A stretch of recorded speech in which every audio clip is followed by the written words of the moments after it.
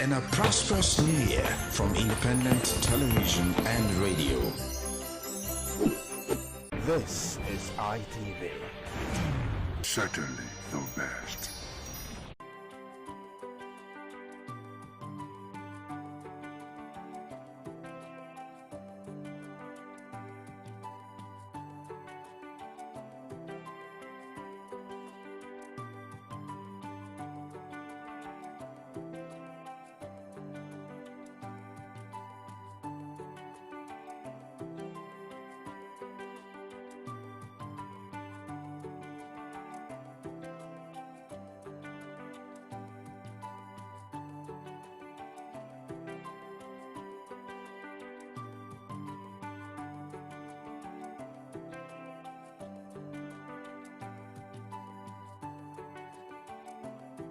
Up until recently, the issue of mental health wasn't getting as much attention as it is getting today. People focused more on physical health. Okay, so when someone breaks down, they say the person is sick and the person is taken to the hospital for, medical checkup or medical attention. But quite recently, I think more attention has been given to mental health. Someone once told me that, until someone hits the street and starts picking up stuff from the floor, the person is not considered to be mentally imbalanced just yet, especially in this part of the country or in this part of the world. So that's how I would like to welcome you to another amazing episode of Flipside on Independent Television, reaching you live from the city of Benin. My name is Harry Aigboje, and it's my pleasure to have you join me on this episode of the show.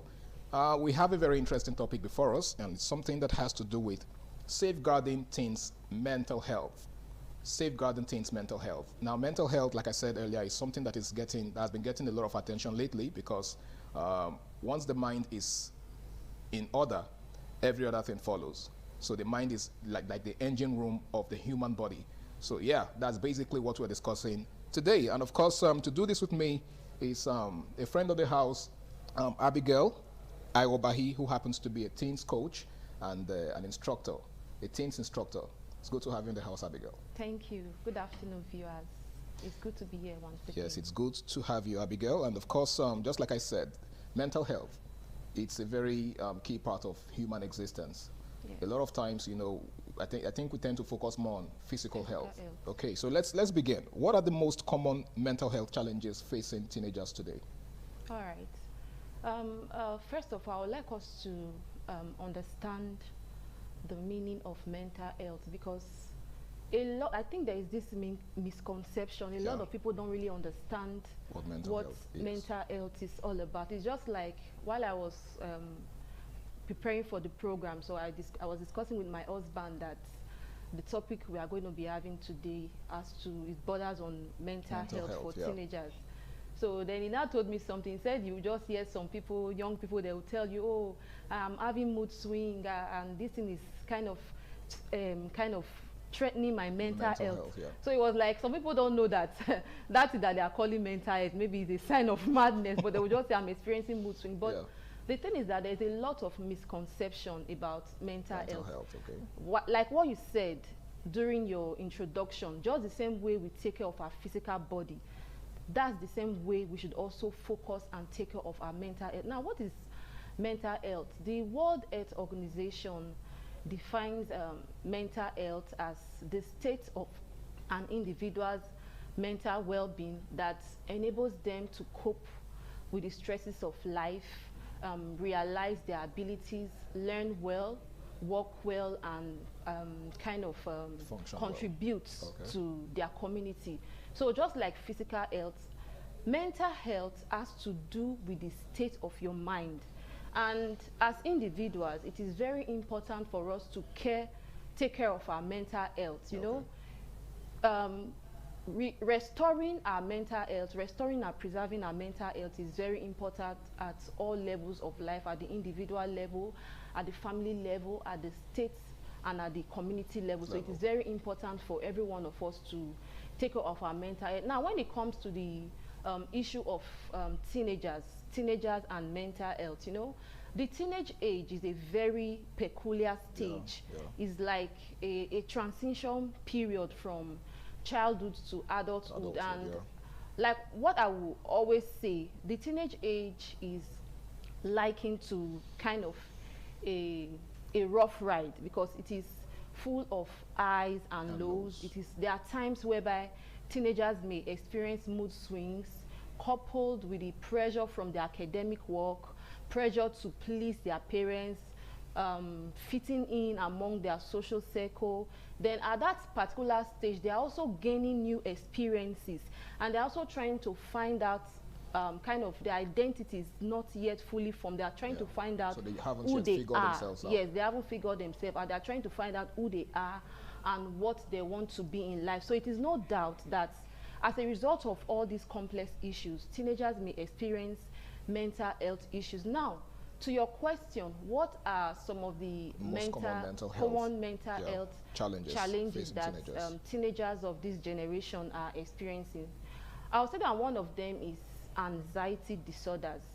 Like experts says that 1 out of every 3 teenagers are likely going to experience anxiety disorder. And anxiety disorder can take different forms. You know, when you are anxious about something, it can take maybe in terms of when they're in social setting, they feel anxious or they don't feel too confident in themselves. So anxiety disorder is one of the most common forms of mental health challenge that teenagers of this generation are experiencing. Then 2, we also have depression. Depression is also another common mental health challenge. Okay.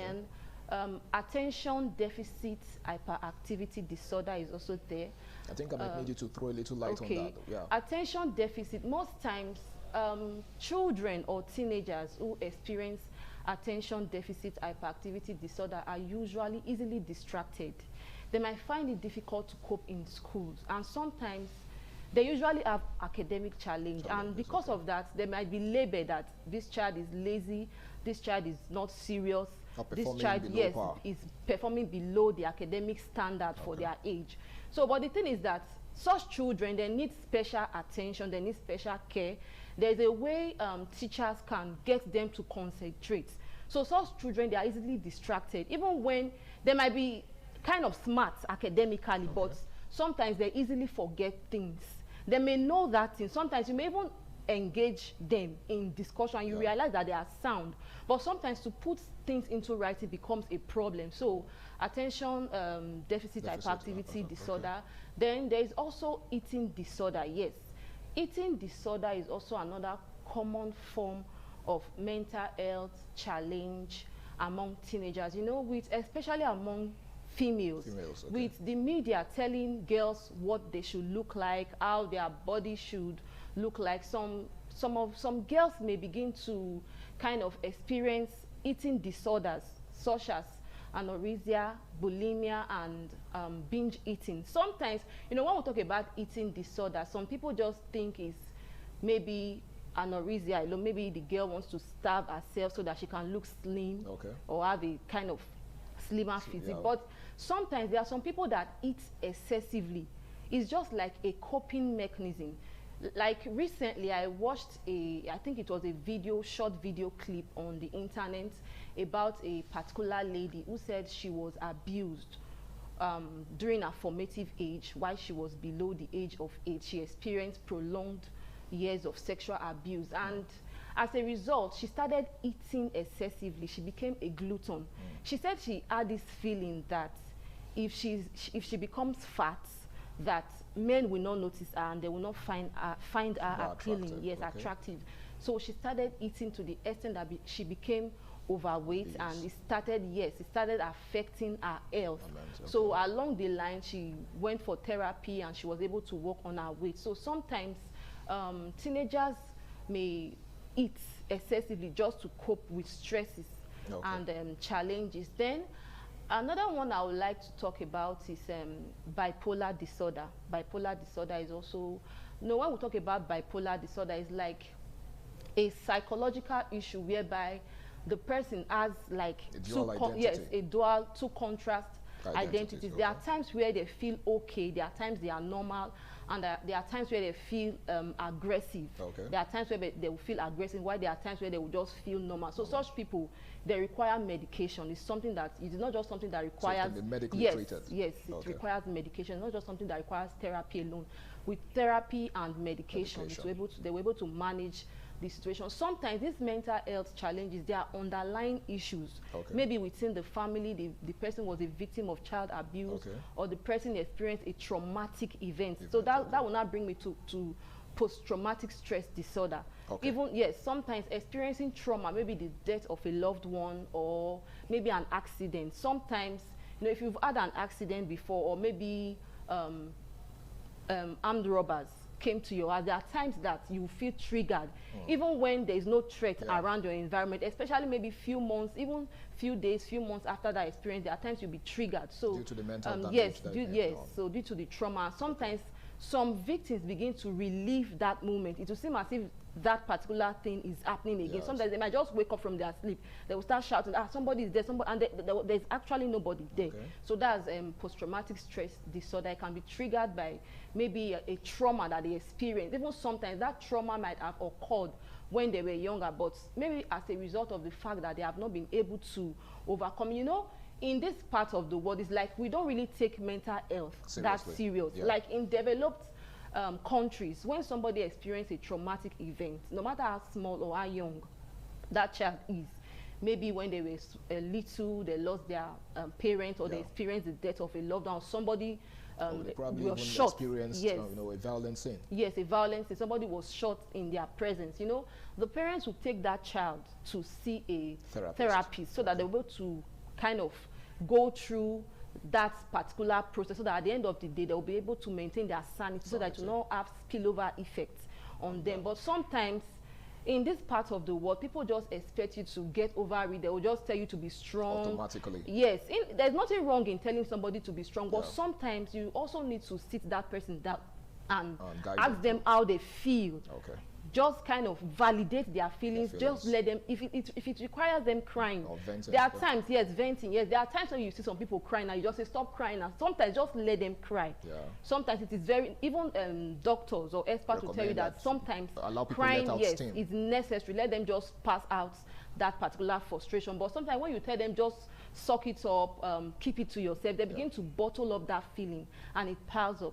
So another common mental health Just before you issue. get to the other one, because I can tell that you actually have a whole lot to say in that regard. But it's still Flipside on Independent Television. We have to go on this break now. When we return, a second guest shall be joining us on the show. Please stay tuned.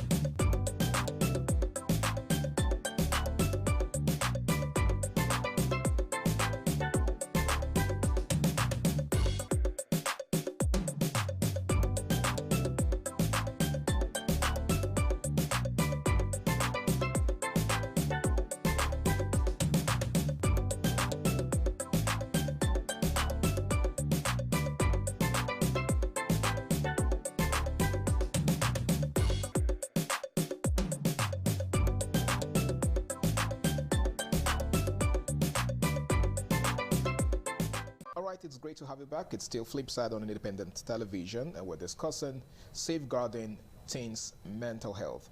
Just like I said before we went on that break, we have our second guest joining us on the show, and she is a teens coach as well, and she goes by the name of Isioma Ubede. It's good to have you in the house, Isioma.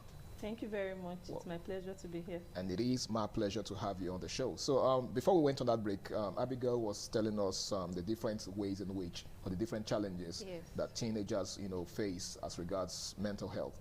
Yeah, so you can take it from there. Okay. The last two I would like to talk about is substance abuse disorder. Substance abuse is becoming a common thing among our teenagers.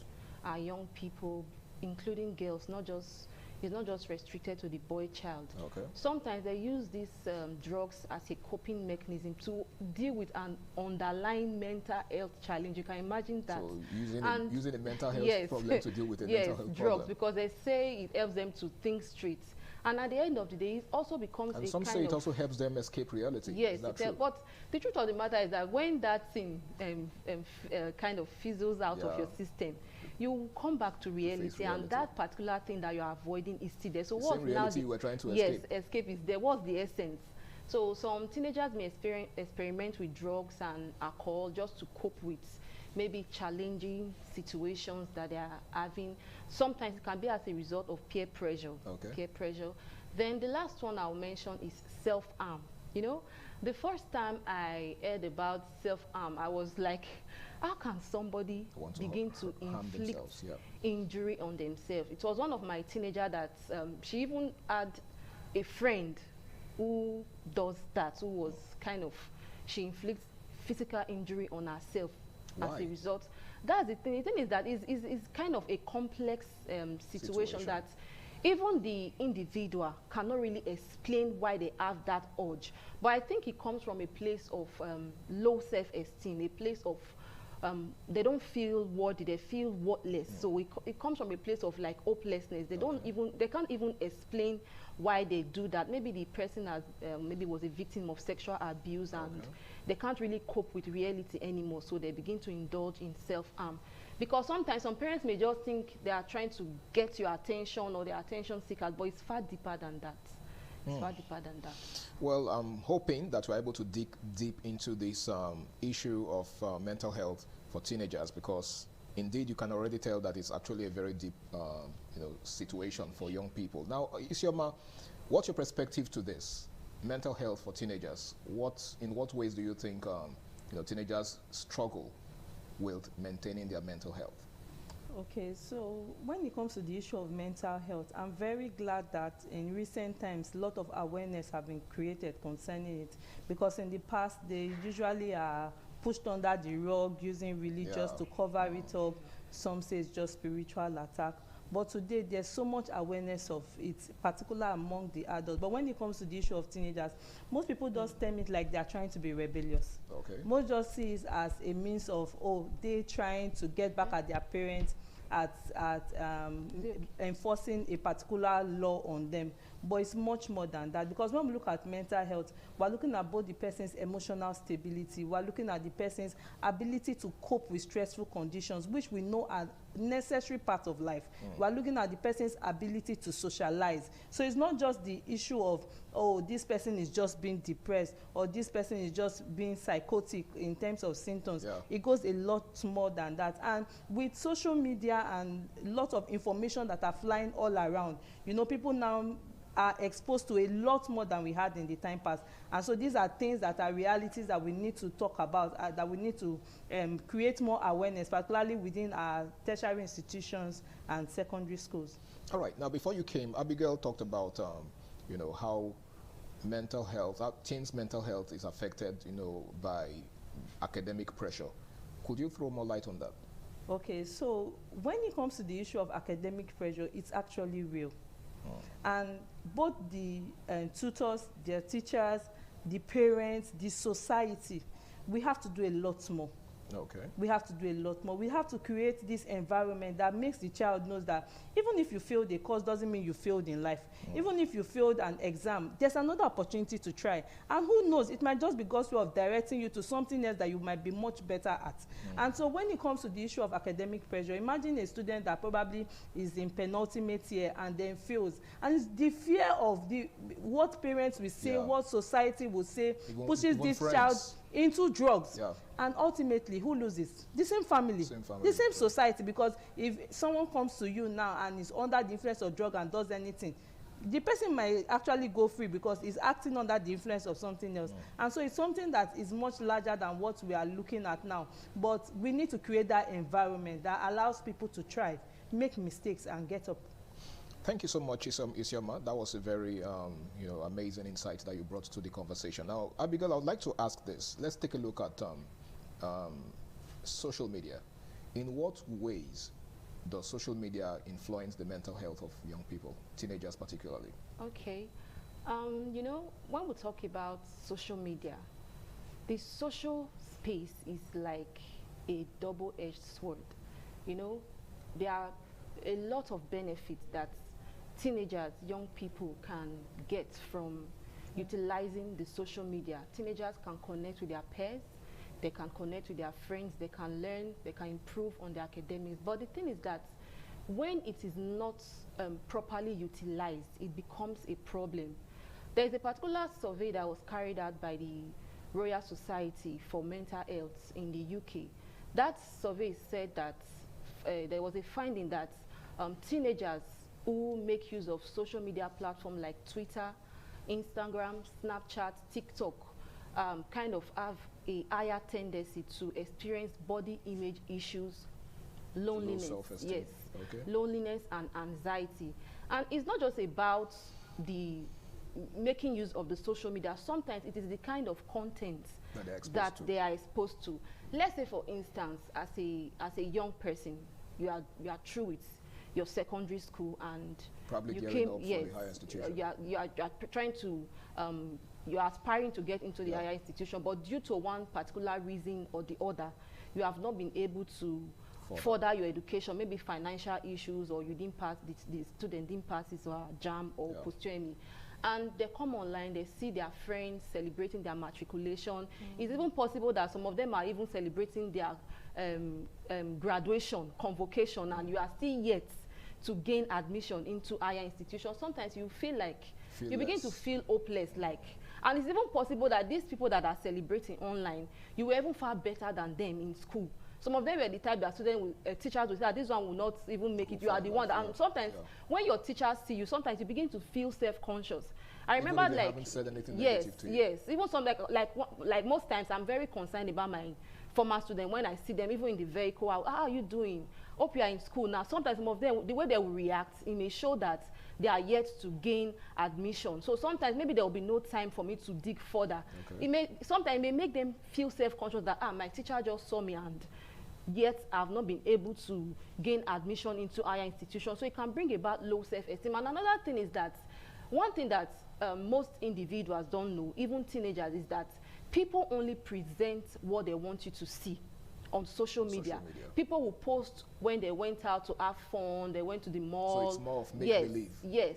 So people will not tell you their struggles. Sometimes that person you wish you can be like, oh, I just wish I can be like this person. This person is living the life. So much this person is making it, and I'm just here. I'm here to gain admission. I'm here to get the latest bag. I'm here to get the latest shoe. Oh, look at what this my friend is putting on. It's as if she's not a big girl or he's not a big boy. You might not even know the source of their finance. Maybe they have a rich uncle abroad, or there's somebody, a close relative that is just supporting the finance. You just think that maybe they are doing far better than you.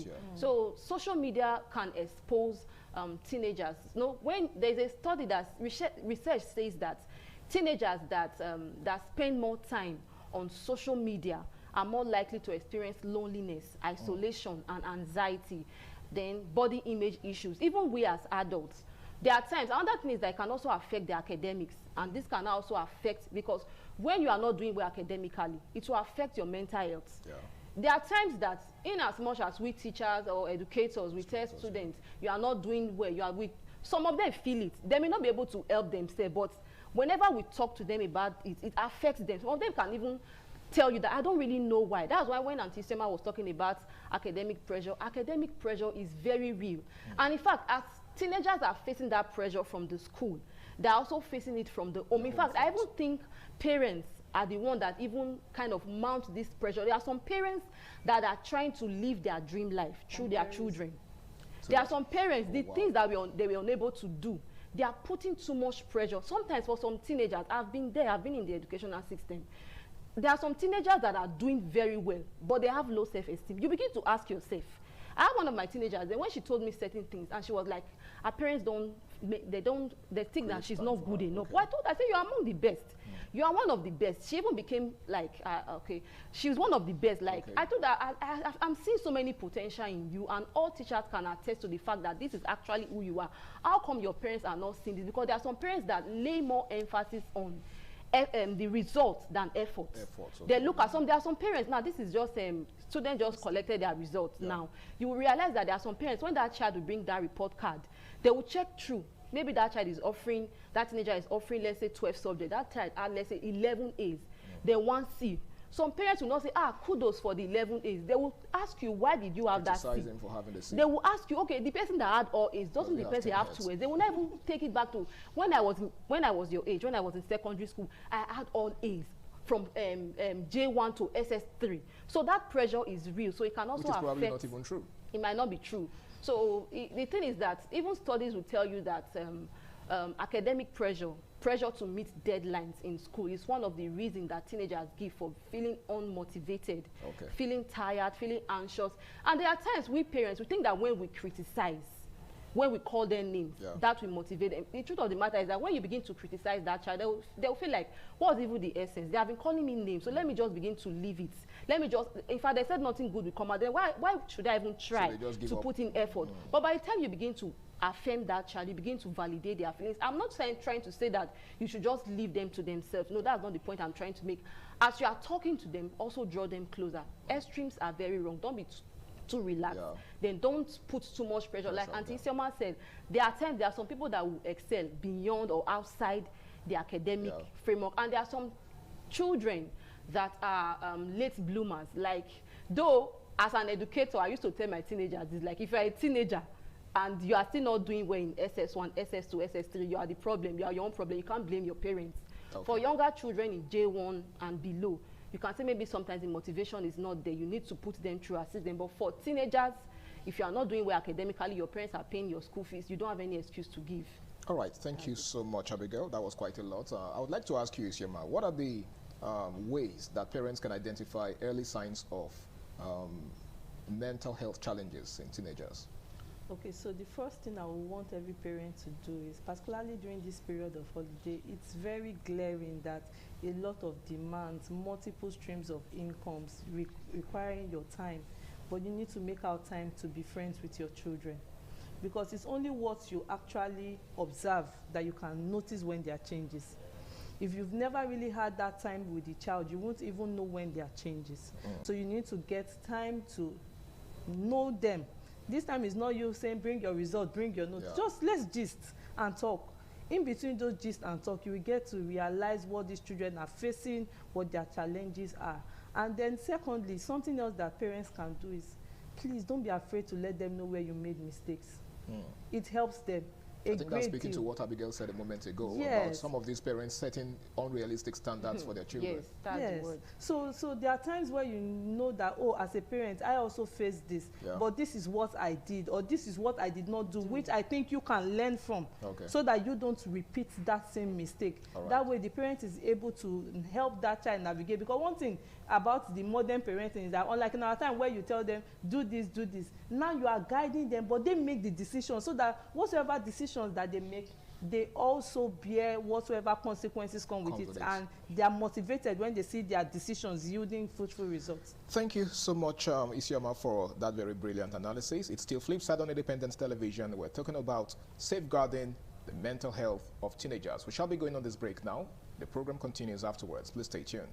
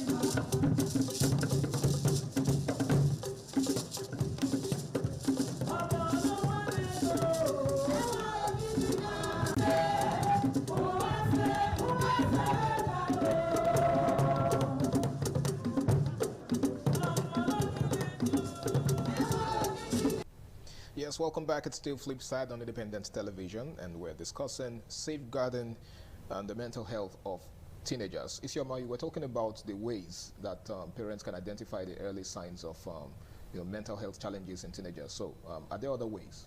Okay, so the other ways you can actually identify early signs of mental challenges in teenagers is when you see a child who previously is extroverted suddenly want to be introverted. Withdrawn.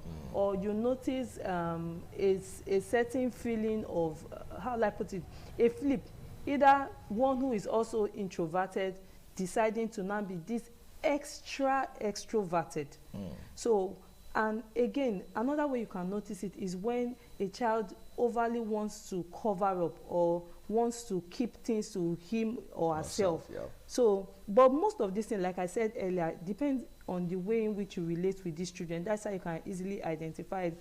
And many of the times, it's easier when you and these children actually have a relationship going. So, aside the fact that, oh, you provide for them, who are their friends? Okay. And I think that's one part of the whole conversation that a lot of parents don't pay attention to. Yes. Yeah. So who are their friends? Is there any new addition to the clique that is suddenly making this child change? Have you done some kind of background check to know? Or was there any change in the teachers, even in the classroom? Because actually, there are times when the teachers are changed in school and it affects the child's own confidence. Okay. Their a change of teachers. Yes. It could actually affect their confidence level. It could actually even lead to even greater motivation for the child. So it can be either way, but the parents need to be very keen on observing these children. And when it comes to teenagers, aggression never works. It never works. Don't even try to say, what do you make of the biblical injunction that says the rod of correction? Okay. It's not even aggression. Okay. So when the Bible is talking about the rod of correction should not be far, it didn't actually tell you that it has to be a rod, like an iron rod or a physical rod. Okay. So there are different ways in which you can do corrections.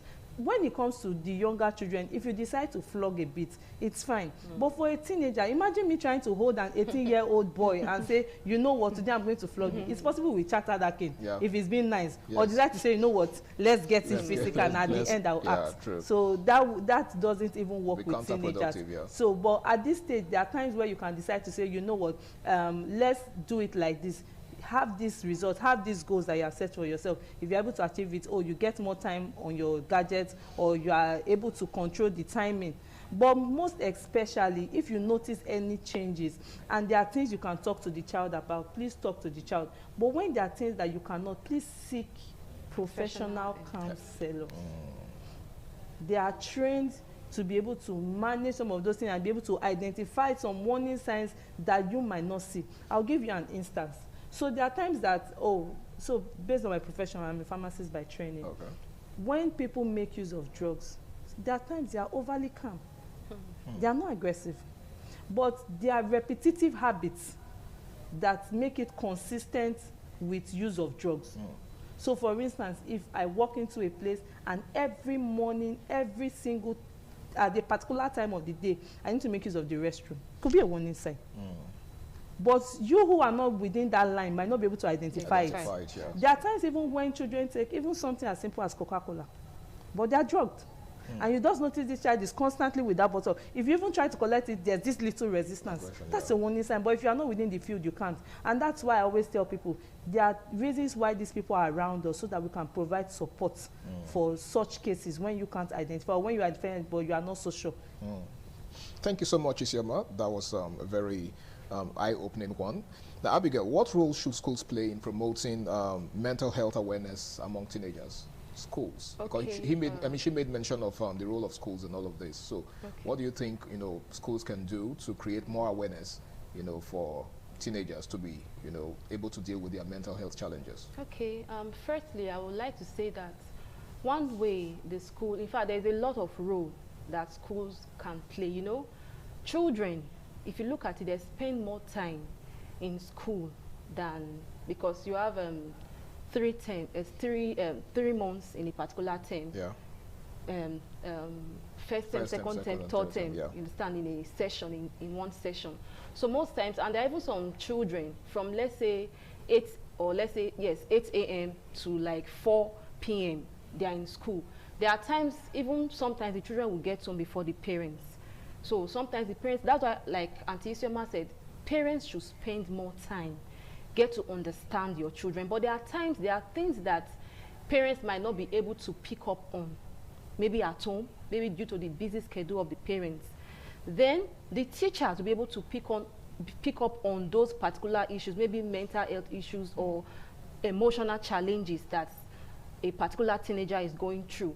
I would say that the first step, or the first role that schools can play in identifying mental health challenge or kind of helping teenagers cope is for them to introduce mental health literacy to core subject, maybe like in civic education or national values.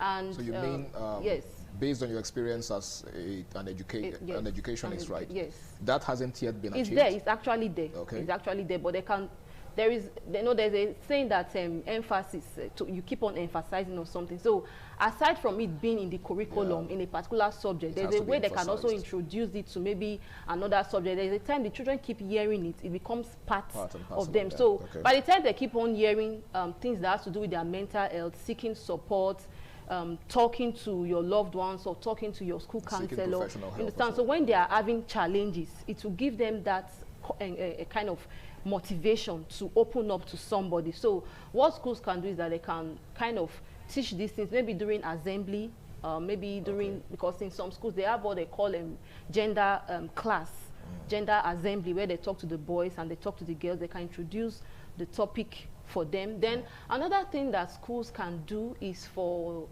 schools to train teachers, to train the educators on how to identify early and warning signs of mental health challenge in teenagers and how to kind of refer them to the appropriate authorities, because not all teachers, not all educators are equipped to handle such challenges. Like I normally tell my teenagers, I say sometimes there may be something you are going through. Just seek out a support. At least you must have a support system within your circle. Even if you don't trust anyone, there must be somebody you feel free, like your spirit aligns, agrees with that person. That person might be your teacher.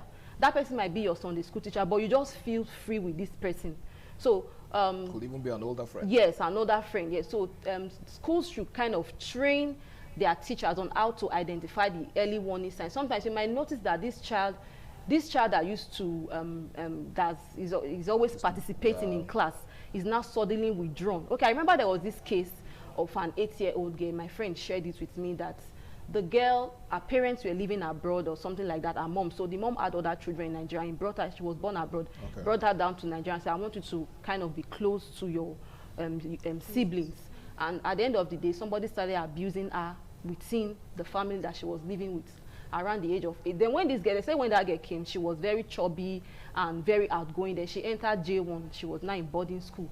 And people within the area was like, because she's now in J1, she's now forming big girl. She started keeping to herself. She just lost it. So people just say, oh, it's as a result of the fact that she has entered secondary school. They didn't know that something was eating her up.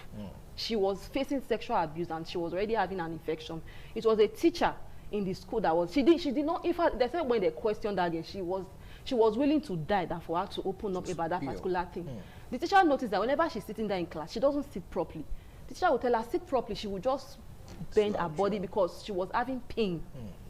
At the end of the day, when this girl was able to open up, they got her treated. And so what I'm trying to say is that sometimes teachers should be trained for them to identify the early warning signs. Another thing is that the schools can do, another role schools can play is that they should kind of provide a safe space for the children to express themselves. Okay. When teenagers, one thing about teenagers is that you may think they are not sensible. Teenagers are, they are like you. In fact, sometimes they may be more knowledgeable than you as an adult. Because not they are more exposed yes, to information. there are things. Yes, you are right. Sometimes you tell them you know nothing, but they know some things that you don't know as an adult, because maybe you know your academics, you know the bookwork, but they know streets and stuff like that. So one thing that teenagers can know if you are not a trustworthy person. So if, for instance, this teenager know that if I walk up to this teacher and tell them what I'm going through, the next day they're going to table it in the staff room, they won't walk up to you. So just imagine if the school environment is toxic and most of the teachers, they talk about the student, a student shared something with you in confidence, then you decide to go and share that thing with another teacher, and the student didn't tell you that, okay, I want you to help, because there are times I've done that. There are times when I was in the educational sector, some teenagers would bring an issue to me. I'll tell them that this issue, I know that I can't help you, but I can refer you to somebody that I trust, that I know can help you. With their permission, I do that. If they say, okay, I just want it to be between us, I also keep it between us. So if you, as an educator, at the end of the, let's say a child confided in you about something they are struggling with, they trusted you to that extent, and you went to expose or kind of maybe, or you criticize them or you judge them about it, you are not just only, the thing is that you are also injuring that child. They will find it difficult to trust others. So it's not just about that particular incident. Furthermore, that child will not want to open up to another person, because they'll begin to view all adults like that. They will find it difficult before they'll be able to overcome that particular struggle. So another thing that schools can do is that they should look for ways on how to support teenagers that are going through mental health issues, kind of so that the issue will not escalate. Thank you so much, Abigail. Before we go on our last break for the show, I would like to ask Isioma, what are the coping skills that teenagers, can be taught to manage stress and emotions? Okay. Are there practical skills that we can teach teenagers to apply whenever they're faced with such mental health challenges? Quickly. Okay, so some of the coping skills that they can use is one that has to do with relaxation. Everywhere is so tense. In schools, I marvel when people tell me that they have like 8 hours classes in like secondary school and there are no breaks. And even during the breaks are such that you are still within the same pressurized environment. So one of the change of environment. Yes. So one of the things that they can do is to introduce things like sports. Back into schools. Leisure. Yes, leisure, where the children can actually relax. And also they could actually create materials that these children can actually read, because knowledge is power.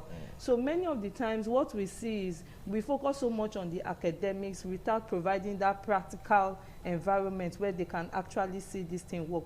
Even having peer groups of friends where you can actually get, like, it works. There are times where we want to introduce an intervention and then we just mentor a particular teenager, send that one into a group, and that one mentors their fellow teenagers. It's easier when they are talking to themselves than when there's an adult who is. So there are times, even when I want to hold discussions with teenagers, I'll just tell them, forget the anti-part, all of us, we 9 day here, and then there's no judgment and anything like that, so they are able to cope. Then finally, when it comes to the issue of coping, it's something that you practice step by step. It doesn't come once. So what one person can take is different from what another person can tolerate. Well, but you celebrate your wins little by little as you go along. Celebrate your wins little by little as you go along. Life is step by step. Well, it's still flip side on independent television, and we shall be going on this very last break.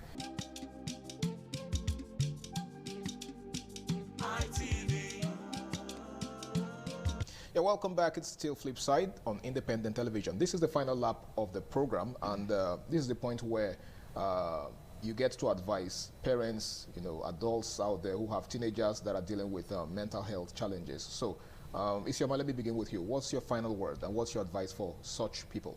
So if you have one, whether close to you, your neighbor, friend, who is having mental health challenges, just know that it's just like any other challenge that can come. Okay. It's very critical that you get help early, so that it doesn't actually make the person lose a lot of time in life. One, it's very important that you create a healthy support system, because when it comes to anything mental, more than the medicines, more than whatsoever any professional can tell you, a healthy support system helps every When you therapy. say healthy support system, you mean The parents, personnel? the people around them. Okay. Not create, there are times when they just put this person aside. No, this one, it's a forgotten case. No, create the environment and help them thrive. Like I said, celebrate their wins. When they make little progress, let them see that they are making progress. And reward them too. And then also, if you really want us to deal with this issue of mental health challenges, we must break stigma. We must break stigma. It's okay for a child to have lost a year because he had 1 or 2 challenges, but that's not enough to mark that child as a child who has mental illness, and for the rest of the life the child is tolling along that line because of that single episode. We must break the stigma. It starts with me, it starts with the school, it starts with the churches, it starts with the parents also. So everybody must work together to ensure that, irrespective of whatsoever challenge any child has when it has to do with their mental health, we must break that stigma and know that they are part of the society and help them to integrate. Even if it's substance abuse, there are a lot of people that have been into substance abuse, but right now they are championing the things, that the interventions that has to do with fighting against drug abuse. If those persons have been put aside, what now happens? But we need to break that stigma. Thank you. We need to break the stigma. Now, Abigail, what's your final word of advice for parents, that have teenagers going through challenges of mental health? In less than a minute, if possible. Okay, less than a minute. Okay, the advice I'll give to parents is that parents should spend more time. Spending time with your children, your teenagers, cannot be overemphasized. When they get to that particular stage, some parents just feel, oh, they can do this by themselves, so we should spend time with them. Sometimes they might not even want to talk. Your teenager, when they were younger, you see that they will ask you multiple questions.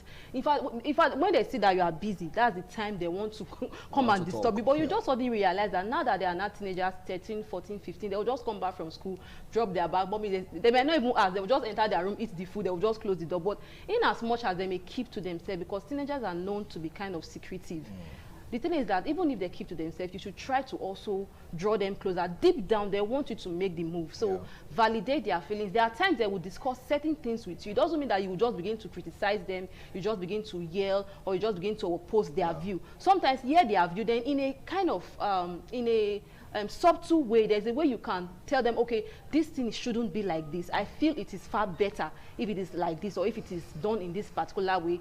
Validate their feelings, listen to them. Listening is very important. I think that's where a lot of us parents or even adults that have teenagers around us will miss it. Listening is a skill. Learn to listen. A lot of us, we talk, and we don't even listen. And when a teenager notices that you are not paying attention to what they are saying at that particular crucial stage, they will just begin to, in fact, they may even seek the wrong person to get advice or motivation from. So we should learn to listen. Then we should also counsel them in a way that is not judgmental. We should kind of adopt a non-judgmental approach, validate their feelings, affirm them, get to know their love language, spend time with them. Sometimes just drop the phone, just interact with them. So it's very important for us to do that. Thank you so much, ladies, for your very brilliant analysis. It's been such an amazing and interesting conversation so far, safeguarding teens' mental health. I'm hoping that the parents and adults out there have learned so much from what you guys have said so far. I have learned a whole lot, and I'm hoping that, just like they say, talk is cheap. We've done the talking. We hope that they're able to put to practice everything that has been said so far. Big thank you once again for being on the show with me. Thank you so much. Thank you. And I'm hoping that next time you'll be able to do me the honor again of being with me on the show. All right, it's been Flipside on Independent Television, and we've been talking about safeguarding the mental health of teenagers. Well, just like I said in opening, the mind is the engine room of the body. So if you can't safeguard it, then it's only a matter of time before the body, follows suit. So it's very important that we safeguard our mental health, not just the mental health of teenagers, even as adults. Okay, it cuts across. Let's safeguard our mental health. My name is Harry Aigboje, and until I come your way again, same time, same station next week, do the right thing, stay out of trouble, and bye for now.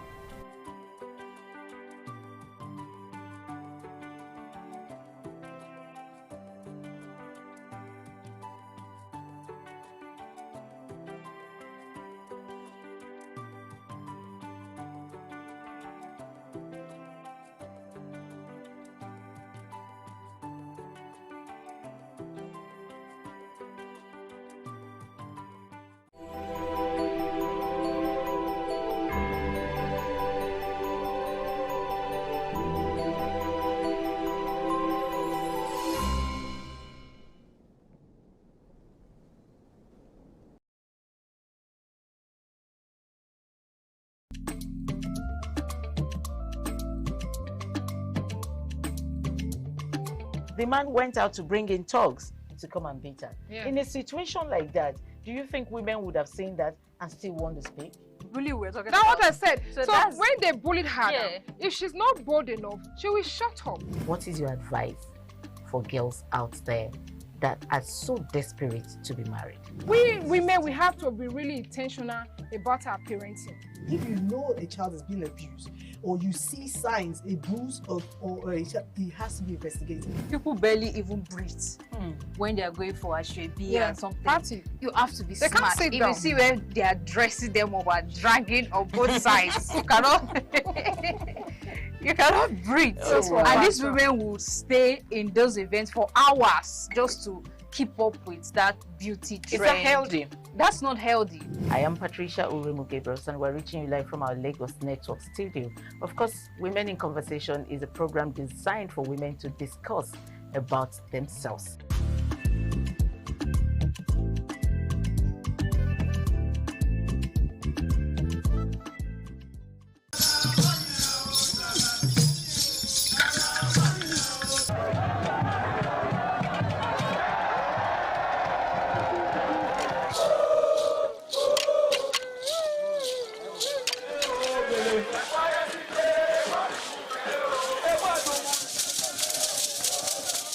Some days, there comes the Ugemobo Festival, which the Oba celebrates outside the palace gate. A pavilion is built of red cloth where rites are performed to drive away all evil spirits still unsatisfied by the year's sacrifices. The Ugemobo Festival is to commemorate an event in Benin history which dates back to 1504 AD.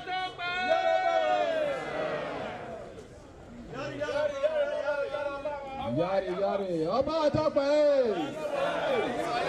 Yari yari, Ọba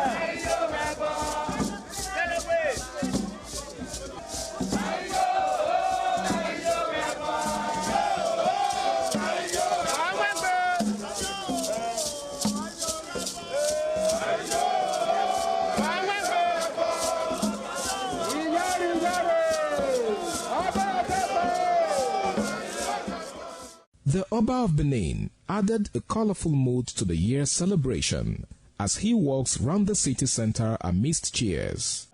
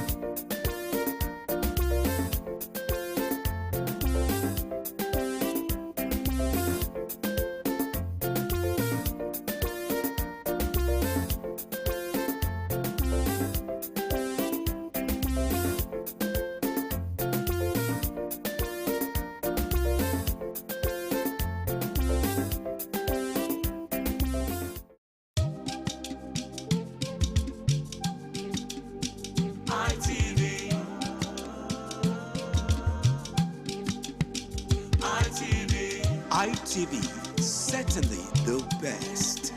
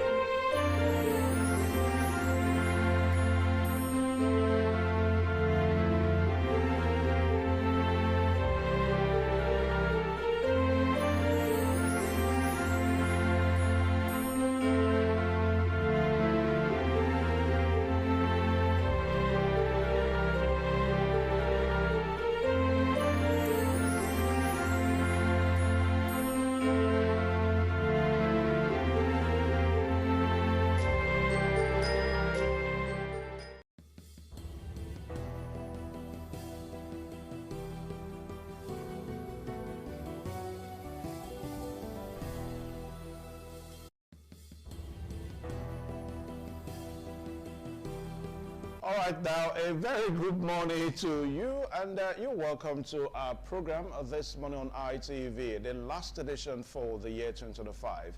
And of course, that's how it is. The time goes round, and of course, it is the 365th day, the 365th day today. So in this part of the world, it is exactly 1 year that completes today, except for the few hours left and the few minutes and seconds left for this year 2025. So I want to say a very big thank you. I mean, all the time on this program this morning on ITV, Wednesday's edition, and even all the other editions, you were there. My name is Evans Nohoge. Well, I'm not always alone on this program. I have my co-anchors right there. Messalina is in Lagos. Messalina, a very good morning to you. Beautiful morning to you, Evans. I mean, I'm excited. I'm grateful seeing the last day of the year. God has been faithful. He has been, awesome. And Lagos is beautiful this morning. We're cool here in Lagos. How are you doing today, Evans? Well, I'm fine. I'm so excited. I mean, I saw all the year. I saw the whole year through 2025. And I'm also expecting to see the whole year through for the year 2026. But in Nigeria, we cannot forget in a hurry, because if you go through the year 2025 in Nigeria, you would have remembered so many things. Take, for example, whereby the Supreme Court are affirming greater autonomy for local governments and reducing interference, state interference, and boosting grassroots democracy. And of course, it was also in this year 2025 that President Tinubu declared a state of emergency in Rivers State. And also so many other things that, happened this year. And I think the climax of it all is the U.S. airstrikes in Nigeria, in Sokoto State, whereby initially it was said that it was an effort in futility. But just a few days ago, we're beginning to see that they are actually casualties in that airstrikes in Sokoto State. So all these are the issues, that culminated into what happened at the year 2025.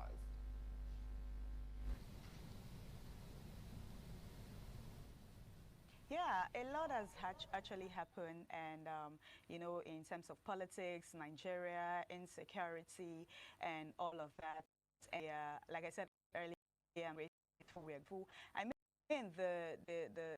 not what the people want it to be at this point, but we're still grateful. I mean, since the last day of the year, imagine, what happened to Anthony Joshua. Those his friends, they never knew they would be dead by now. I mean, despite the ups and downs, a lot of persons died. The insecurity that has been happening in the country. We still saw the last day of the year. I mean, we are hoping for a better 2026. We are hoping that the government do better 2026. We are hoping that the people, Nigerians, we get what we want in 2026. And we're hoping for the best, honestly, Evans.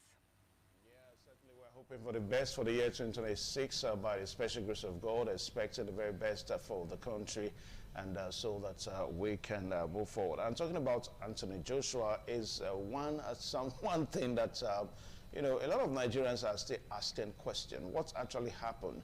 I mean, it was the SUV that Anthony Joshua was in that collided into a stationary vehicle, one of these articulated vehicles on the roadside. So the question that we ask is, the driver of that vehicle, was he under some influence of some, substance or alcohol or something? I really don't understand. But we thank God that our own Anthony Joshua is hale and hearty. I mean, yesterday we saw that the Lagos State government, confirmed that clinical investigation on Anthony Joshua shows that nothing happened to him. Because I don't know, I mean, coming home to get that kind of something. So we just pray that continues, that he continues to enjoy that good health as he goes along. All right, so here in Benin this morning, we are going to be discussing two major things. We intend to join Dr. Don Pedro Obaseki. A few days ago, we saw what happened in Benin City. So we intend to do some discussions on that this morning, as we intend to join Dr. Don Pedro Obaseki on the program this morning. And also too, we're also talking about the airstrikes in Nigeria. Now that a lot of persons are calling for foot soldiers, U.S. Army foot soldiers, are being called for so that they can, continue the onslaughts against the terrorists in Nigeria. So we're going to be discussing all that this morning as we get along on the program. Now, Abuja, a very good morning to you. We are going to be looking at the continuous grid collapse. It's the fourth time in 2025. It has happened about 13 times in the previous years, which bring it to a total of 17. The grid has been collapsing since the inception of the Tinubu-led government. And things are due to human error. If it happens as a result of technical issue, it means that those who are supposed to be carrying out some routine maintenance are not doing their job. If it happens as a result of external distortion, it means that those who are supposed to secure the installations are not doing their job. Of course, the civil defense is the one that readily comes to the mind because they are charged with responsibility of ensuring that public installations are protected. So irrespective of which may result to the cause of the collapse, there is a need for a reform to ensure that we do not have blackouts. Whenever it happens, Nigerians lost money. Whenever it happens, billions go down the drain, and we must take drastic steps to tackle all of that. And that, of course, is the focus of our discussion on the program for today. All right, thank you so much, gentlemen, and the lady there for that. So we quickly take a short break now so that all the segments of this program will come your way. Please stay tuned.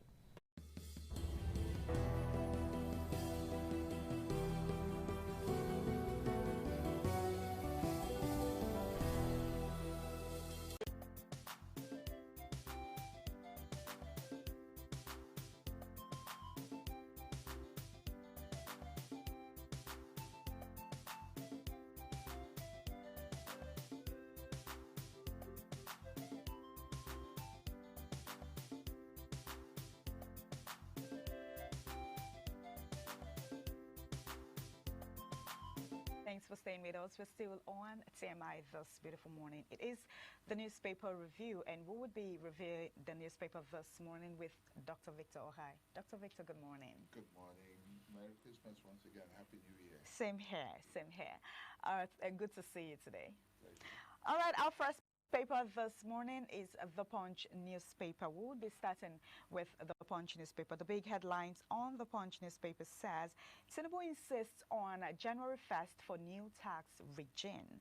You get that on page 2. President says no turning back on reforms at Atiku. PDP slams tax legislature. You get that on page 2 from the Punch newspaper. Another headline there says 2026 budget. 10 states plan 4.3 trillion naira borrowing. You get that on page 31 on the Punch newspaper. Another headline there says FS reserves to hit $51 billion by 2026 CBN. You get that on page 33 on the Punch newspaper. Military arrests suicide bomber recovers 189 AK-47 rifle. You get that on page 14 on the Punch newspaper. Fatah crash. Family demands access to Joshua as FRSC awaits probe report. You get that on page 14 from the Punch newspaper. Alleged money laundering. SAGF Malami wife son to spend a new year in prison. You get that on page 7 from the newspaper. PDP sues INEC over candidates' exclusion from Ekiti polls. You get that on page 14.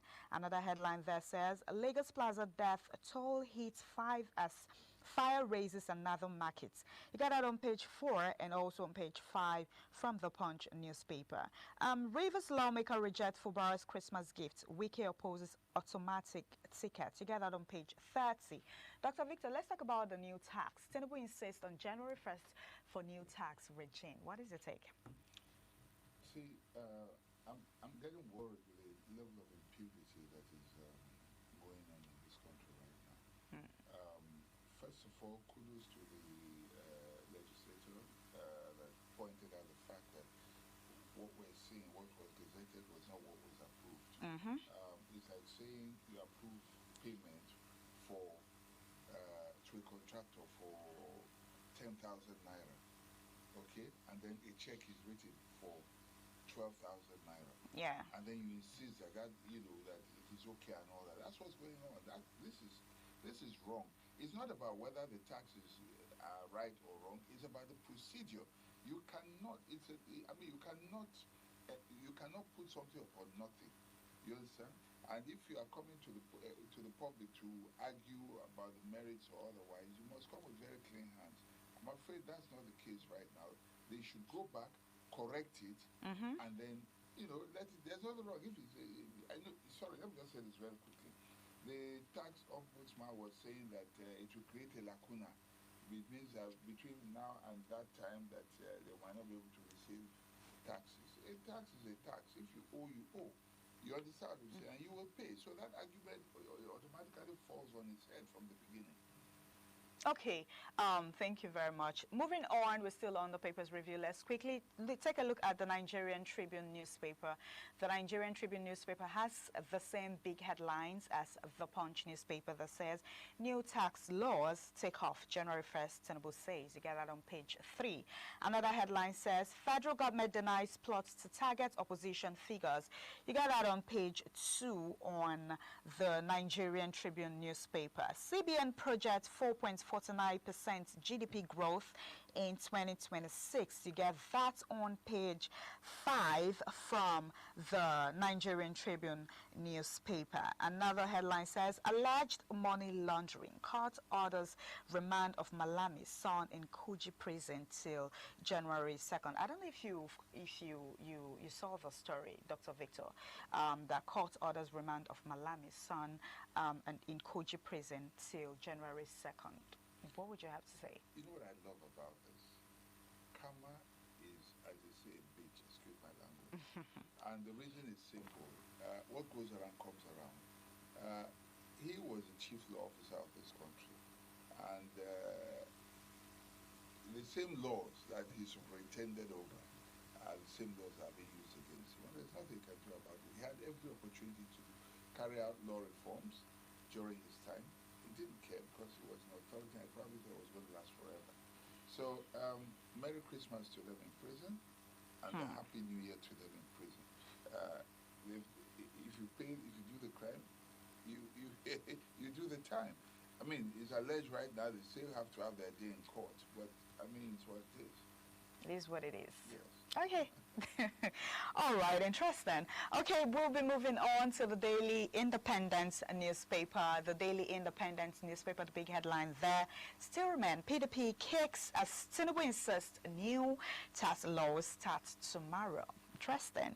And PDP says no substantial reason to jettison policy. You get that on page 29. Another headline says, PDP heads to court to compel INEC to include its candidates. You get that also on page 7 on the Daily Independent newspaper. Federal government denies claim to arrest, detain opposition figures.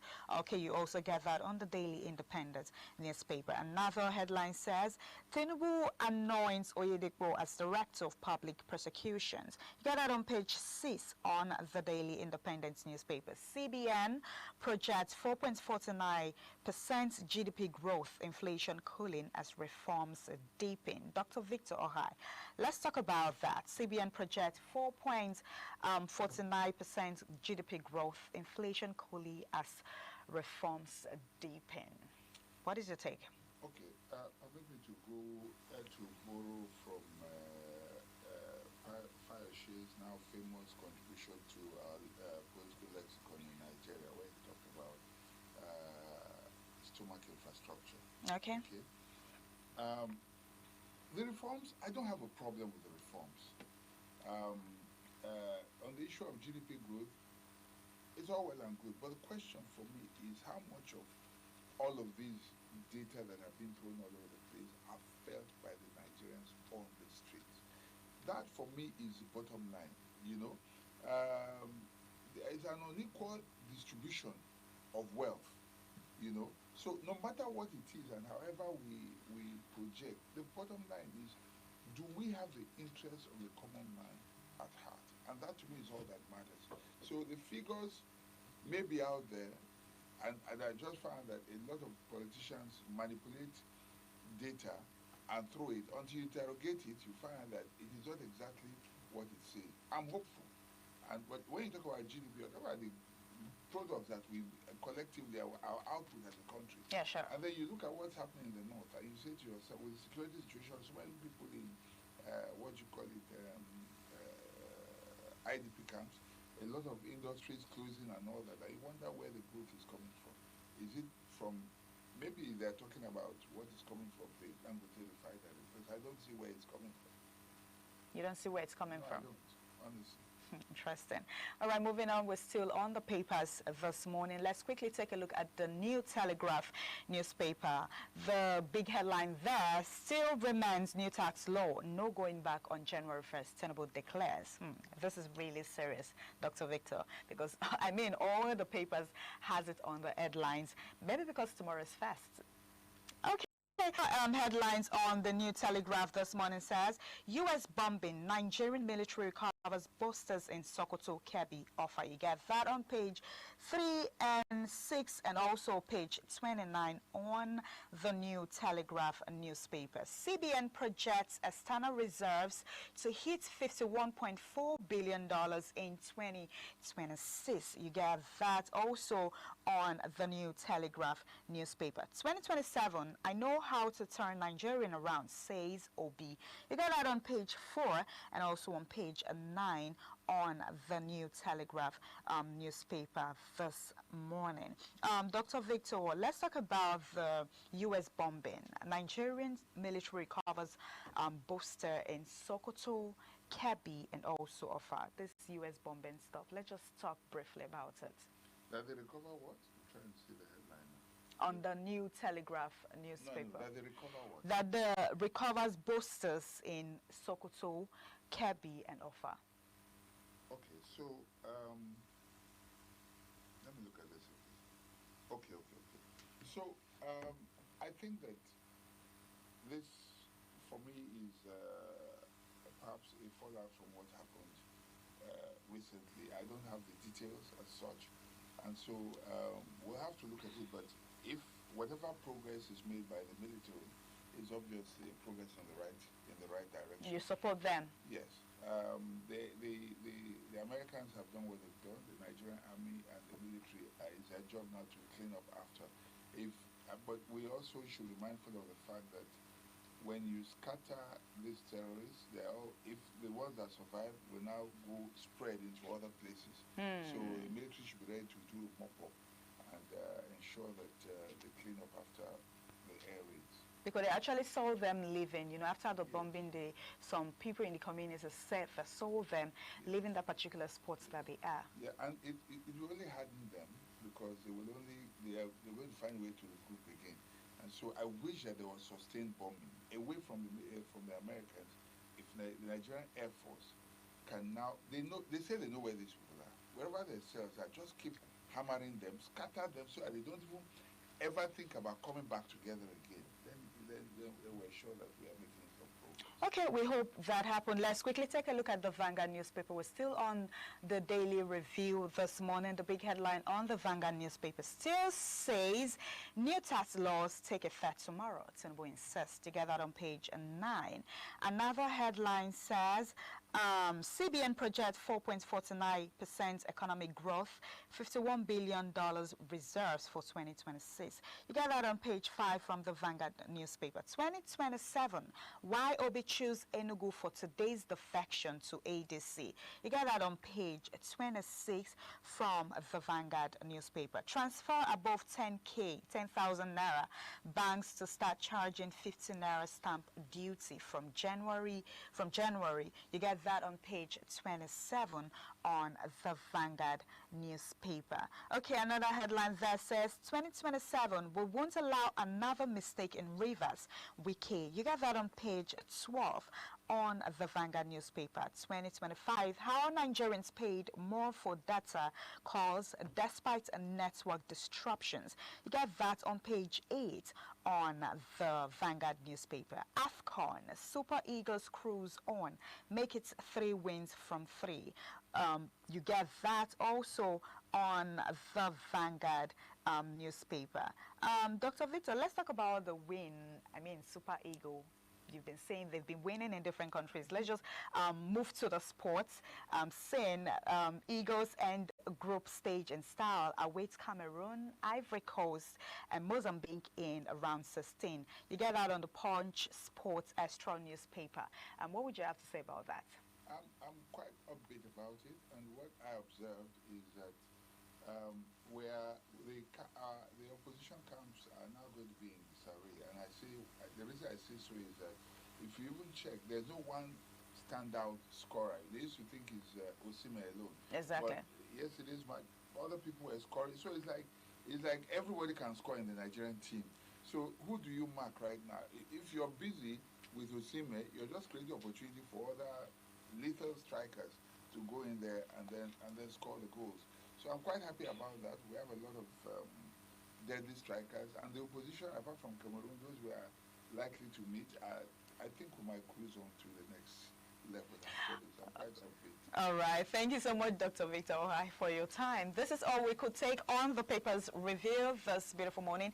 Do well to grab your copy on the Punch, New Telegraph, Vanguard newspaper, and just go through them so you get more details.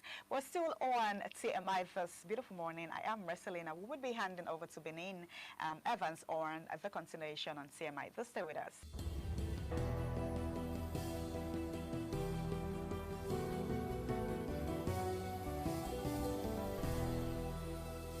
Still this morning on ITV on your television. Yes, I said it a while ago that we're going to be following discussions that you may have seen on the social media. The social media for the past few days now has been agog with issues relating to Don Pedro Obaseki and the way he was attacked, by some suspected hoodlums in Benin City. Now, on our program this morning, we are so privileged to have Dr. Don Pedro Obaseki, a veteran broadcaster and a one-time, lecturer at the University of Benin here in Edo State. Sir, you're welcome to the program this morning on ITV. Thank you. Okay. All right, so the issues are on, still prevailing, and we're so privileged to have you on this program this morning, but we want a first-hand perspective so that we'll get to understand the issues better. Give us your perspective on what transpired.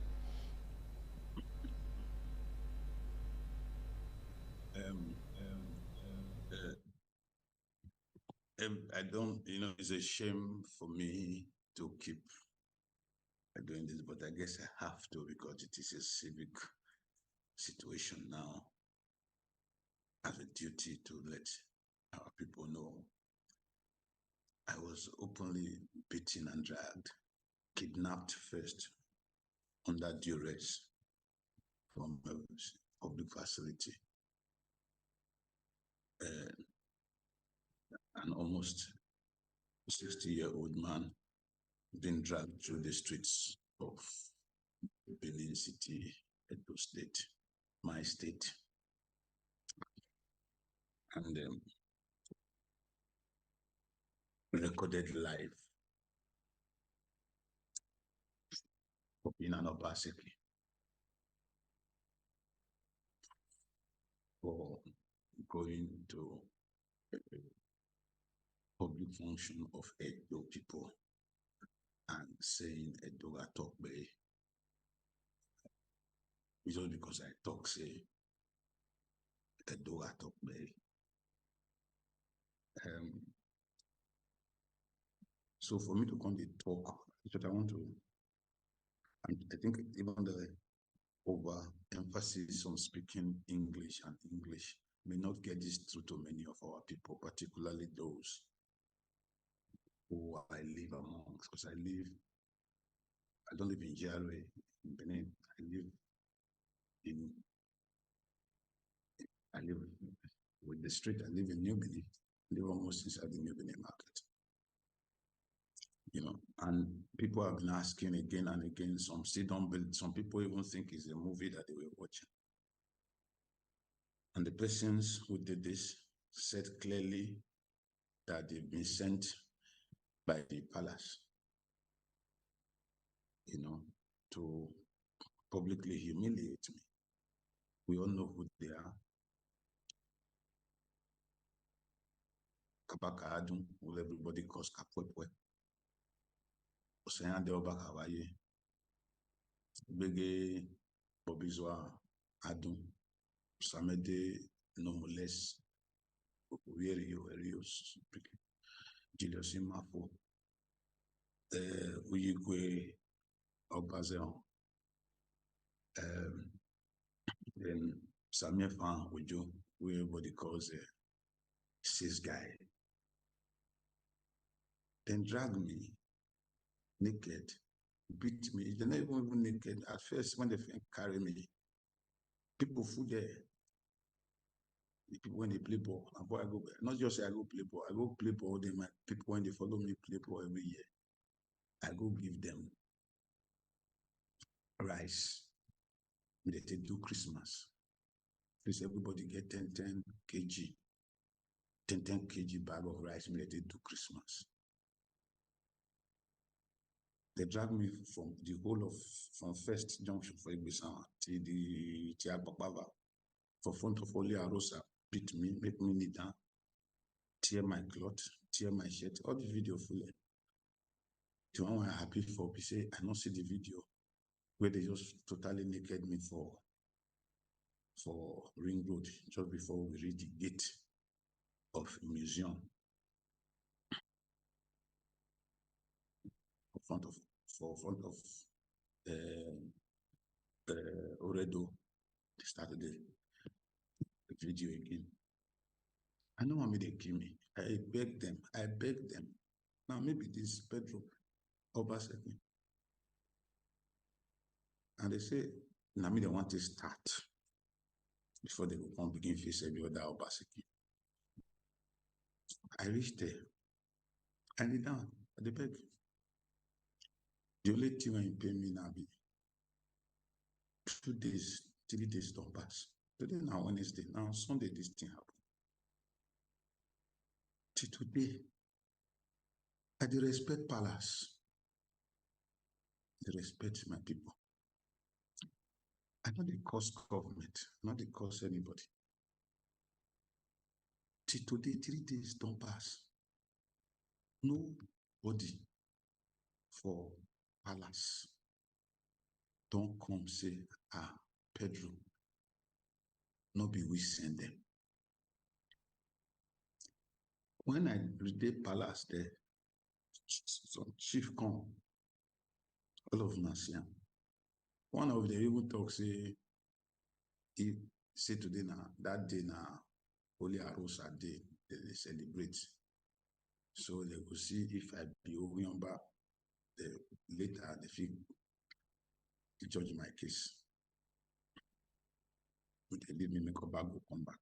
Before Obago drive past, stop, see me, call somebody, one tall man, I hear them whether Adamu or something.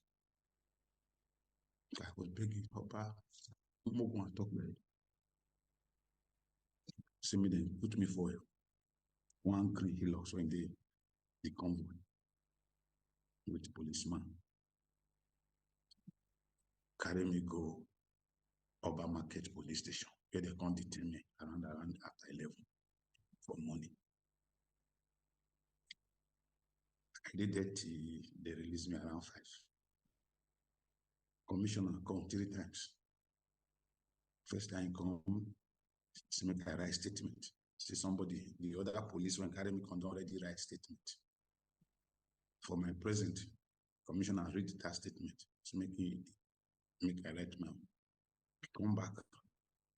See, until you get clearance from, you won't get clearance from Palace or Oba first for the few release me. Third time you come, you say don't get clearance. Say Oba say no go press charges against me. Yeah, and they release me around 5.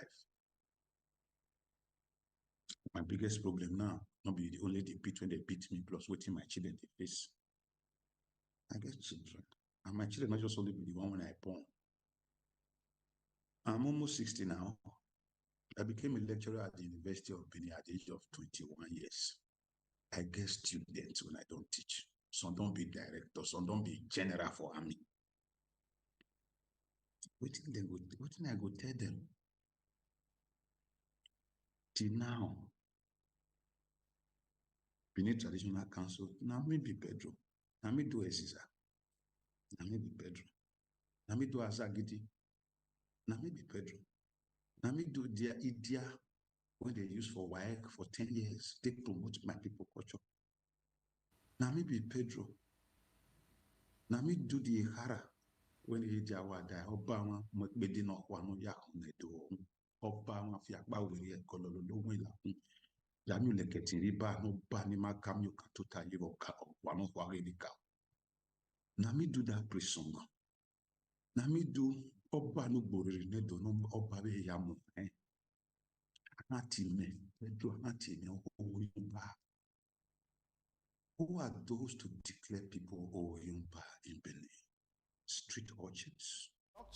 Doctor, let's quickly, because the issues are conflicting now. We have various versions of what transpired in the social media. Now, you said that before we come to what seems to be the nitty-gritty of the issue, the use of language, Edora Tokbe, instead of Obara Tokbe. I mean, I did semantics in school, you know, the meaning of words and all that. Before we come to that, let's quickly come to where you said they were sent by the palace. What makes you feel that those guys were actually sent by the palace? I wish you were a lawyer. In this situation, unfortunately, I also want. I didn't say they said they were sent by the palace. I didn't say that. You have seen the videos. They said in the video that they were sent by the palace. They said it in English, they said it in Pidgin, they said it in Edo language. I did not say. My statements I make are only statements after the fact of what they said. So that one is in the public domain. It is. But I had ab initio given the palace and all other relevant authorities, because they were alleged publicly, evidentially, on camera, in videos I did not record. They were recorded by those who abducted and kidnapped me, assaulted and molested me. It's all in the public domain. So I don't want us to play on words and be semantic and asking versions. There are no versions. I am not here as a spin doctor. I just want the issues. So if in the public domain, 1, 2, 3, 5, 6 people are saying the same thing, it is called repeat motive. I will speak a little Latin. Say, vox populi, the vox Dei. The voice of those people are the voice of, is the truth, and the voice of God, that they were so sent. So the burden of proof and the burden of denial of same does not lie in any other person or persons. Yes, you can hear, you're just showing Kapwekwe now, Osaze Adun, stating Albert unequivocally.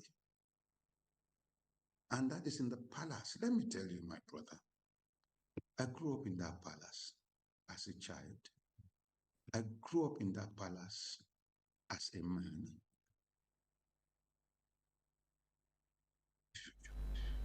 When police carry you in those days, you run to the palace because I will translate. It is the palace of the Oba that everything find peace and succor. So me entering the palace, the first thing I expect is refuge. So if they said they were sent, because they did say, Albert repeatedly, I am a man of peace, but I also understand, civis pacem para bellum. He that wants peace should be prepared for war. Now they repeatedly said that they were sent by the palace. They didn't mention any other thing. So for me, it wasn't political. I don't see it that way. People are spinning it the way they want. I insist on justice. And in doing that, the exoneration process and protocol should start from those who were accused of being the originators of this dastardly act, so that I will find peace within myself and peace for my family, my children, my biological children, my four children, my 2 sons and my 2 daughters. I'm so scared now. I'm holed up in a military facility.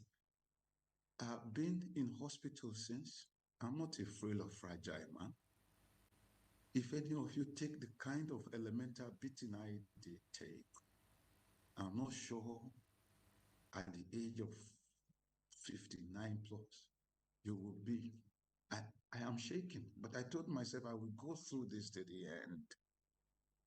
But the recuperation and public healing process must start with those who were accused of having originated the abduction or instructed the abduction of Pedro Obaseki. They also said in those videos that I am just the beginning, that it is a systemic, serial The matter is that at a gathering in UK, you said Edora Tokbe, which means that long live the Benin people, instead of saying Obaga Tokbe. Now, let me ask the question: what was your intent when you said Edora Tokbe? What was the intention? You see, anybody, it just shows the brazen illiteracy that seems to pervade the space of those who are saying this. When I also read the lexicon of all those persons who are saying some of those things online, the video is there. I had gone to the UK, not at the behest of Godwin Obaseki, the former governor, and I made that clear in my opening statement. And I told them I came there so that to settle the seeming misinterpretation of events that happened in 1897 to 1914, being confused with the events that happened between 1937 and 1952, more than 32 years after the death of my great-grandfather Obaseki. That was why I went there to them, that to show the close relationship between Ovorame and Obaseki and our Obaseki, who is the for whom all of us are descended, and the children of Ogbedoyo. I explained it graphically based on works written and on the archives of the colonial office of the then British administration and the writings of James Watt and Pierre Maury Talbot. And I explained to them that Ovorame's sister, Etuom, was gifted to our Obaseki as wife. And that Ovorame, after the altercation of problems that happened while he was already in exile, to prove that he was that Obaseki was represented Oyemiame to Obaseki while he was in incarceration, while he was in exile. And that upon the coronation of Oba Eweka II, Egwobasemi, the son of Oba Ovorami, in March 1914, in May of that same year, less than 2 months later, he gifted the second daughter, Ebose, to Obaseki as wife. And I asked the question, if you are a betrayer, will you, as if you are betrayed, will you as a father give your daughter to your enemy? And that 3 Obas will gift their daughters to one man? All of us now in the public domain, we are great-grandchildren of daughters of 3 Obas. That was what I said. So when I finished, they clapped. So I wanted to say, like a normal situation, Oba Atokbe is almost like a generic, intuitive statement. But the Oba wasn't there. It was a gathering of Edo people. So I had even started. I said, Oba, oh, okay, Edo ya Owayaga Atokbe, because they were seated there. So what I said was a direct reference to those gathered. Because in Benin, we all say Oba Atokbe. It is not a militant compulsion. It is a personal reverence we have for the throne, because the monarchy is divine, even irrespective of whoever sits on it. Because human beings come and go. But the throne is the uburiri that makes that throne to be revered even by those who don't know the throne or who sits on it. That was what transpired. Because there is no king without subjects. Let's have Abuja now. Abuja or Lagos. Yes. We have Abuja or Lagos also join us this morning on this issue. So, Messelena, you may file in a question now so that the conversation goes on. Messi. Pedro Obaseki, really, really sorry, first of all, for the humiliation. I mean, nobody should be humiliated like that. It is really, really dishuman and disheartening. You know, watching the video, it is really sad. I saw the video in Europe when you said Iviedu Atokbe instead of, okay, you wanted to say Oba Atokbe, then you just explain now, because I feel a lot of people miscalculated that statement, because you were about to say Oba Atokbe, then you just said Oba, then later you switched to Iviedu Atokbe. Now that you've made a lot of people understand that you wanted to say Oba Atokbe, but because the Oba of Benin is not there, I mean, the people there, they're the people of Edo State, then you switched to Iviedu Atokbe. Do you think, apart from that statement, because for somebody to be humiliated like this, it means there's actually a lot of things under the box that nobody is talking about that probably we do not know about. Do you think that apart from that statement, is there any other thing that would make them treat you the way they treat you, like humiliated you? I mean, a person of your status, you're not supposed to be humiliated like that. And I hope and, you know, pray that those people are brought into book. So apart from that statement that you made, do you think there's any other thing that made those people humiliated you the way they actually did? Let me say this clearly. That was why I started with the issue of complexity.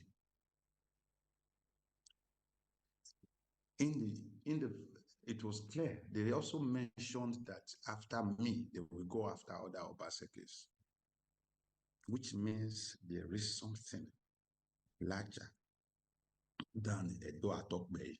Edo Matobaito, Edo Atokbe, yes. But Edo Atokbe, very yes. Because we say that every day. Even if I greet you, domo, the person will reply, oh, it's a lingo. It is not, there's nothing there.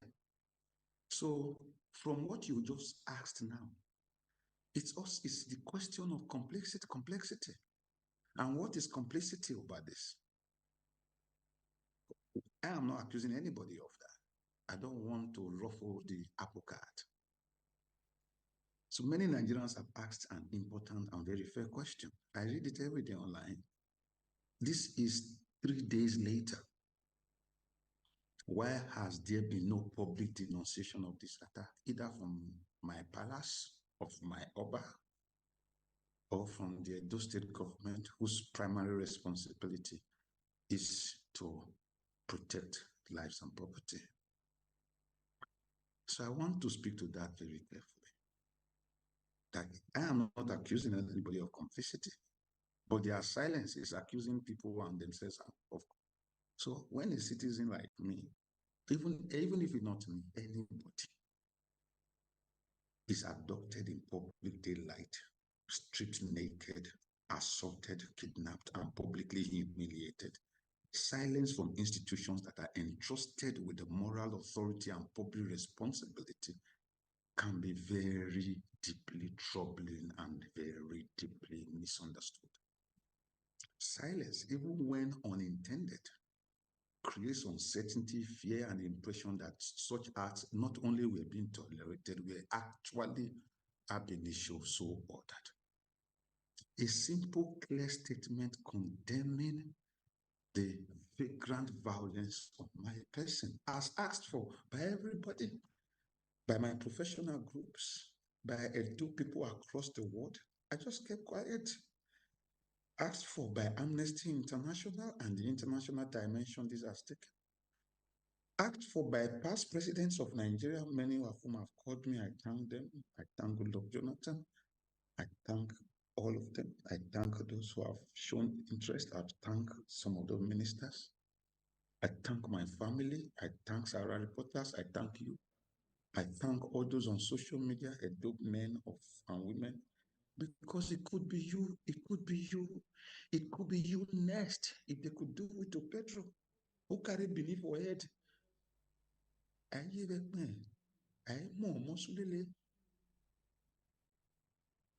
it is me.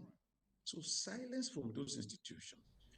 Okay. All right. So we quickly take a short break now at this juncture of the discussion. We'll take a short break, and when we return, we will continue the conversation with Dr. Don Pedro Obaseki.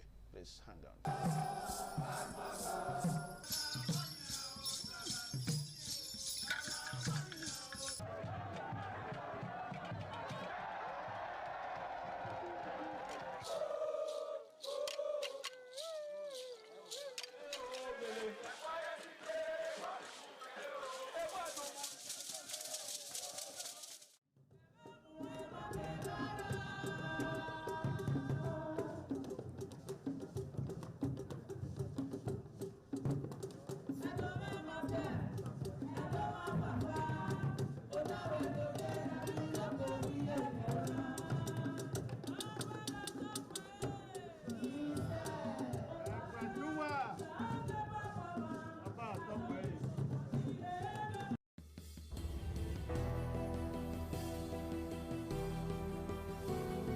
Thank you one more time. The program's still here on your television, and we are still discussing with Dr. Don Pedro Obaseki on the humiliation that he got recently in Benin. Now, Doctor, just yesterday, your family, that's the Obaseki Council, had a press statement, a press release and all that. So, in line with that now, what is your next line of action?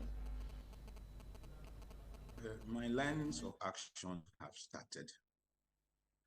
I have taken the civil responsibility of petitioning appropriate authorities. I even see one of them, particularly the one to the IG, being flagged along. I also have included the Inspector General of Police. I have submitted all evidence available to me, including video recordings that were circulated to humiliate me. And my requests are simple and lawful. An independent investigation.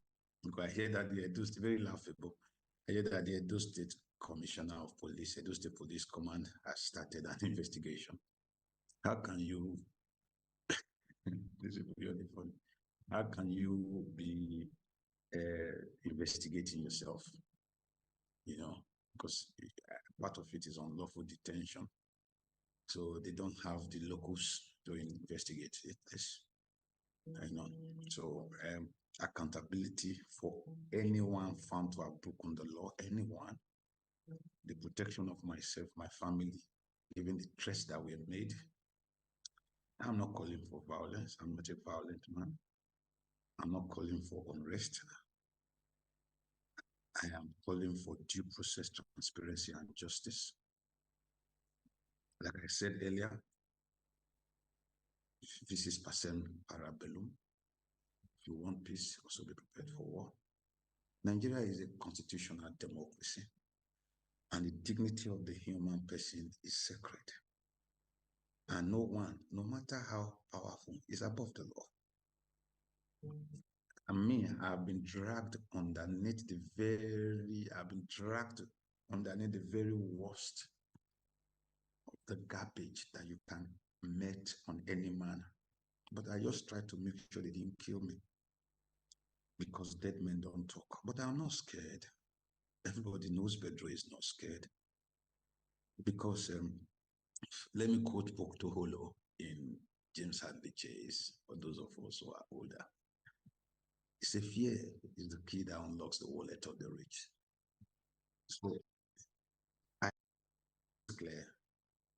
still believe in Nigeria. I still believe in this country. I believe in my bendiness, my Midwesternness, and my Edoness. So the dignity of my person is sacred, not only to me, but to every other. Because today, if it be you, they don't want to Pedro, maybe one day, anybody will be deputy governor now, they just do anyhow, they go drag them for street. Any of them will be House of Rep, House of Assembly, they feel say, they go drag you for street. I am the last victim because I hear this is pain. I am pained. I am traumatized. I am ashamed. But I feel that I was aswaswayanya swami. It is the gods of our land that made them come for me so that this won't happen again. So in my mind, I just keep telling Pedro, it's humiliating. Well, you could be the John the Baptist. Pedro, it is humiliating. They stripped you 3 days after Christmas. They stripped Jesus Christ, so they are also celebrating everywhere today. So, all right, so let's quickly join my colleague in Abuja now to file in his question. Quickly, because of time, we have to do some other things. Abuja, over to you quickly. By saying simply that video, when we saw it, I actually thought it was a movie until I discovered that it's a reality. It's really a sad one. But I want us to start from when you made that comment in London, when you said Edo Atokbe. When you made that comment, is there anyone in that conference hall that approached you and say what you have said is wrong? Then two, you do the primary school football with your friends and at the same time do some humanitarian work, provided rice to some people to use for the festivity. And then in that process, the mob came and you were abducted. During that process, your friends that were there and those that were collecting rice from you resist the arrest, because I feel this to you can be done to any other person if it is not proper arrest. Why did they not resist? Those guys, were they armed? And what arm are they carrying? And the sad one done is when I actually, on your knees, walking towards the chiefs. Why did they not stop that process and ask you to stand up and condemn that heinous act? These are my lines of question. I will start from, I'll also answer them chronologically. Number one, if not that people are trying to read minutes that were not there to Edo Atokbe, which was a statement after the fact. I didn't say anything wrong. There was nothing wrong there. When I said it, go back and watch the video, people were clapping. Not a single person came to meet me, not one. Not until I actually got to Benin, really. I came back since the 12th, since the 11th, Thursday, 11th of December. I've been in Benin. So when I heard, and I said, oh, let me even send message to them in the palace. I said it when I was calling. And I said, okay, that is the case, let me go and tell about, see, this is one cow. Don't be offended. Because it wasn't geared to offend anybody. Why should I offend anybody? I said it on my knees when they were on the street. That is one. Number two, when they came, I didn't even notice. We were playing football. The football had entered the halftime. So I just stepped out of the field to drink water. And the next thing I saw them were brandishing guns. No, they had not started recording then because the show had just started. If you even hear Kapwepwe, the diminutive, dwarfish, young street urchin, the one that was now became the spokesperson and talking to the chiefs, the one that was beating me straight on the street, was wearing the white. Yes, he was screaming, if I not carry, will go shoot now. Go back to the video. That is the video inside the football field now. So the only thing that I don't want to start blaming those who might also be scared for their lives. And it wasn't a mob. You know, it's a mob is a lot of people. They were at the point that you just referred to Kapwepwe as a street urchin, yeah, because for us in the media, we try as much as possible to respect all personalities the way we respect your own personalities now. Anyway, we also understand that everything said on our program does not have anything to do with ITV. We give every person the opportunity to come and ventilate their opinion as the issue goes on. So the last is not heard on this issue because the Obaseki Council, the family yesterday just issued a press statement. And of course, we've heard from Dr. Don Pedro Obaseki, his next line of action. So we want to say a very big thank you, Doctor, for joining us on the program this morning. We want to say thank you so much, sir.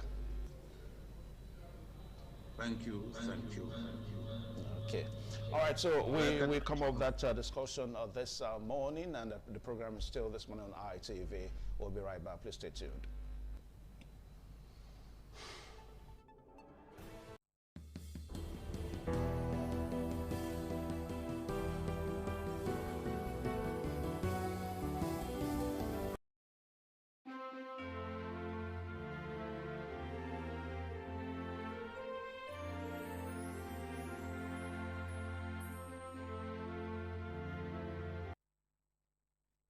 All right, thank you one more time. The program still this morning on ITV, and in the next couple of minutes, we're going to be looking at the U.S. airstrikes in Nigeria and how that is resonating against the backdrop that initially it was believed that there were no casualties. But what we saw a couple of days ago actually confirmed that there were actually casualties. And also, too, we understand that some members of the public are calling for more. How do I mean? They are actually calling for foot soldiers, U.S. foot soldiers, to back up the airstrikes so that they can actually flush out the terrorists from Nigeria. All right, so that is already generating a debate. Some are arguing for, and some are not also arguing for. Some are, talking against that. So to do discussion on that this morning, we are so privileged to have two gentlemen, and we have Honorable Derek Onwaro here with us. Sir, you're welcome to the program this morning on ITV. Very good morning to you. Thank you for having me. And also joining us virtually this morning from Sweden, we have Mr. Ike Igage Ikponsa Igage is joining us virtually from Sweden. Mr. Ike, good morning. Good morning. Okay. All right, so quickly. Now, Mr. Ohuago, calling for food soldiers to back up the airstrikes. What's your take on that? The United States of America as a nation has lately played down the, practicality of putting feet on the ground in another man's territory.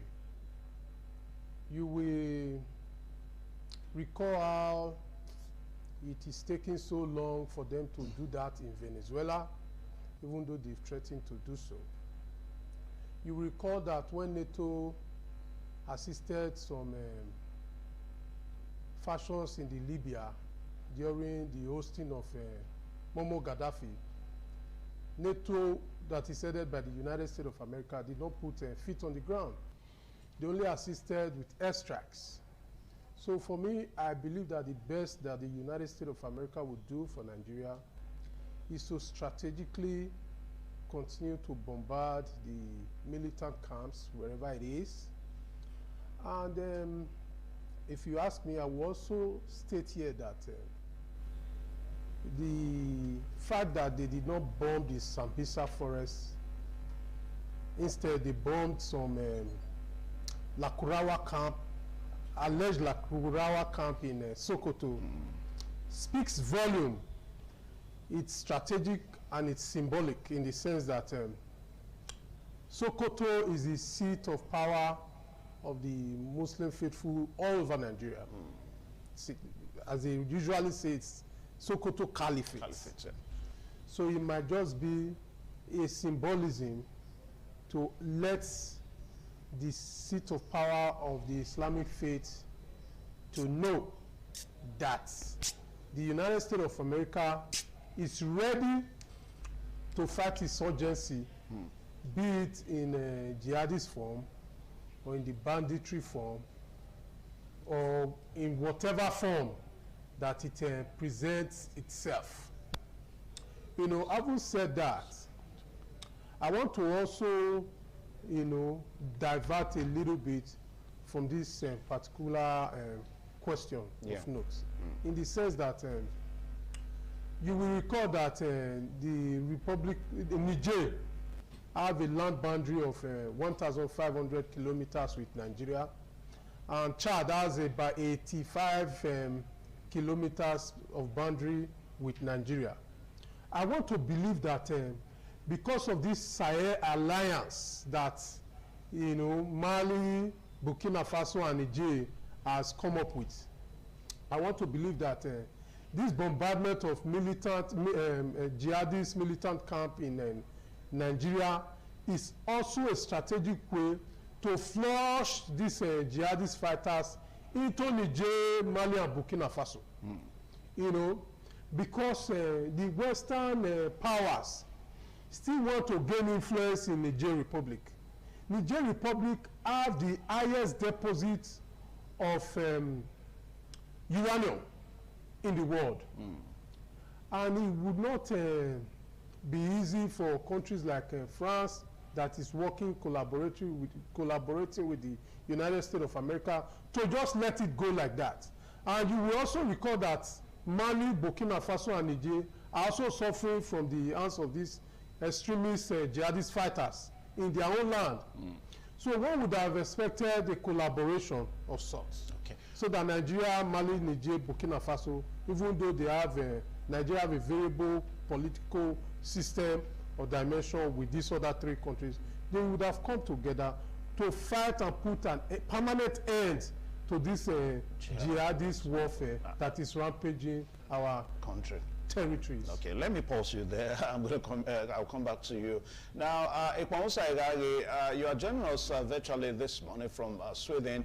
I know that this would have also resonated with you guys. I mean, Nigerians in diaspora, the U.S. authority, having airstrikes in Nigeria, and the call for footed soldiers to back up that airstrikes. Now, give us your insights on the developing, stories.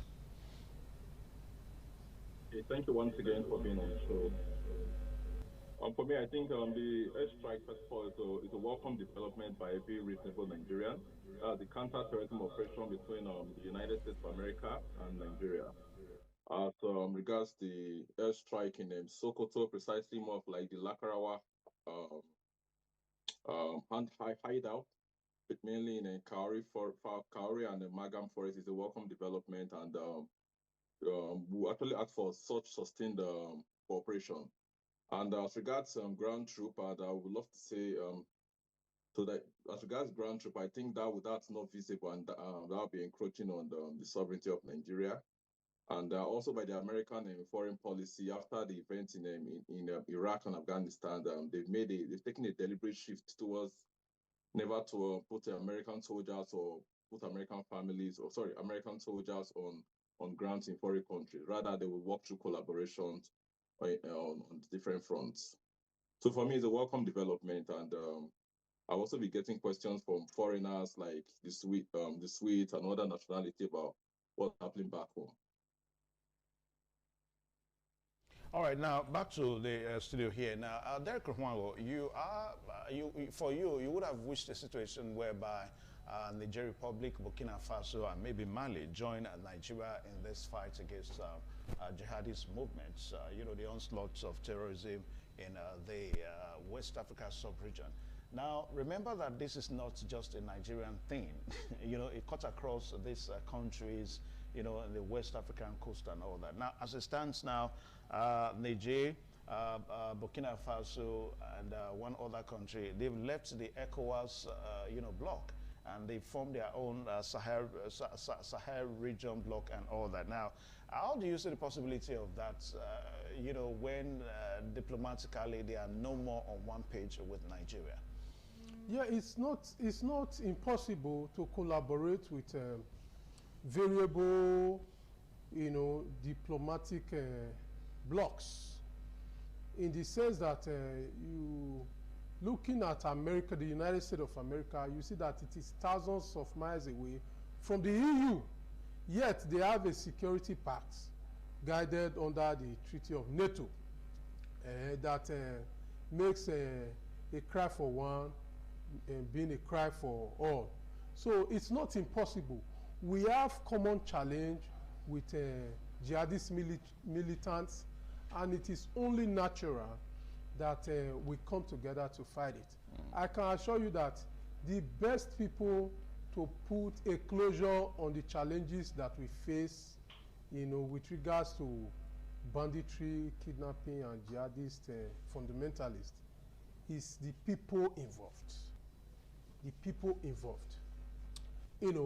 So if we collaborate, it makes it more easy, because you will, except we decide to face our border with Niger Republic and Chad. If not, we will have to collaborate. With the American bombardment of their camps, they will exercise an option of going to Niger or Chad to cool off. And it will not be diplomatically possible for America to start bombarding Niger, territory of Niger, because these Lakurawa or Iswa people are fled into their territory. That is an act of war. They can only do it in Nigeria now because we are collaborating with them. But if they decide to do it without our collaboration because they have what it takes, then it becomes an act of war. And you know that Donald Trump is a very sentimental individual. He's doing everything possible to clinch the Nobel Peace Prize for 2026. Is that why you think he's doing what he's doing? He's a sentimental person, and to some extent it makes him kind of petty. So he wants to do everything possible to be in the good books of the global elite. No, so are you saying that what describing Nigeria as a country of particular concern is not welcomed? Of course, it's a welcome development. So why are you trying to tie it to trying to win the election? I'm trying to let you know to what extent Donald Trump will go on these fights. There are some things he will not do. First of all, I stated that he will not put feet on the ground. For reasons like they already have a foreign policy to only collaborate with whatever nation that requires their collaboration.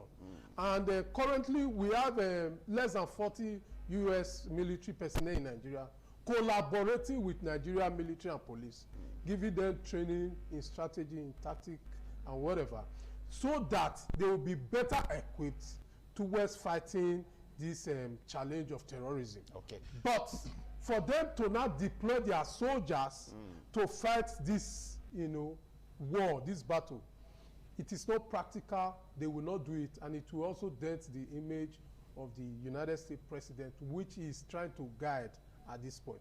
That is one of the motivating factors that has propelled him to end the. You see how he was able to bring about ceasefire in the Israel and Gaza, Gaza Strip warfare. You see how he's doing everything possible to put an end to the war between Ukraine and Russia. And this is I would say, one of the reasons why he's also dragging with regards to sending U.S. troops into Venezuela and so on and so forth. Okay. All right. So, Igagi, now for you there, I don't know what you think about, the call for foot soldiers, U.S. foot soldiers into the country to back up the airstrikes, because the airstrikes that we heard was done with precision. And but some of the reactions are that they are victims of, who we are not supposed to be the target, but victims. Those are some of the things that we heard. So what we are saying is that now, for us to have a more precise bombardment against this terrorist, I mean, when we have foot soldiers, the foot soldiers may be able to actually locate the enclave of these terrorists and all that, instead of just doing some precise, bombardment with precision and all that. So what do you think about that? First of all, I think the attack that happened on Christmas Day operation is a welcome development. And as regards to foot soldiers, as I said, the American foreign policy over time, due to their experience in several wars, and most recently in Iraq and Afghanistan, have made clear to the world that they will never put foot soldiers on ground. That's putting American troops on ground. The foot soldiers you're talking about will be the Nigerian army who will do the ground job. They will do theirs based on. That's why I think we're talking about. They need to be a framework agreement that really has to do more of like defining the framework of the support, logistics, training, intelligence, and reporting mechanism. Also, as regards the framework agreement, also have to define the scope, because take note, this intervention is not going to be forever. There's going to be a time limit on it, and also that appraisal as regards that. So it's more of like talking about a defensive cooperation agreement and appraisal, more of like a comprehensive strategy. So I think for me that's the way it works, and this is what Nigerians have been more of like clamoring for, and also asking over time, right from the Goodluck administration, and it's a welcome development. We're having such support from the Americans now. And as regards for the boots on ground for a comprehensive strategy using a framework agreement, it's the Nigerian soldiers who will do the clearance job when the Americans, when we share intelligence, and then they use their precision missiles, either be drone or from Tomahawk, based on their ship from the Gulf of Guinea. It is the Nigerian soldier or the Nigerian Defense Forces who will do the ground job and do the clearance, not the Americans. They will never put their troops on ground. Let's get that clear and get that once and for all, sir.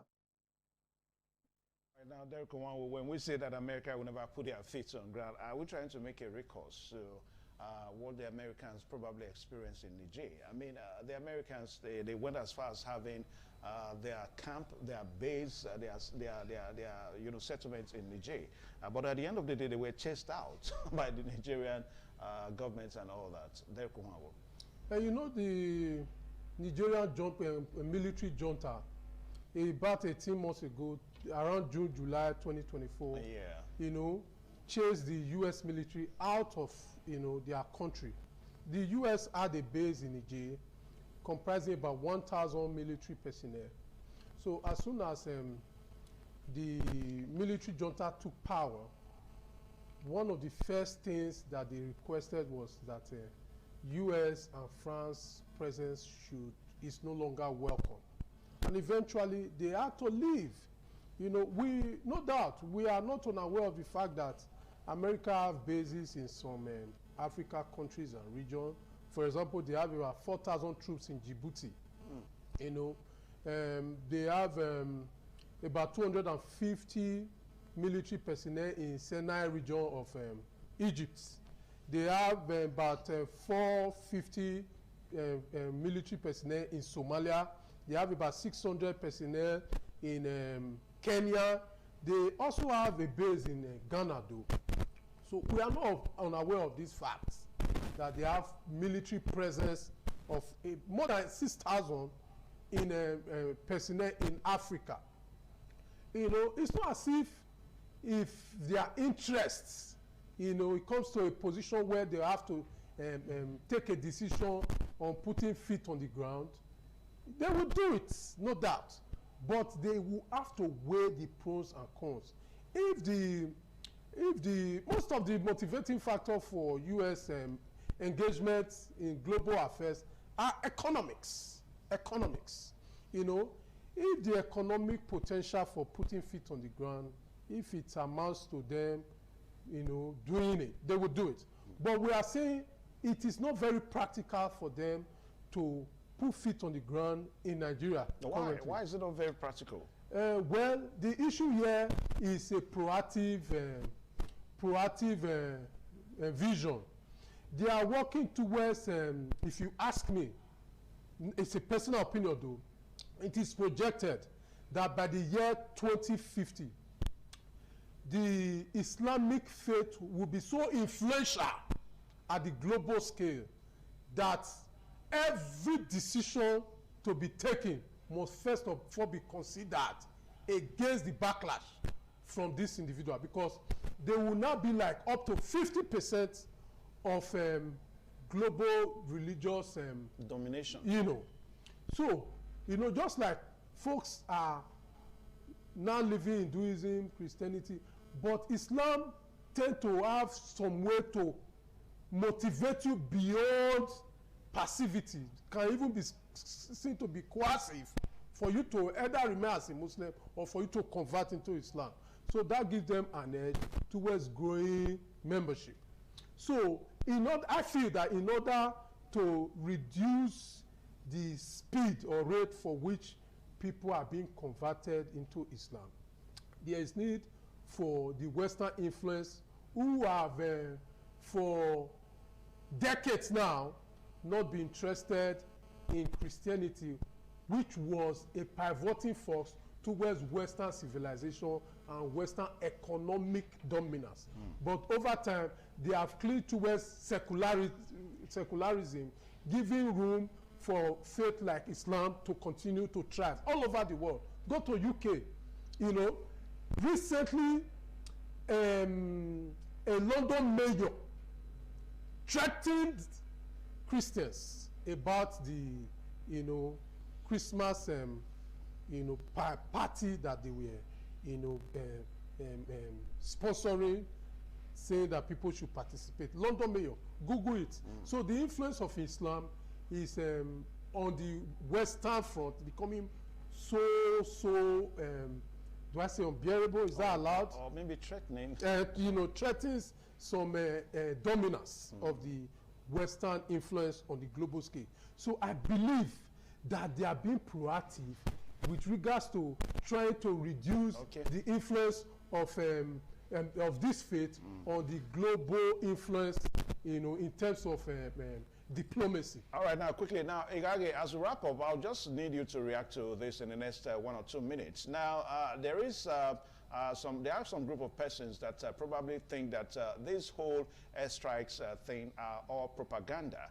I mean, propaganda in the sense that the fight should not just be for Christianity, it should be against terrorism. I mean, terrorism cuts across all religions and all that. So what's your take on that? For me, I think first of all, the government of Nigeria was actually more of, like, will I say, pushed to do the right thing, because the president, as it is, was more focused on his second-term re-election and how he could depopulate or decapitate the opposition. And until that Trump tweet, which actually bettered all these responses, you could see our security managers going to the US, having hearings in Congress. So for me, I felt it was more of like he was actually pushed to do the right thing because he was more focused on second-term re-election. But it's a welcome development that we're having this collaboration. And for me, I would say it's not a propaganda because it's a reality.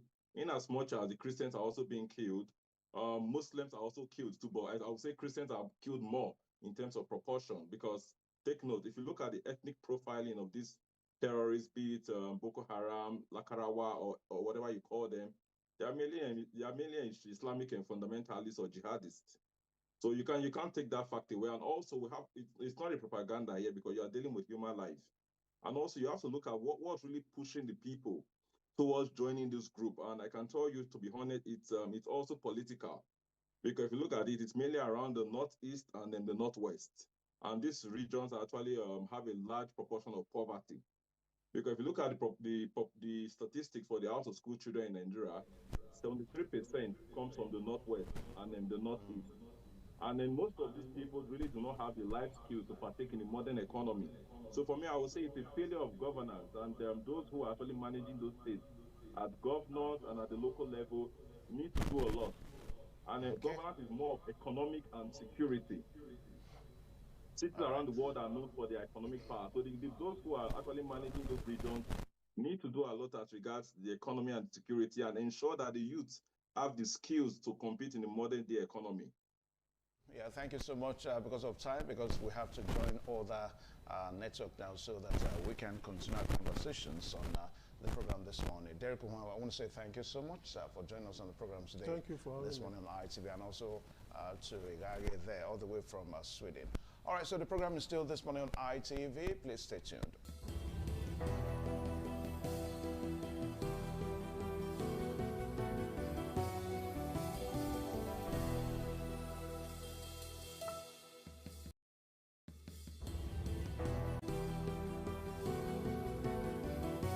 Up next is a discussion around the continuous collapse of national grid for 2025 alone. Did for about 4 times, and it happened about 13 times in the previous years, making it 17 in the administration of President Bola Tinubu. What could be responsible? If it's a technical issue, it means someone is not doing his job. If it's external distortion in terms of vandalism or criminal act, it means that those who are supposed to protect public installation have also failed in their job. And so to look at this with me, the President of Consumer Protection Advocacy, Prince Will Okorie, to give us his own view on the subject matter. A very good morning to you, Mr. Prince Will. Yeah, good morning. Yeah. And, compliments of the season. Yeah, compliments too. So quickly, let's get your opening remark concerning the continuous collapse of national grid. We have repeatedly spoken on this subject matter, but unfortunately, the experience is that the powers that be, the institutions of state in the power sector, behave as if there is a kind of conspiracy against making the sector privatize the power sector, perform optimally for the good of Nigerians. Rather, what you see is each institution agency is covering the other, and then making the consumers, for whom the real truth should be gotten from, look like people that are sidelined. I must compliment the current ad hoc committee on power sector reform in the House of Representatives that have started to give opportunity to consumer groups to speak on what is happening in the sector. Now, talking about grid collapse, what are the causes? In the first place, who are the installers of these electricity facilities? The installers, are they the certified electrical installers, certified by Nigerian Electricity Management Services Agency? Are they the quacks? Is it the staff of the distribution companies? Is it the friends of the legislature and the friends of the executive that take the contracts without minding their capacity to function? Because without competence and capacity, you cannot get quality service delivery.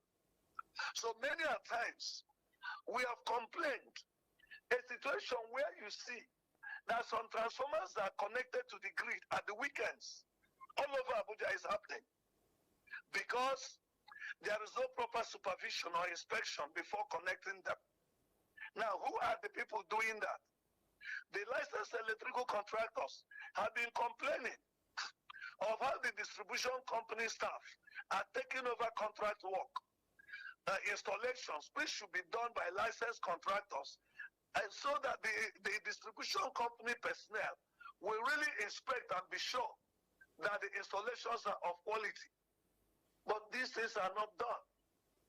You got to talk about infrastructure. Third-party investment policy that the Nigerian Electricity Regulatory Commission came up with. Even in the Electricity Act, a third is investing. There has to be an agreement so that the third party can be refunded. But what you see all over the country today is that consumers buy transformers, they buy feeder pillars, they buy pole, they buy wire. Because the distribution companies and the regulator has failed to enforce third-party investment, that it entails that there should be agreement so that those people that are investing can have their investment through energy credit. The distribution company avoids that. The regulator looks away without really ensuring that it's enforced. The consequence is that these consumers could go and buy substandard materials. They'll buy refurbished transformers, they'll buy substandard materials, and they use them to carry out installations. That is why when the breeze blows today, or little rainfall, you'll see lights will go off. Now, what is the quality of the material used in the transmission lines? How is the contract awarded? In the month of July, our association organized a program on safety in the electric funding issues in safety of the electricity sector. The Bureau of Public Procurement was invited, they didn't come. Minister of Finance was invited, they didn't come. You have seen the protest by contractors for months now, overpayment for the jobs they did. Where you don't pay contractors to do their job, will they use quality things to do the job? Because they are not sure of when they will be paid. They may use substandard materials to do the job, and you complain. Then talk about monitoring the transmission lines. People talk about vandalism. If you're talking about vandalism, Section 209, 210, and 211 of the Electricity Act 2023 as amended dealt with electricity vandalism, electricity theft, sale of electrical materials that are stolen. Nobody is enforcing it. Who is enforcing the offensive segment of the Electricity Act as we speak today? Now, what you see is that even transmission lines are not monitored. I am handling a matter for Odorikot community in Akwa Ibom State. What's that? Is that the transmission line from Odorikot, nobody moved that line to find out until the people of Odorikot drive Port Harcourt District of Reps Committee. So who is supposed to be monitoring the lines? Transmission Company of Nigeria should have people that will monitor. The Nigerian Security and Civil Defense Corps has the mandate of protecting critical national assets and infrastructure. Power sector is part of what they should monitor. But you don't see the civil defense on those transmission lines. Now, who is supposed to monitor? What is the Transmission Company of Nigeria doing? The distribution that is using those to provide services, what are they doing? What is the security agencies doing? Rather than look at these areas, the distribution companies are allowed to exploit the consumers. Another thing that is leading to vandalism is this. Vandalism of infrastructure. There's a nexus between consumer rights abuse and vandalism. Because out of vendetta, out of vengeance, consumers could vandalize those things. Even if they don't, they may see the people vandalizing them and they will not report. They look away. In the Odorikot matter, because you don't expect my community. There's a community in Imo State that spent 17 million to buy transformer. They bought pole wire. They paid the Enugu distribution company to install the transformer. Do you know that Enugu distribution company that did not invest 1 naira went to the community. I was giving them bills without any meter on the transformer to know the quantity of energy that has gone in there. Is that is theft against consumers by the distribution company. The community complained. The receipt was not even given to them when they paid these bills. They began to complain. The Electricity company went with joint force of security people, carried out the transformer from that community. Since January 2025 till date, that community has not had light, and are telling them to pay hundreds of millions as debts. Okay, now let's come back. Prince, to the subject matter, which is, collapse of national grid. What do you think, those in charge can do to ensure that it doesn't happen? Because each time it happens, people lose resources. Billions went down the drain. I am told that President Bola Tinubu used to take bold decisions. I had expected that when he took the bold decision to remove fuel subsidy, he would have been bold to mention those who took the subsidy and punished them. In the power sector today, how is the contract awarded for this transmission line infrastructure? Where are the companies that provide them? Where are the companies that install them? What is happening? Who has been queried? Shouldn't there be investigation of transmission company of Nigeria? There should be investigation. Federal government should set up a commission of inquiry on the causes of national grid, not looking at government people alone. Each time they want to do, they will say institutions under the power sector, and that is why it has continued. And if you check the institutions on the power sector, the same people that run the power holding company of Nigeria, the same people that run NEPA are at the helm of affairs in all the institutions in the power sector. Now, where is the non-state actors? Where are the Manufacturers Association? Where are the Chamber of Commerce? Where are the civil society organizations that are working in the power sector? What is their opinion?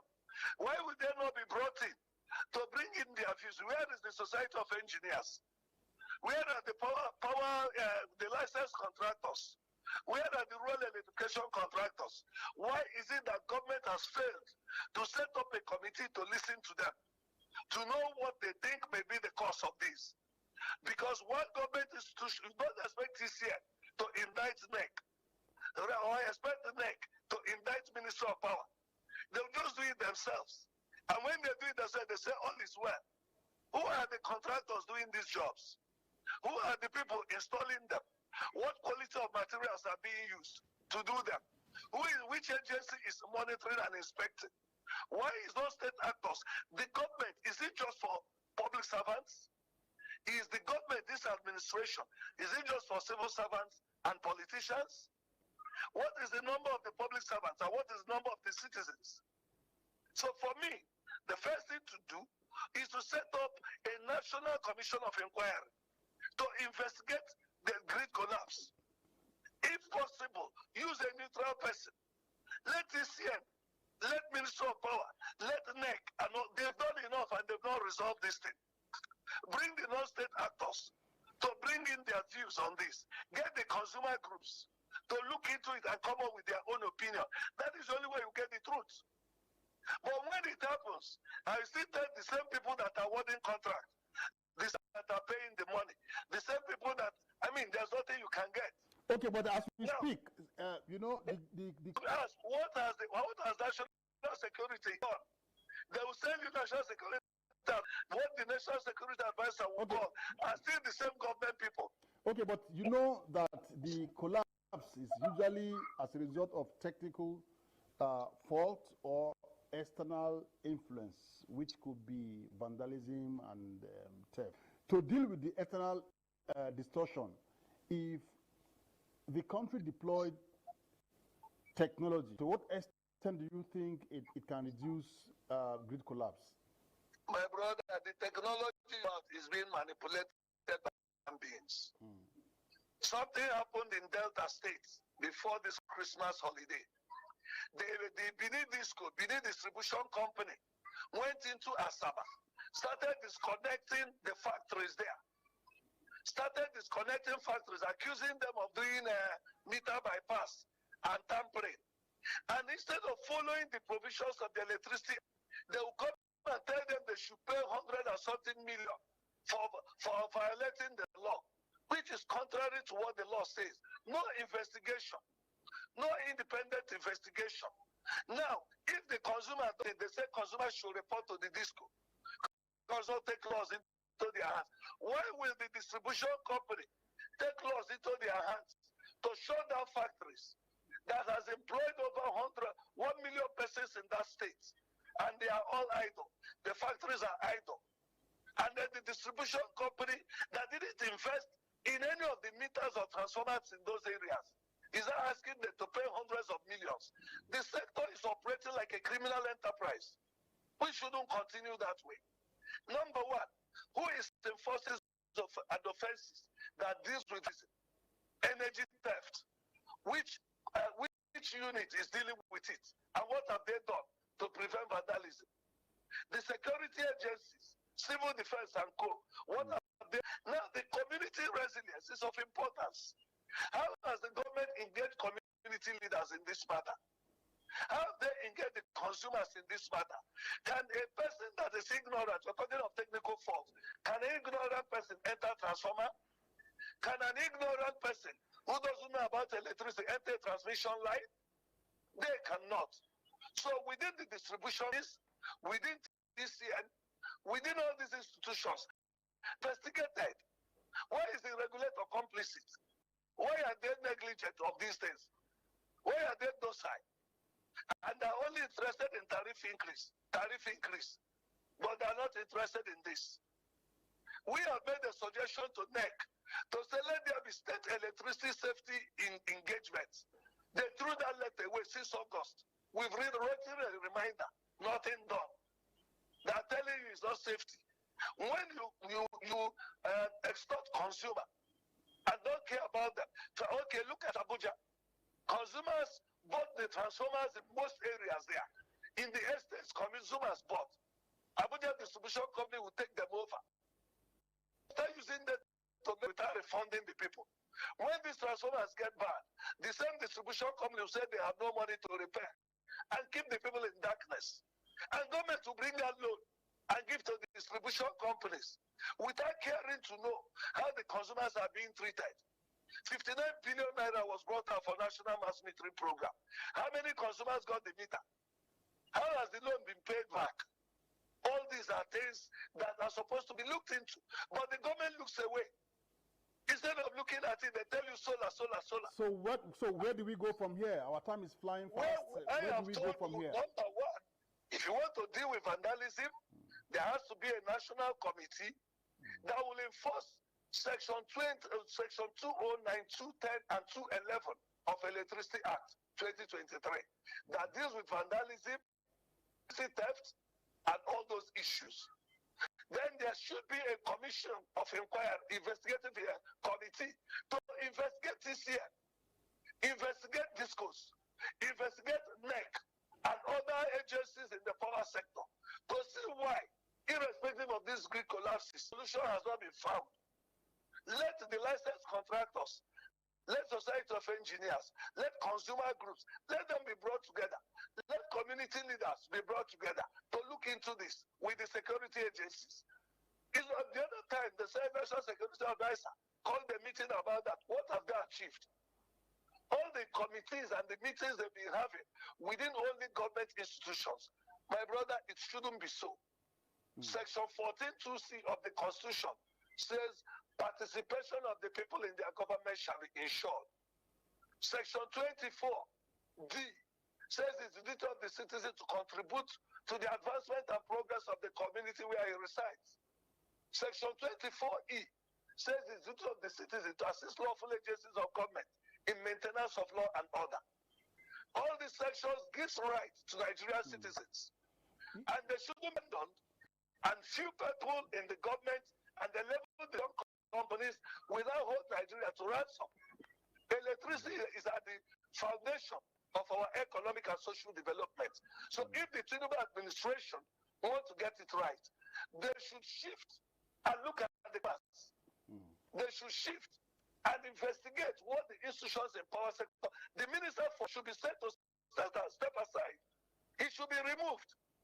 Yeah, Another person should I don't think it is an issue of sacking those who are head of affairs. It's just to strengthen the existing laws. For 17 times. You have not strengthened it for 17 times. No, there are How many times areas has we should look at. If civil defense is not doing their job, we should ask them why. It could be. Is reporting to the Federal Executive Council on the power sector. Has the right to ask about policy implementation. Is it not the ministry? So what has the ministry? How many times has this grid collapsed? You should answer that. But that if the ministry doing well, if not for power, should we be going through all this? In the Ministry of Power, let me ask you.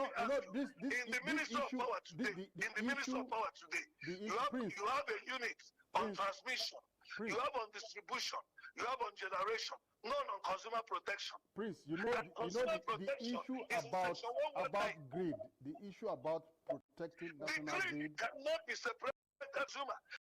If the grid is stable and working, consumers will be happy. Then if the grid is not stable, consumers are losing. And then if you are vandalizing the interest of consumers, they can equally do otherwise. If you cooperate with consumers, it will be resolved. That is the truth. So you cannot keep consumers away. After all, private power sector privatization was predicated on the consideration that consumers will pay for efficient supply of power. So why is it that implementing the power sector privatization, consumers are kept away? Why? No unit advises the federal government on enforcement of Section 119 of the Electricity Act, that national performance standards. Why is the minister keeping quiet? These are the issues. We shouldn't leave the truth and just be scratching it. Okay. We won't let them not be sacked in their job. No, please, I'm not saying they should not be sacked. What I try to say is the fact that everyone has a role to play. The consumer has a role to play. The power ministry has a role to play. And of course, the civil defense, they have a bigger role to play. If you have vandals going close to public infrastructure, it is their job. If it happens and again, something is wrong. So if a job that is meant for the Ministry of Interior, where civil defense falls into, and the blame is now transferred to Ministry of Power, I mean, it's misplacement. So we it is not. It is not. Let me tell you, it is not. Odorikot community in Akwa Ibom State took their matter to Public Petitions Committee in the House. They complained that Port Harcourt Disco gave them bill of 50 million and denied them electricity since 2019. When the committee came into that matter and directed the Port Harcourt Disco to take action on it, do you know that when the place was visited, it was discovered that transmission line was vandalized? Then the community had to draw the attention of the local government council. They deployed some youths to that area. Not up to 1 week, the vandals were caught. As we speak now, they are in prison. What was civil doing all the years? It was not discovered. Many vandalized in those areas. The distribution company would not even care to deploy people to clear the transmission environment or the transformer environment. It is still consumers that do them. Consumers will buy them, consumers will build wall to protect the transformer, and the distribution company is only taking money, and the ministry is looking away. And you are saying the ministry shouldn't be blamed? So what are you saying? The issue here is you didn't get we me clearly. cannot listen I'm saying, propaganda and media coverage to stop the truth cannot make this sector work. We must say the truth. The minister should be sacked. Okay. And there should be a review. That is noted, Prince Okokore. Our time is fast spent. We have to reschedule for another discussion, and then we'll look at who should be sacked and who should be retained. I must thank you for your time with us on the program this morning. Thank you. Thank you so much. So this is the much we have on this discussion segment, looking at the frequent collapse of grid. We hope hope the relevant authorities that have listened, have taken note, and will walk the talk around. So we end it here, and then we'll move to Lagos Network Center for continuation of the program TMI. Many thanks, Kadri. All right, from our Lagos this beautiful morning, I am Marcelina Unko. Thank you all our viewers for staying with us. Our guest this morning that would be helping us analyze today's topic is Dr. Victor Ohai. He's a UN humanitarian ambassador. Hello, good morning. Once again. Thank you. And thank you for always coming. Okay, we saw that President Bola Ahmed Tinubu has approved the write-off of over 5.57 trillion naira and $1.42 billion in legacy debt owned by the Nigerian National Petroleum Company to the Federation account. The government says this move is meant to clean up long-standing financial records and improve transparency in Nigeria's oil sector. But critics are asking tough questions. Is this genuine fiscal reform, or are Nigerians being asked to look the other way? Today, we examine what the decisions really means for government revenue accountability and also the future of Nigeria's oil economy. You know, how it affects ordinary Nigerians, state allocation, and also the future oil revenue expectations. Dr. Victor Ohai, all right, we would have to get your take on this. Okay, so I'm a little worried because, as I said earlier on, first of all, the NNPC is an agency of government. It's not some random organization outside. It's like I have a company, I have branches, and then there are goods sold by one branch, call it the Ibadan branch, and they keep failing to, you know, remit for all the goods that were given to them to sell. And then tomorrow you say you write off. The big question for me is, if I'm writing off, who is accountable for those things? Were those debts not recovered? Were they not paid? Because there are joint ventures. Yeah. And obviously those joint venture partners and all the royalties and all that must have been paid. Otherwise that relationship would not even be sustained. And so, and as you know, maybe it's too early to bring it up, but I just want to bring it up even at this stage. NNPC has always been a conduit pipe for governments after government, which is why a lot of presidents are interested in putting the NNPC under their armpit. They become ministers of petroleum, so they're in full control. They use it to finance elections. They use it to finance all sorts of things, and that's, you know. So I don't get the rationale, especially look at the amounts involved. Yeah. You know, for monies that were well earned, well received, that an agency can be so powerful enough to say, okay, look, go and sin no more, we forgive, we write off your debt. It doesn't, for me, it doesn't make sense. So the question is, who bears the brunt? This is money that could have transformed the educational sector. ASU has been quarreling with government since, as far as I can remember, you know, and these are money, for instance, that could have settled that ASU problem. These are monies that could have, you know, given us world-class hospitals. These are monies that could have given us world-class educational institutions or paid the school fees of so many people. We don't even have to be talking about NELFund now, talking about loan, you know, because in our time, for instance, I mean, education was like next to nothing in terms of fees, you know, free education, you know, and then so now you begin to ask yourself, so who is paying for all this now? This, I don't call it mismanagement, whether you call it mismanagement or whatever, but call it thievery or whatever it is. Those who have stolen this money now, you are saying, you forgive this debt. But who is nobody going to account for them?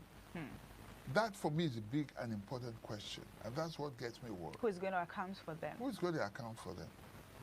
Because the records are there, obviously. Why would an institution hold the whole federal government to ransom?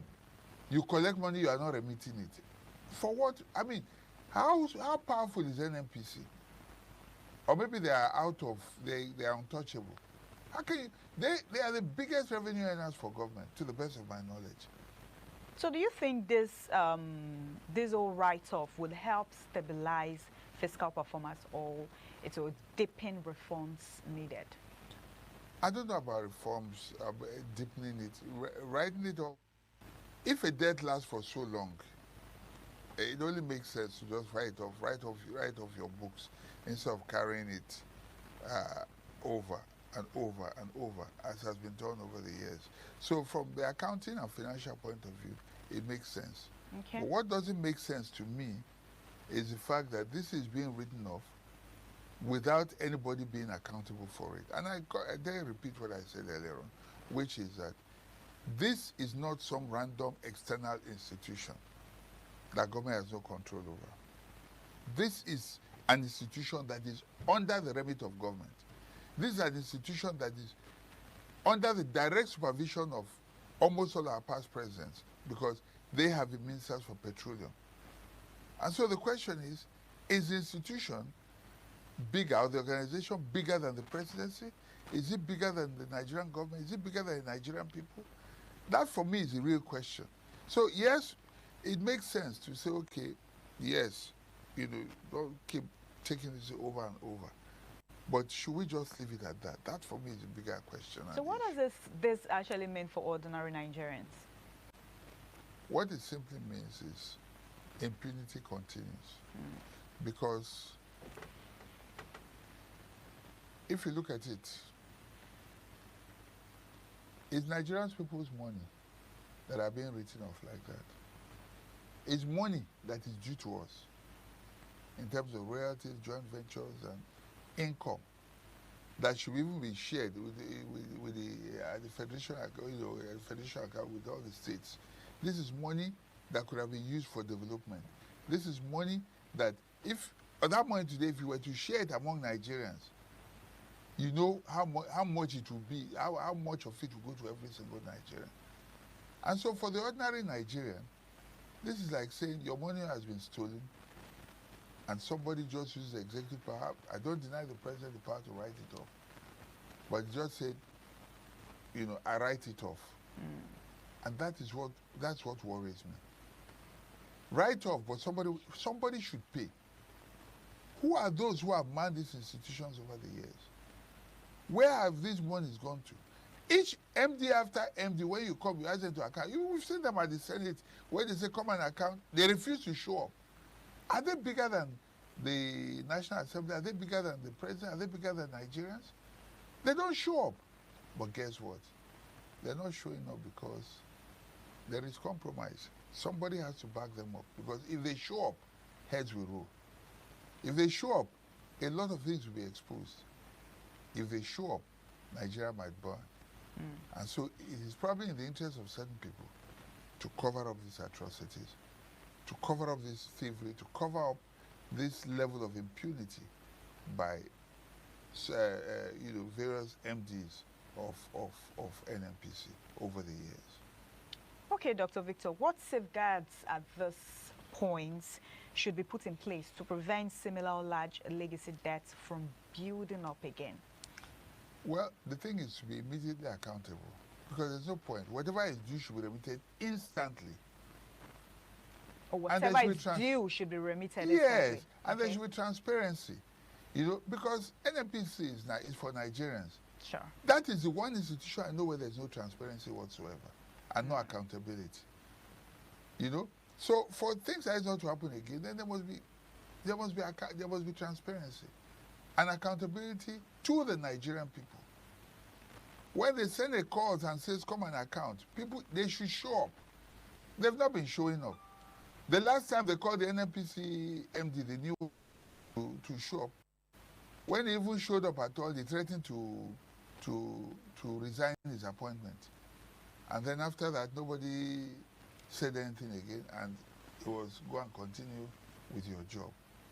Does that not tell you something? Granted, he was new on the job, so he may not have participated in some of the things that happened in the past. But maybe somebody somewhere is saying, mind your business. Which is why they might say, don't show up, and they have the effrontery and the boldness not to show up. Is it that somebody is sent before a National Assembly? That's a no-go area. If you touch them, will touch you. I don't understand this country. Nigeria, our country. Okay, this current NNPC, Dr. Victor Ohai, this current NNPC reform, do you think it is strong enough to prevent another debt build-up?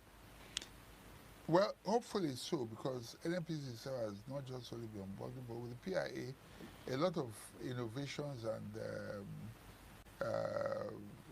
things have come to the fore. So I see a situation now where it will not be the same anymore. It's not a company that, as you read in your opening, will be going public very soon. So which means that there will be shareholders and they will be accountable to not necessarily government-appointed boards, as has always been the case anymore, but to a shareholders board, people who have a stake in it, who will be ready to say, look, hey, don't tell me that. We want to know where is this money, and if there are any debts whatsoever, these people will be able to say, look, we need the money, because if the money comes, it means therefore that they can get their dividends, you know, and return on their investments. Unlike the situation now where the return on investment and the dividends that should come to the Nigerian people are being frittered away by people in government, and there is no accountability. There needs to be accountability. That is very, very important. Okay, I don't know, do you think, do you actually think the structure rally that allowed debt to scale to accumulate in the first place, this huge amount of debt to accumulate in the first place, do you have any idea? What do you think? It's easy. It's corrupt. Wow. It's not. When the people in government are dipping their fingers here in NNPC, you know, of course there will be no accountability. They will just pretend that. So when that money is taken away, what are you going to put in the federation account? I want you to imagine what I'm talking about. Let's say there's joint venture agreement with one commissioner, say Shell, or Chevron. From the royalties that are coming, those ones they pay their own share. It goes into the NNPC account. That money should just go straight into the federation account. But if somebody somewhere is saying, look, election they come, we could use that money, run election, or I need 2 billion there, I need 5 billion there. Who are you to question the man who has appointed you? That's what has been happening, you know. So when you cannot question all that money that should go to a federation account, now becomes a debt, because what are you going to put? What are you remitting when the money has been diverted? The money has been stolen. The money has been collected, you know, by powers that be that cannot be questioned. So what are you remitting? There's nothing to remit. Do you get what I'm saying? So if there's nothing to remit, the debts will linger, they will remain. And you cannot question the NNPC bosses, because they are all complicit, they are hand in gloves with the organs that appointed them. As the organs are stealing, they are also, those who are, whoever it is there, they are also collecting their own, because they know that nobody can question them. Oh, so you feel this whole thing is corruption? But that's what it is. Nothing else. How can, I just give an example. I say, okay, I have a company with about 3 or 4 branches. And then a branch is not remitting money. It's one of two things. Either the MD is not remitting money to the shareholders and say, what is happening? Money is supposed to be coming from this place, and then if money is not coming, either maybe the MD or whoever is colluding with that branch, and all the goods that they are sending there, they are diverting, all of that. So what are you remitting? If the money has been, let me use straight balance, has been eaten, has been chopped, okay. What are you accounting for? You cannot account for anything now, can you? So the money was made, the money was paid, but it cannot reflect in the books, because in between it has been intercepted. And when it has been intercepted, what are you accounting for? I don't have anything against the write-off. What I am saying is there should be accountability, because the money has been chopped. Excuse my language.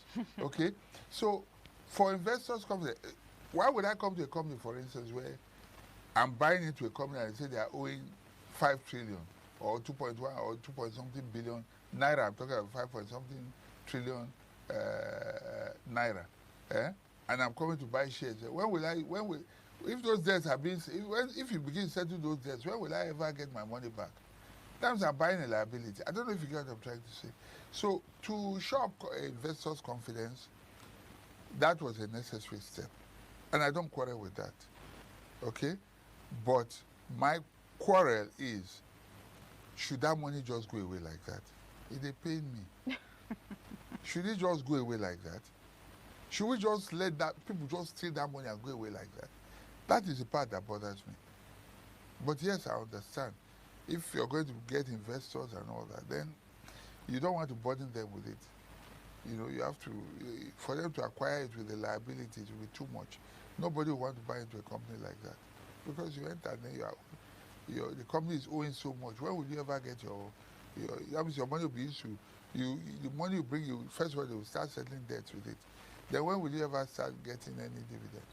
So that's probably why. Okay, because at this point, the NNPC, they have signaled plans to attract new investors and possibly sell stakes in some assets, part of broader efforts to reform and strengthening Nigerians' energy sector. They are certain at this point that they can attract new investors, of course, because the debt has been written off.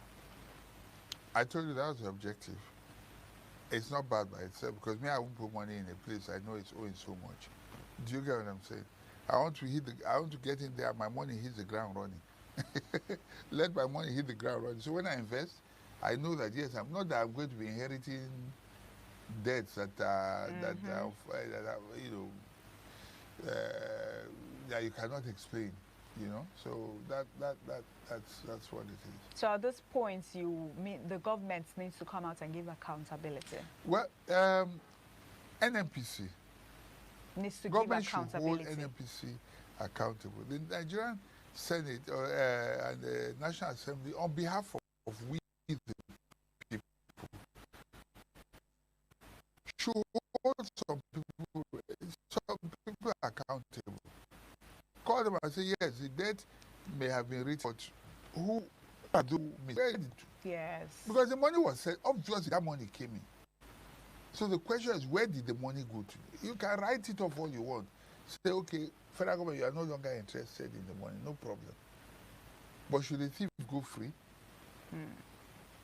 If you do the crime, you must pay you must do the time. So the president writing it off is not a problem. The problem now is those people need to come out and give accountability on where the money. People should be held accountable. So Nigerians would at least know that, okay, this is how the money, this is where the money went to. Yes, who are those? Who are the snakes that swallow the money? Who are the snakes that swallow the money? This is the only country where snakes swallow money.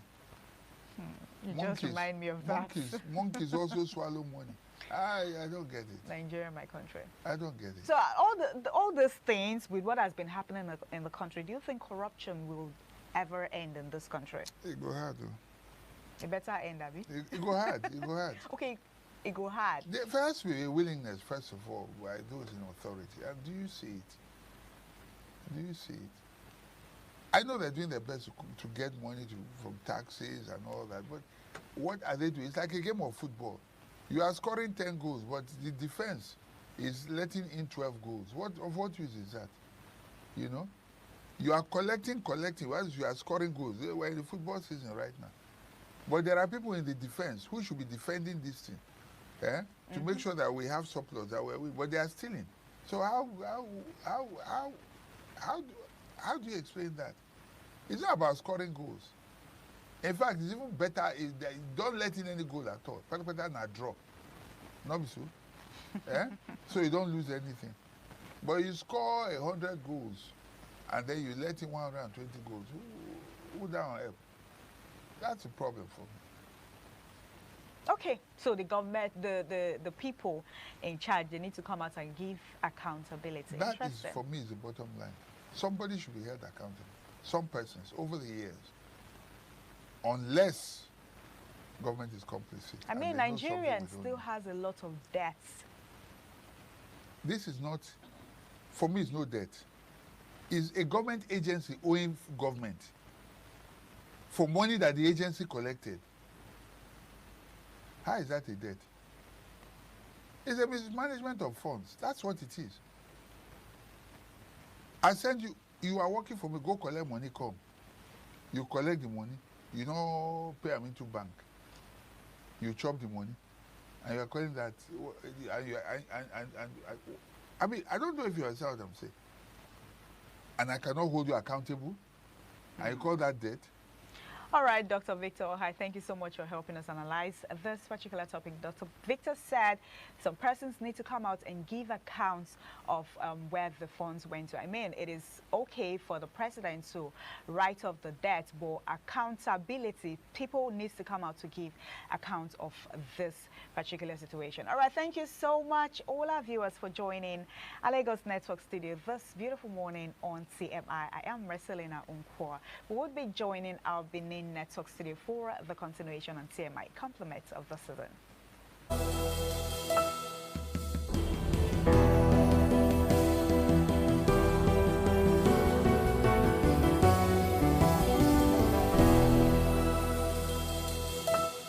My name is Evans Nuhugi. Good morning.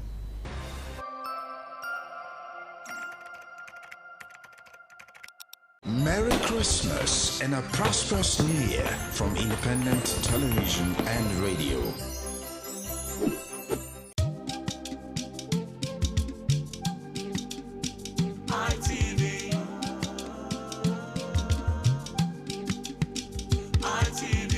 ITV, certainly the best.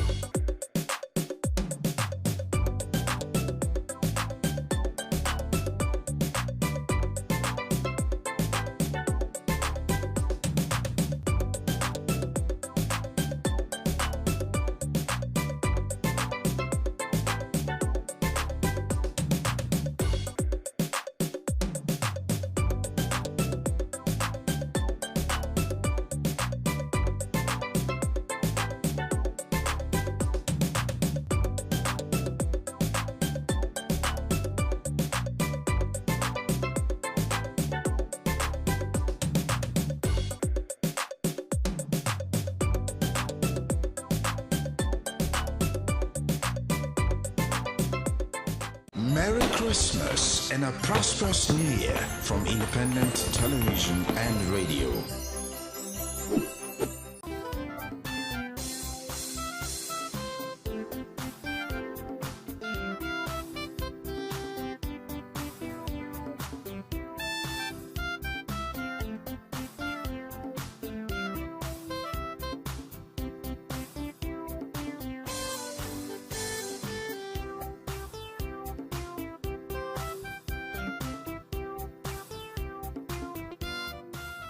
Good morning, viewers, and welcome to another edition of Tech Today on Independent Television, your #1 stop for everything innovation, gadgets, and technology shaping the way we live and work.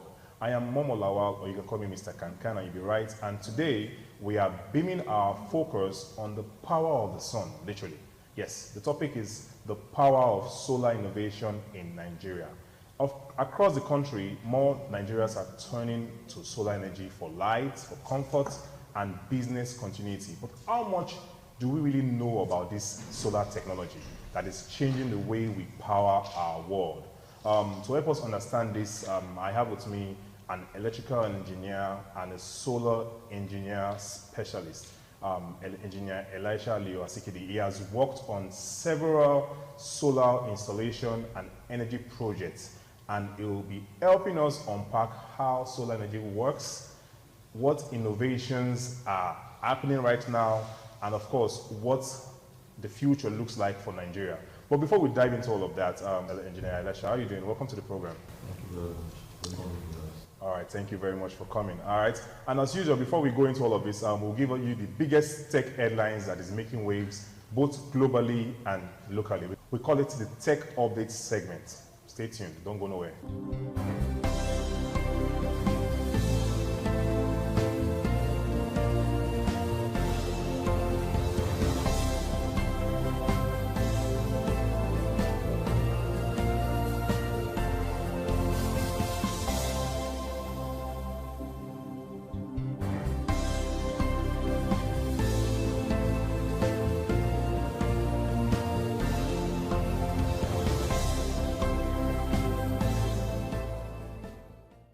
Welcome back, guys. It's still Tech Today, and we are diving into the tech update segment. Yes, number one on the tech updates, we have that Apple has rolled out a groundbreaking eye tracking feature on the iPhone 16.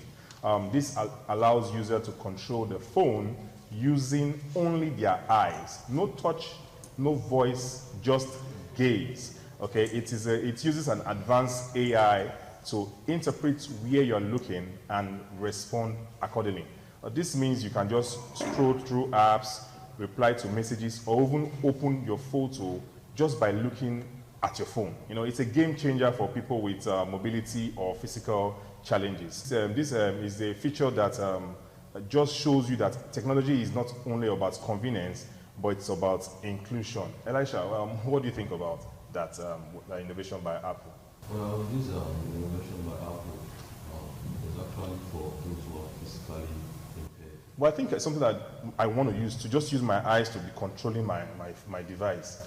Well, you already have your hands. But for, for convenience, I'm just saying. It's just for the convenience of yeah. those who do not have the ability to. So you use your eyes to do the... To your phone. But I'm just imagining how it would be. And we're waiting for it. We'll bring you guys more updates on that on the show, of course, as it unfolds. Next on the tech updates, we have that Starlink has introduced what we call community Wi-Fi in parts of Africa and Asia. So instead of everyone buying an expensive dish, a single Starlink hotspot can now serve an entire community at a much cheaper rate.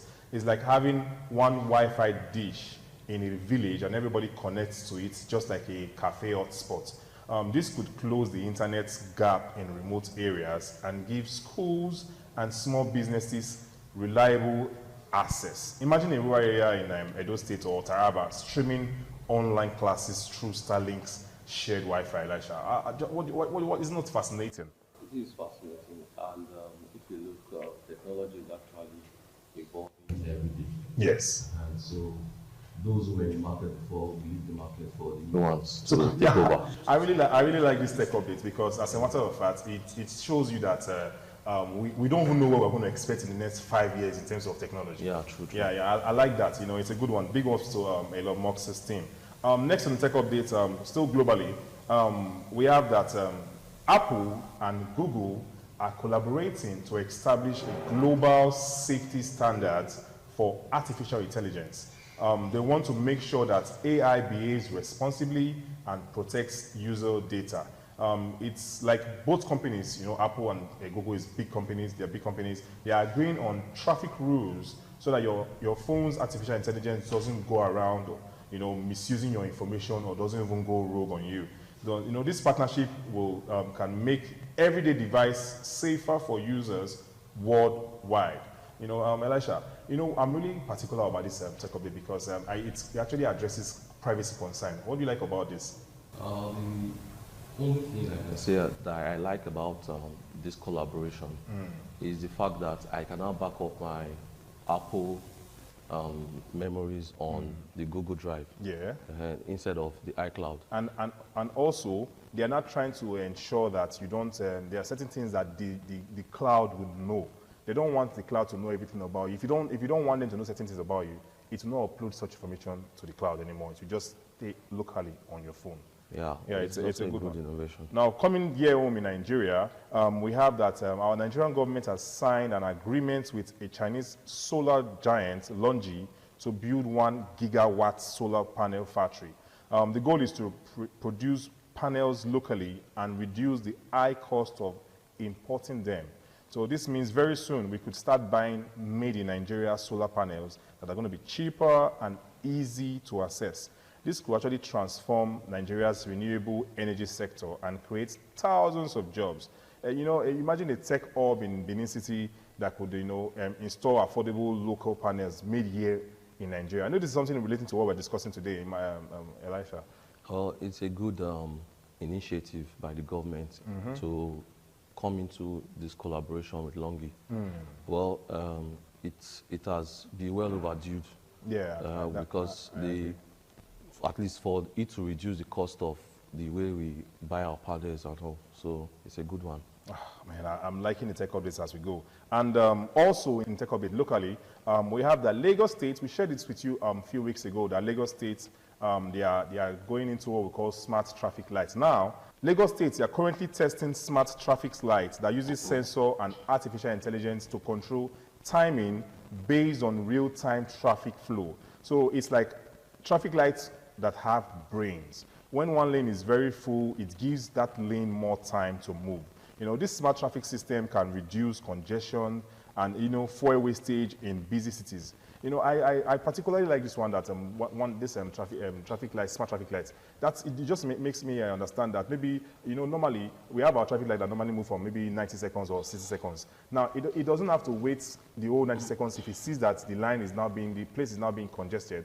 It just automatically just turns green and it allows people to move freely. It's not a good one. It's a good one, and it's actually powered by solar anyway. Oh, it is powered by solar? Yeah, because you can't use that when we have poor power supply. I don't know about that power supply, but I know it's not exactly poor. It has improved. Yeah. So it's a good one, and you know, but I'm scared. Will people actually obey those traffic lights? Why not? Lagos is a place where they've advanced even more than many states in the country. So you don't just be the light there anyhow. Okay. You have to take. There's a fine for that. Yeah. And lastly, in the tech updates, we have Inoso Motors have launched what we call an electric delivery van. So Inoso Motors have announced plans actually to release electric delivery van next year. These vehicles will run on batteries instead of fuel, and making them cleaner and cheaper to maintain. So think of this as a delivering vans that you can charge with like your phone, where you charge your phone. There's no petrol, no noise, no pollution. This move marks Nigeria's entry into a fast-growing electric mobility industry. Elisha, imagine delivery companies now using this. You know, you are driving your vehicles. We know we graduated from using petrol to now using CNG, and now we're now having electric vehicles, and it's not even going to the logistics area. What are your thoughts? Yeah, it's a perfect one for us because it's high time we start trusting our brands.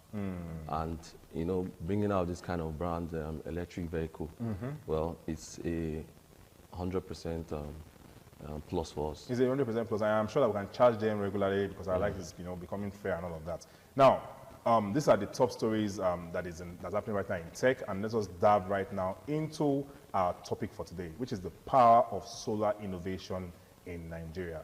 You know, Elisha, thank you very much again for joining us on the program. So let's just begin with this basic.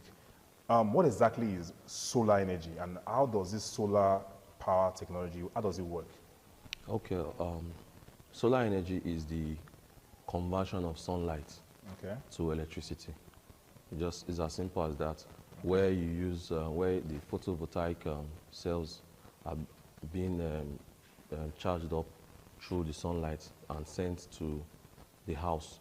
So basically, the things that you use to, you know, store these things are batteries. Yeah. Then from the batteries, you get to use your inverters to invert the charges that are stored in the batteries to your house, to your homes. Because the energy that comes there is in the DC. In the DC, yes, and which the inverter changes. DC means direct current. Direct current, which the inverter changes to alternating current. AC. To AC. Okay. So, well, the process it takes is when there's sunlight, the cells take charges from the sun. Okay. Then, you know, you have your positive and negative cables, which are from the panels to your charge controller.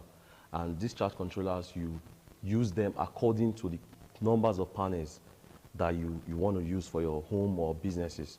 So with that charge controller, your panels are being connected to it. Then from there to your inverter, from your battery, or your inverter to your battery, at least the battery has to power the inverter. So when all this happens, it's just like a circle. The sunlight goes to the charge controller goes to the battery, the inverter goes to the battery. Whatever is stored in the battery, you know, there will not be sunlight for the whole day. Yes. So at night, the inverter inverts whatever it is that's left of the battery to give you at least power supply for the remaining of the hour or the night.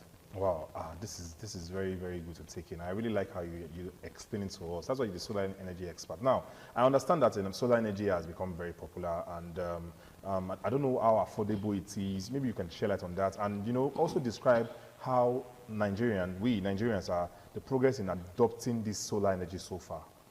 Well, with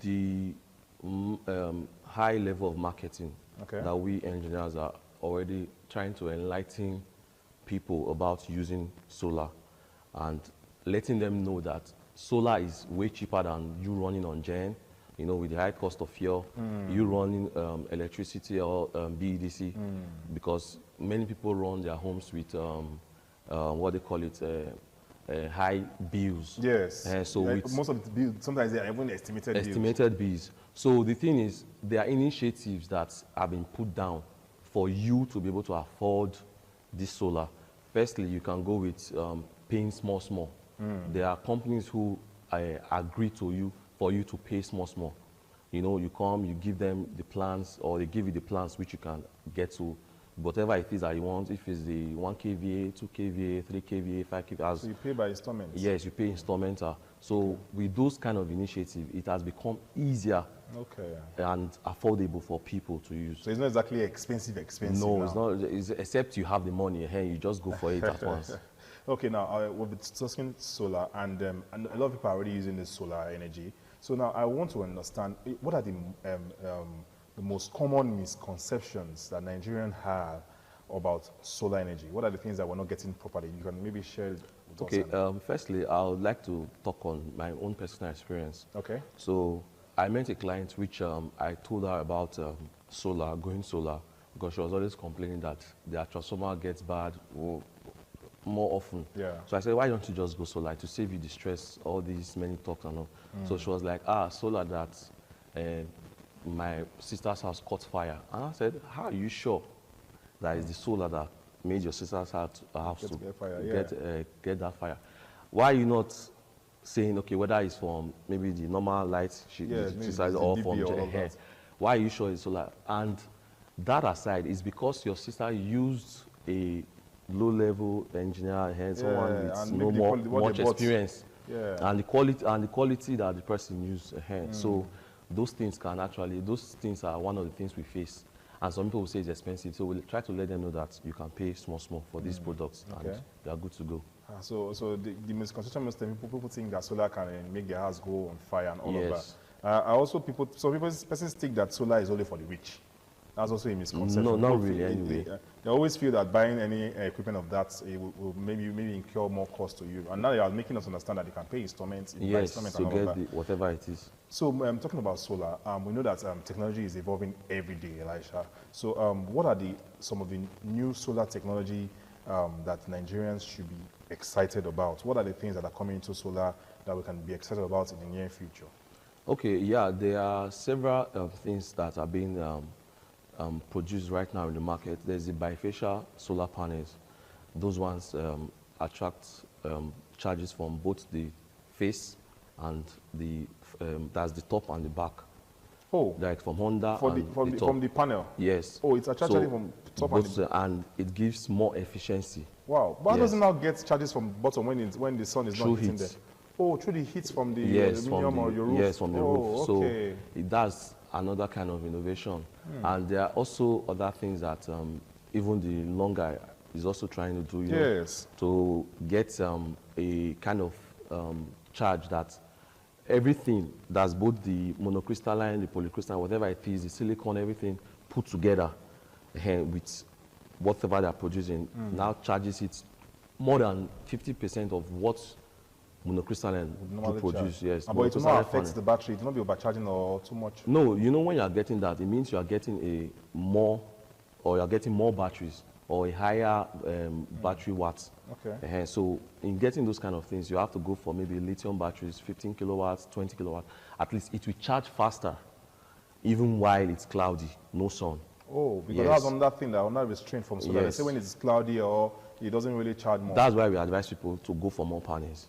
You know, when you have more panels put together. But more panels, you are seeing this more panels as if it's cheap.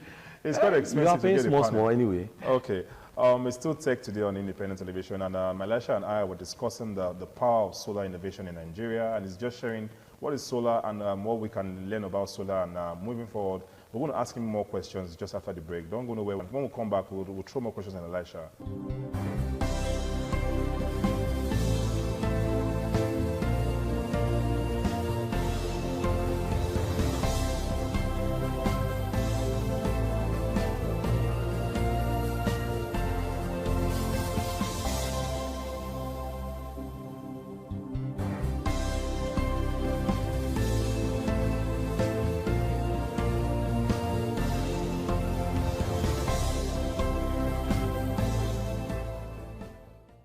Welcome back to the program. It's still Tech Today on Independent Television, and we're discussing the power of solar energy, the innovation of solar energy in Nigeria, how solar has really helped us in Nigeria, and what is solar energy in general. So we have Engineer Elisha, who is a solar energy expert and also an electrical engineer with us in the studio, and has been answering lots of questions for us. So Engineer Elisha, you know, I know that in one way or the other, we need government involvement in solar. So what way do you think that our Nigerian government can help us, you know, make this affordable, this solar energy affordable, or make it easy for us so that everybody, and most people in Nigeria, not everybody can actually have access to this innovation, this technology? Well, one of the things we actually face about the solar product is importation. The tax which has been placed on importing those solar products down to Nigeria. Yeah. Well, if the governments can be so kind to, you know, reduce the taxes for those products.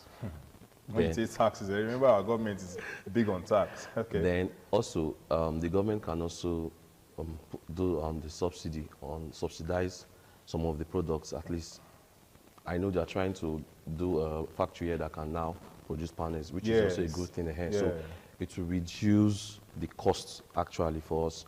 Then also, private companies also are going to play a role based on paying small, the installment payments. Okay, and all. So that role, again, would help people who really do not have much, but can pay that, you know, small. Governments can also assist people to pay. Yes, to at least. So that's part of also the subsidy that they can do for people to be able to get these products, which is also good. Thank you very much. I have this question.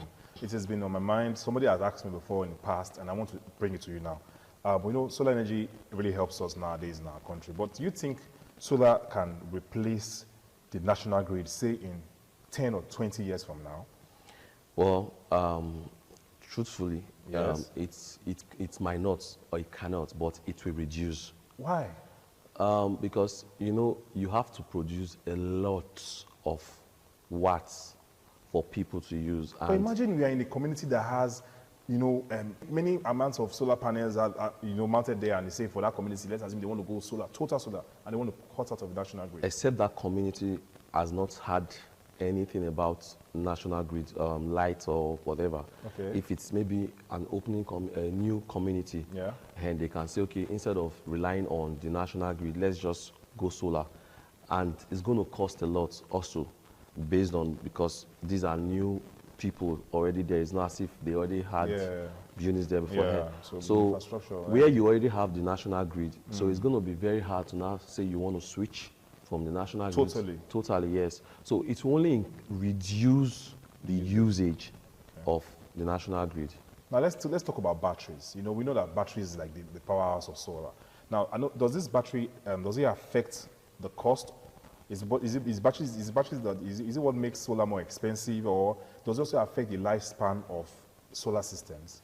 Well, it affects the lifespan of solar systems positively.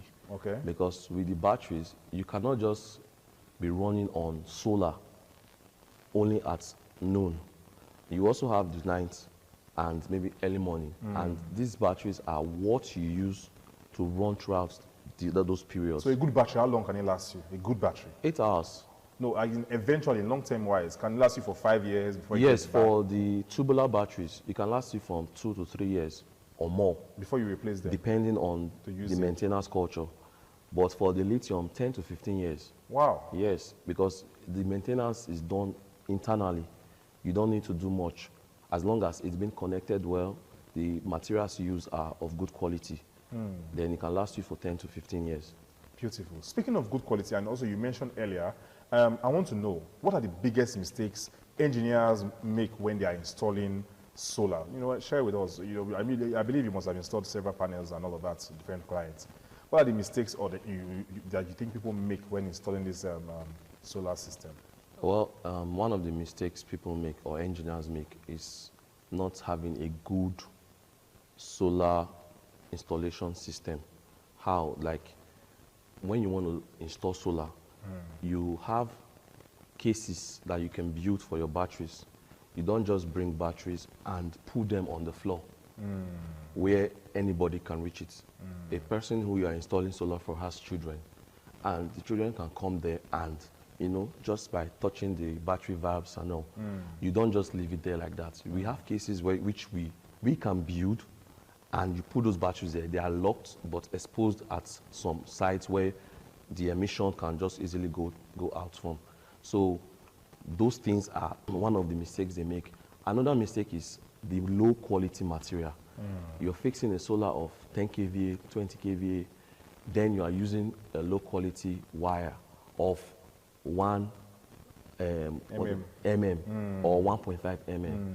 Now, when you are fixing those kind of things, you use materials that can hold the strength of energy which passes through, so that you don't have the scenario of this wire got burnt there, from there entered, so my house now got burnt. No, you use good quality materials. You are being paid for this, so why not just buy this thing instead of you trying to be greedy to minimize costs for it. All right, thank you so much. I've really learned a lot today.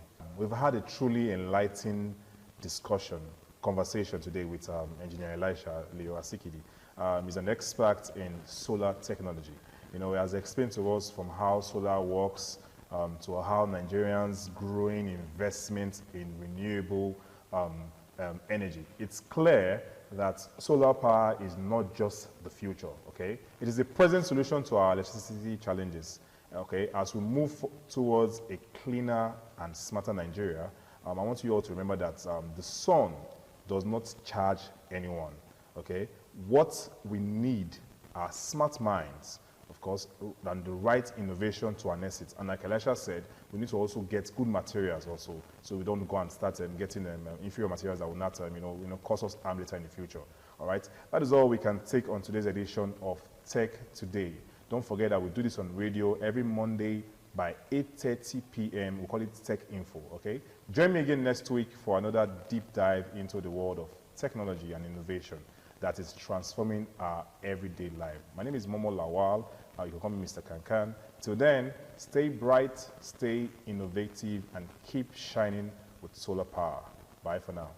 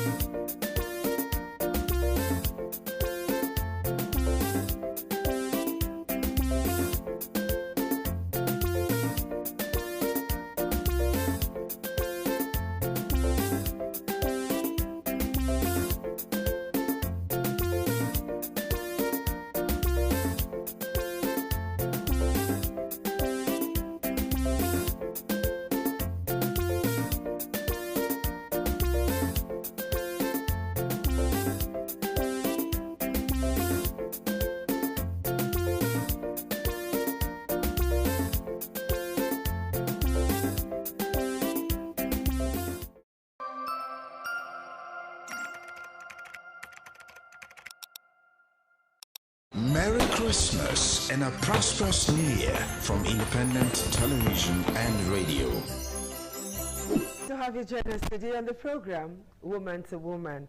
I'm Adisa Walter, and today on Woman to Woman, we're going to continue from where we stopped last week. Last week we talked about domestic violence, mental implications, health-wise, what can happen to the woman, And we had Nurse Iniye in the house who told us quite a number of things on how to recognize a woman who is suffering domestic violence. And we also had a lawyer in the house, Barrister Tega, who also intimated us on where to go to, how to recognize it, and where to go and seek help. She also made us understand that no woman should suffer in silence. Marriage is not by force. Marriage is not something you should manage. All right? If you're suffering domestic violence, be bold enough to take a walk. Else, you might just go 6 feet down, or you'll be maimed for life. That is why we advocate for women to do something for themselves, to be financially independent. Even women who are financially independent suffer domestic violence and cannot take a walk for whatever reasons, you know. So all of that we extracted last week. So in the course of that, as soon as I stepped out, some men accosted me. How can you, is it only women that suffer domestic violence? What about the men? You see, the noise was so much that I had a headache. I had to beg them. If you want to talk about this, let's do this today. And only one of them, of all the men that accosted me last week, only one of them is here with us today. And he's going to talk to us about domestic violence. We'll hear his view. Man's understanding, everything that man has to bear, the things that man needs to enjoy in marriage. Of course, he's here to talk to us. So join me as I make welcome the man in our midst this afternoon, blessed amongst two women, Engineer Bright Onochie. It's a pleasure to have you join us today, Engineer Bright. Thank you very much. And you're looking very bright. Thank you, ma'am. You're living your name. That's cool. Yes, all right, long time no see. My friend who ran away and abandoned me on this woman to woman. Honestly, we started woman to woman together, but halfway she appeared and left me home alone and dry. Please join me to make welcome Didi Ekpeyong. Didi, it's so nice to have you join us. She's an interpreter, in case you're looking for a French interpreter, and she's also an analyst. She does quite a lot for young girls to make sure they are well placed in society. Didi, thank you for all you do. But no thanks for abandoning me, though. All right, so let me start with Didi. Didi, tell us your understanding of domestic violence, and if a woman should stay in abusive marriage or not. That's a lot. It's a lot.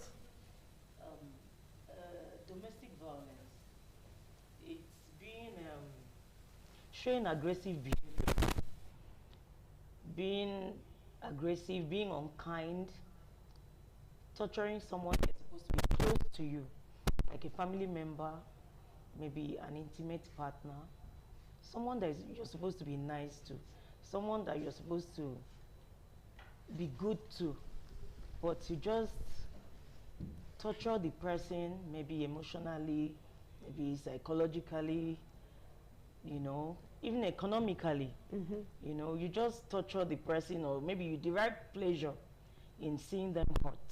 That's what one of the traits of a narcissist. Yes, so that's putting it mildly. So in an abusive marriage, should a woman stay? Because of the children, no. Because of what society will say, because of my pastor, my church, should a woman stay? Well, I wouldn't advise any woman or a man, let's not be biased, a woman or a man to stay in an abusive relationship. You have to seek help. You can't keep staying and suffering in silence. You have to speak out. You have to look for help. If you love the person abusing you, you have to look for help for the person too. Not yourself first, you know. The first step of action is always to remove yourself from the environment where the abuse is going on. Because gradually there's a form of damage going on. It's damaging you gradually, and you wouldn't know how you will react. One day you just react and do something. We are women. You say this woman got up and stabbed the husband, or the husband got up, beat up the wife. It's a series of abuse that led to their elasticity limits So just going off. It It snapped. So, and the action they took, you know, if when they become calm and they look back, they won't even believe that they reacted that way. So the first step is to remove yourself from the environment where the abuse is happening, look for help. There is help out there. Seek, talk to someone. Don't keep it to yourself. Okay. Fantastic. Okay, Engineer Onyoche, welcome again to Woman, where women rule. This is our word, so we rule here. Yes. Okay, you were one of those who were like very bitter. Yes. That why did I not talk about men? Men suffer domestic violence too, and all of that and all of that. What kind of domestic violence do men suffer? Thank you very much, ma. I would like to say this. Men, if 100% of men out there could come out and speak out what they are going through in their homes, you will find out that men are going domestic violence more than women. Really? Yes. How so? Make a balance well, make I hear you. Now, they are just my agbada. It was because of you I want agbada today. Oh yeah, let's go. Now, when you get to find out that in some homes, when they have any little issue, the lady will be calling the man by his name. Not by name before. It's domestic violence. By calling my husband by name is domestic violence? When you are calling his name, you're not calling him by pet name, no respect, you're calling him by that name. That's domestic violence. Yes. This is new. I'm just hearing this one. Then when you are trying to control his wealth, his money, you don't want he wants to do something like this, he wants to do the other thing, and you're saying, no, don't do it. Do it my way. It's also a domestic violence. Okay. Now, there are verbal If I'm helping my husband to control our money, you know, it's domestic violence? Yes, it's domestic violence. You should allow him to do it. Your own is to advise, not to control him. Tell him this is what you're supposed to do. Okay. Now, if you check 100% of the whole men outside there, they are afraid of saying, I'm going through domestic violence because what the society will say. Okay. That's why you see some men, when they are going on the road, you just find out that the person wants to open his car, he just number die. That's all. Because they are going through domestic violence emotionally, which is really hitting them up. Okay. They don't have who to speak out to. So when you're always saying women are women are passing through domestic violence, they are into domestic violence, blah, blah, no. The men are the ones suffering it the most. If a woman wants to nag today, the man will just for the next 5 minutes, he will just be mute. He don't know what to say. It's domestic violence. The way the woman reacts to the man now determines the way the man reacts back. Okay. And when you look at it, the man reaction now becomes the topic of the day. Okay. But when a woman was giving the man verbally domestic violence, verbally abuse, nobody sees it. Now the man could not control it. And something happened along the line. They say the woman is facing domestic violence. No. Why couldn't the man talk softly to the woman instead of hitting or beating or flaunt? Don't you know that cheating is also domestic violence on the woman? It's not even true that men can speak out. Okay. Because we have counselors. You don't have to go to where you are known. There are counselors everywhere. We have NGOs that offer free counseling. To men? To men and women. They don't say counseling is restricted to just women. You are free to speak to someone. You should have a colleague you are close to, someone at least. One, a boss that you can respect or you feel you can open up to. There must be one person. You can't be an island. Okay. So you can't say men are embarrassed to speak out. It's about life. A man's life is equally important, just as a woman's life is important. So you can't say, oh, it's women that will listen to. The world has changed. People are not reasoning that way again. The male child is important, the female child is important. So if you're saying a man can't speak out, that's not true. I'm such a counselor. This is what I'm going through. What do I do? Okay, let me ask you, Onyoche, Bright Onyoche, why did you say that men can't speak out? Perhaps they are, I don't know why. Why is it that they cannot speak out? They have friends, they hang around like Didi said. Because they mix up with people. Men can't speak out because they are afraid of what the next person will say. They don't want this person to mock them. That they are going to. Okay. Yes. So they are afraid of being stigmatized. Yes, to be stigmatized. That's why they can't say it out. So why do they now hit? Why do they react? A woman nags a man, not be mouth she take talk. Yes. A woman tries to control a man, not be mouth she take talk. Why can't the man use the same mouth to talk and rest instead of being physical with the woman, turning her into a punching bag? When a woman is nagging, when is like having issue with her husband, that's verbal abuse. I know, you said that. So why can't the man also talk to the woman? Let it to be verbal abuse instead of physical. When the man, no, not all domestic violence are physical. Like hitting the woman. No. There are so many ways. There are some men who does not talk. But 90%, the records have shown that 90% of domestic violence recorded, men are the perpetrators in capital letters. That's why I said 100% of men out there can't speak out. If they speak out the same way women are going out, saying it, coming on social media, telling people, this is what I'm going through. I'm telling you the truth. Men speak out. I actually saw one on social media where the woman was hitting the man. She went to the point of bringing out a knife to, I don't know what they were arguing about, but this didn't happen in Nigeria, I think, but African people, Nigerian people, and the guy was shouting, "No choke me, oh, no choke me, oh, no choke me," oh, and he kept some distance, yeah. If it's Nigeria, yeah, do you think that man will cry out? The man will not cry out, he will beat her instead. He will punch her, he will mama her, he will panabit her. So careful not to touch her. He will panabit her. Now, in some cases, when, like let's say for example now you're going to Ring Road, and when you get to Ring Road there, you just see a guy and a girl, maybe they are discussing. The next thing, the girl will just grip the guy on his shirt. Nobody knows what happened because the lady has gripped that guy. Everybody will come and be hitting the guy. Really? You Yes. just hit somebody you don't know because You don't know what happened. Once a lady holds a man down and started shouting, other people will come and join that woman to fight that man. That's domestic violence. No, we are just being women. We are protecting ourselves. No! The man did not raise his hand on her. Okay, let me ask you this question now. Why is it quick for men to hit their women? And there are some who will hit their women where people will not see. They will not hit on the face, but they will beat them on their back, beat them so hard so that people will not know. Then they come outside and pretend like they love the woman. Inside, the woman is going through hell. They control the woman's money, control her life, control everything that's got to do with that woman, and will never ever allow that woman to grow. Why do men do that? Okay. Now, if you look at that aspect, what you just said now, the only word I can use there is just lack of self-control. On the part of the man or the woman? Yes, on the part of the man. Okay. Now, if there is self-control, immediately that woman is reacting that way.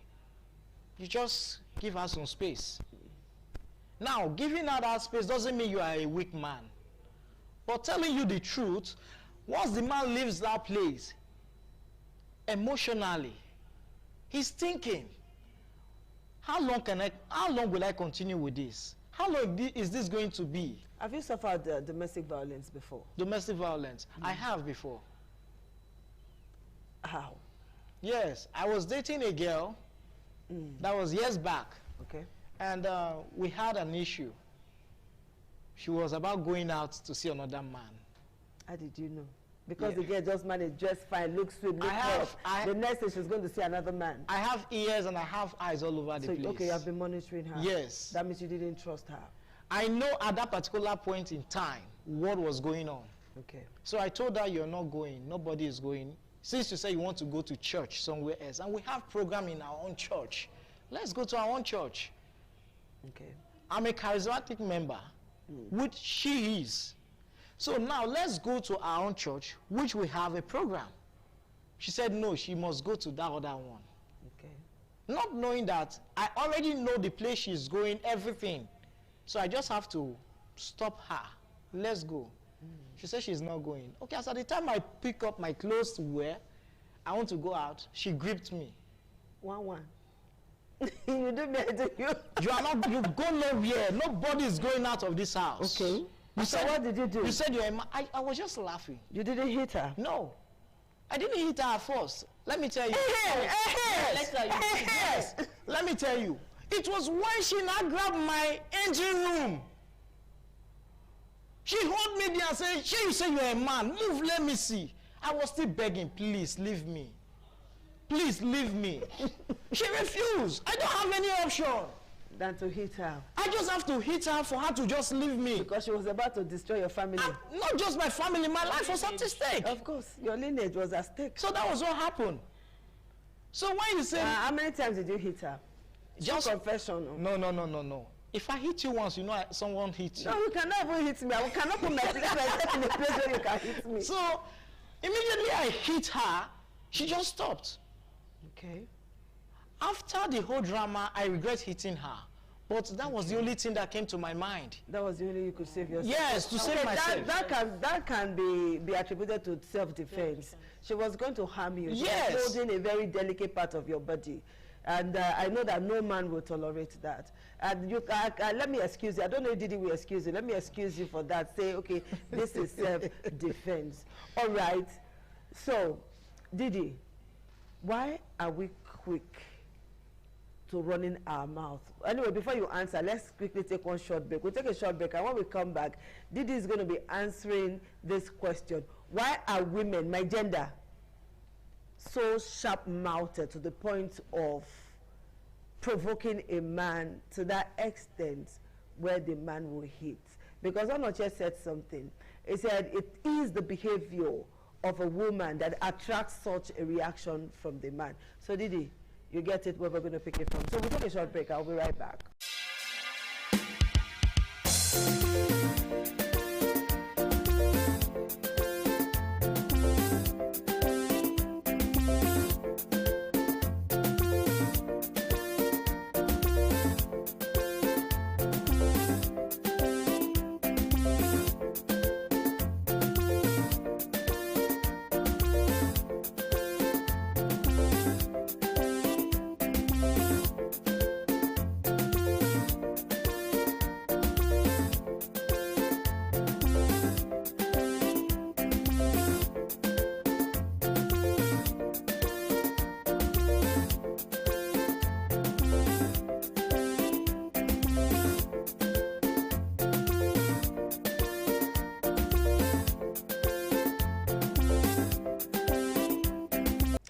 Thank you so much for staying tuned to Woman on Independent Television with yours truly, my beautiful panelists. Okay, Didi, a while ago, Engineer Bright said that it is the behavior or the reaction of the woman that warrants a tougher reaction from the man, up to the point of, you know, basbos and all of that. Now the question is, why are women so quick to judging a man? Why is our tongue so sharp to the point that when some women will start, they go, curse your papa, curse your mama, curse your generation. Yeah, now women be that. You know, why are women like that? I think it starts from when they met, the reason why the woman married the man. Maybe some women have these expectations from their men, and by the time they finally get into that marriage, what they were expecting, they are not seeing it. And it becomes frustrating to them, and they start losing respect for the man. Maybe they felt the man is so buoyant financially, or the man is, you know, socially out there. And, you know, that's why they say when you're courting, be your real self. Let the person know who you are. Now, while you are courting, today is the cinema, tomorrow it's the beach, next tomorrow you're going to the moon, you know, you're doing so many things. Then before you know it, you're now married, weekends will come, you're inside the house, you the man, you wear your clothes, you go out, the woman is at home, all the fun is gone. So she's waking up, going to work, coming back, weekend she's at home, and you are out there. Her mind will start telling her, this man is taking some, because what made her to like you was the things you were doing when you guys met. All of a sudden, it's another drumbeat. You're not yourself again. You're not doing those fun things. You're not. Look, it can be frustrating, because some people will go like, oh, this man is fun. I want to live my life with someone that will make me laugh every time. and you come in, you're so moody, the woman starts suspecting you, starts disliking you. There's no attraction anymore. Before you know it, she'll start losing respect for you, and then she starts beating you or harming you verbally, and you know, it's expectations. So if you are dating or courting, stay true. What you cannot do in a long time, so don't try to be who you are not. Be yourself. You're not the type that does movies, and because you met a woman, all of a sudden you want to be doing movies. Then you now succeed to bring the woman in, and you stop doing the movies. You're looking for trouble. So let's stay true. Let's stay real. Let's deliberately go out to maintain that fun. Maintain that. See, it might not be easy, but you have to be intentional about it. Okay. Keeping a lifelong relationship involves a lot of work, a lot of commitment. That's why they say if you're not ready, don't go. You can't say there's no fun, there's no vibes, there's nothing, and the home will be interesting. You should look for things that, you know, you said something, you said your husband went and hid something, say go and look for it. He's trying to bring fun, he's trying to make the house lively, he's trying to, you know, you guys were doing it when you were dating. That you are married, that you have children, doesn't mean that you are too old to go and watch a movie. Instead, they will look for side chick. It doesn't mean that you're so so by the time the woman starts suspecting that you're doing these things with a side chick, you come into the home, she's not respecting you, your meal is not ready, what are you good for? What, you know, there's no respect anymore. So she can as well start vomiting those words. Well, but another thing is, in bringing up our children too, we have to be conscious of the fact that life can go either ways. It's not always rosy. A man could be so buoyant when you meet him, and maybe later things change. You have to teach your child how to cope at different times. I have an uncle that is very wealthy. He's very wealthy, but at times he'll take the kids out. He'll tell them, what do you want me to buy in this mall for you? And they'll say, Daddy, we love this shirt, we love these trainers. You say, well, I can afford them, but I won't give them to you, so that you will not feel that you can always have whatever you want at any time. You know, teach your children as they are growing up. Life is full of ups and downs. Be patient when it's not moving as fast as you would love to. Work towards improving it. Put in your best. Trust and believe God, or believe in something, you know. So it's not about abusing your partner. It's not about fighting your partner. It's not about becoming violent. It's not about aggression. Seek help. If you cannot tolerate the man anymore, if he's irritating you, if you have a pastor or a female pastor, go and talk to he or she. The one that will not add fuel. The one that will not add fuel. Fire. Yes. If you have a counselor, if you have a boss, see, I don't like, there was a time I was feeling irritable towards a colleague. I met another colleague. I said, I don't know. Everything about this person just irritates me. And, you know, I was counseled, I was spoken to, and I took the counseling, and it helped me. Fantastic. So, Onoche, in just a minute, please tell us, how can men in domestic violence survive? Well, to me, what I'm going to tell the men out there. Just tell them in a minute, because time is not to the men out there, if you are going through domestic violence, speak out. If you can't take it, walk out of it. Wear your shirt and walk out. Okay? Instead of hitting. All right, Didi Ekpeyon, thank you so much. Engineer Noche, thank you so much. Thank you. The bottom line of today's discussion is this. If you cannot take the hit, please leave the kitchen. Leave the kitchen as fast as you can before you pick up a knife to stab maybe your pot or your kettle or your cat or your rat or anybody around you. If you know that the marriage is too hot for you, instead of it to hit to the point that the person may die or sustain lifelong injury, just take a walk. And when you're doing all of this, don't forget that your children are watching. Be careful so that you don't raise a wife beater and a man eater. We'll see you again some other time. Bye-bye.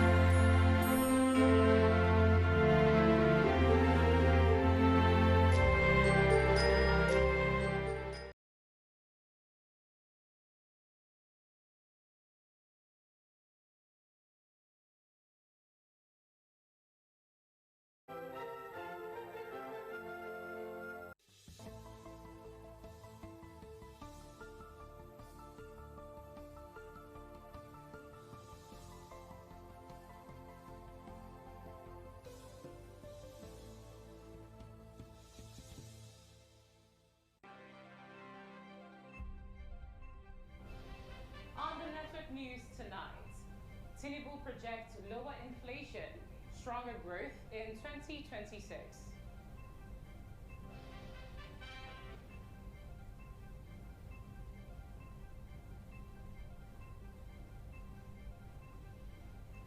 Akpabio orders lawyers drop all suits against Senator Natasha, others.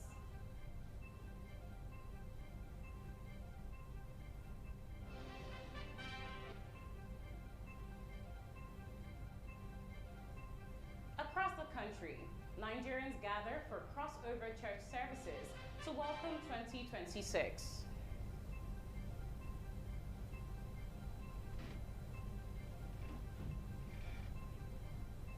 Dignitaries attend House of Igbenedions 2026 Morning Dew Thanksgiving service.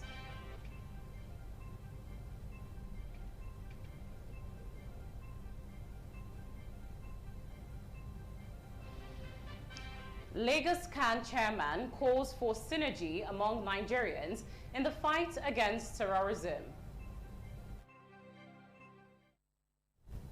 Good evening and welcome. We wish you a happy new year. This is the Network News on Independence Television. I am Chukufum Nanya Digwe. And just to let you know, you can watch ITV live online at www.itvradioNG.com/live. Follow us on all our social media platforms, Facebook, X, Instagram, YouTube, and TikTok at ITV Radio NG. Now, Nigerians have expressed optimism that the new year would usher in good things for the people and urged the Nigerian leaders to tackle economic hardship. They made the call in churches where they observe the crossover night service to usher in the year 2026. Our team of reporters in different states obtained comments from religious ministers and others. We'll bring that report to you in subsequent times. Now, Governor Monday Okpebholo has expressed optimism that the year 2026 will usher in hope, growth, and renewed zeal to tackle all forms of insecurity across the state.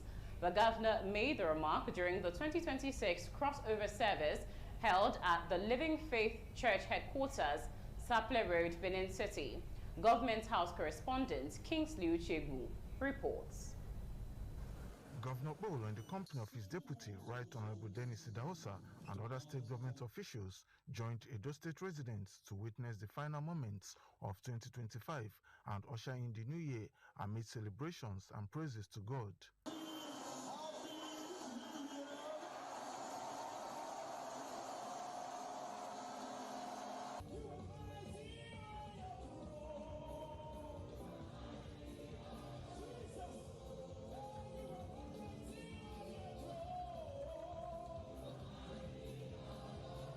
In a virtual message, presiding Bishop of Living Faith Church, Bishop David Oyedepo, who declared 2026 as a year of open doors, encouraged believers to enter into a covenant of service to God in the new year as a guarantee for all-round rest. He admonished worshippers to serve God diligently, ignore prevailing circumstances, and adhere strictly to divine instructions. Do you that we are saved today, by the end of 2026, as Jesus Christ, will be several times over? As you jump at his instructions, he will keep the quality of life for one minute or another. Speaking in an interview, Governor Okpebholo expressed confidence that 2026 would be stress-free for Edo people, assuring that insecurity and all forms of criminality would be confronted decisively in the new year. I believe that 2026 will be a year of stress-free for Edo people. Make sure that Edo is free of kidnapping, courtesans, and others. The crossover service climaxed with prayers and praise and worship sessions. Kingsley Uchegbu, ITV News. Now back to our earlier reports. Nigerians have expressed optimism that the new year would usher in good things for the people and urged the Nigerian leaders to tackle economic hardship.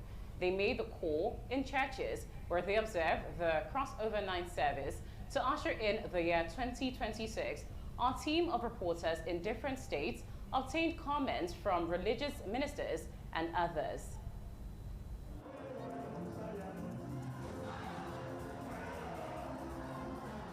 Celebration filled the air in the various churches visited following the crossover night services. The Archbishop of Benin Metropolitan See, His Grace Most Reverend Dr. Augustine Obiora Kubeze, alongside Pastor Joel Dominic, Reverend Emeka Ekoga, Prophetess Emokaro, and Pastor Michael, stated that God has revealed that 2026 will be a year of success and fulfillment. It's a year of kabod. Kabod is tangible glory. Now, if we are going to enjoy this glory, each and every one of us must be intentional with our lives. That 2026 is going to be our year of grace for extraordinary. Fear God, keep His commandment. He will watch over you. He will take care of this nation, Nigeria. 2026 is going to be a blessed year. The Holy Spirit have already revealed that there's going to be a series of blessings. God have done so much for us. If not for God, I only Him know where we would have been, especially Nigeria. But we will survive. God has promised us that He will make good things available for us in the year 2026. We expect that He will be there for us to overcome any problem that may pose its way in the year 2026. At exactly midnight, as the 2026 was ushered in, church members jubilated in thanksgiving to God Almighty for granting them the grace to witness the new year. The city center within the Benin metropolis also recorded heavy pedestrian and vehicular movement following the crossover night celebrations.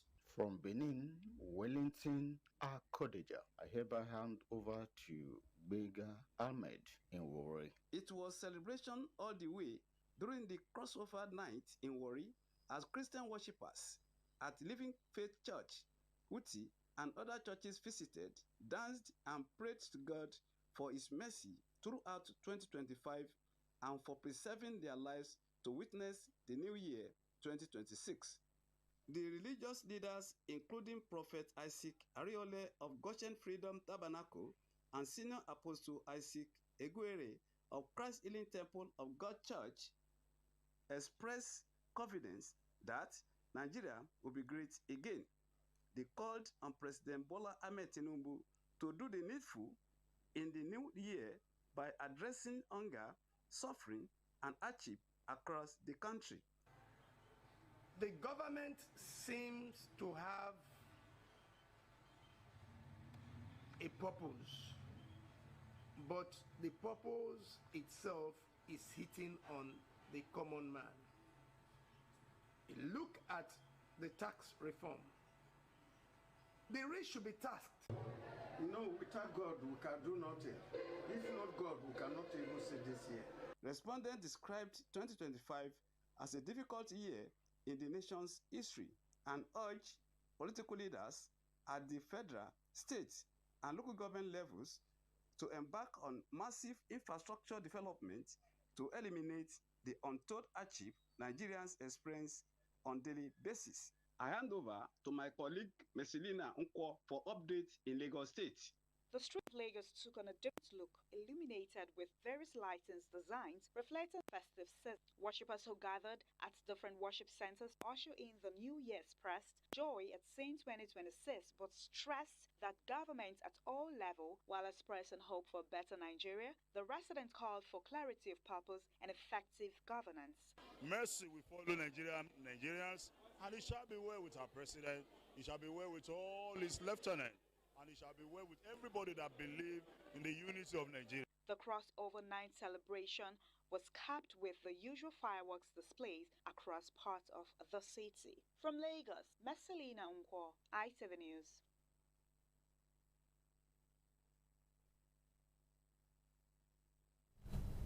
Now, in case you're just joining in, you're tuned into the Network News on Independent Television. Now, for more reports, we'll be joining our Lagos Network Center, where Messilina Nkwo is standing by to take you through. Good evening, Messilina, and a Happy New Year. Over to you. Beautiful evening Jeremiah from our Lagos Network studio. A Lagos state-based civil society organization, the Center for Human and Social Economic Rights, CHXR, has strongly condemned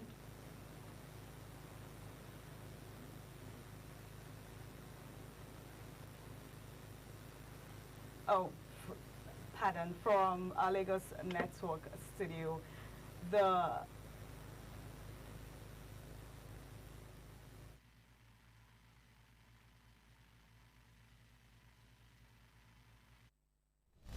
Now, apologies for that glitch. In more news, the 2026 Morning Dew Thanksgiving service organized by the Household of Igbenedion has been held amidst fanfare. Efosa Wangwe reports that the 2026 edition of the Morning Dew, tagged My Year of Glory, Honor and Peace, attracted dignitaries from all walks of life.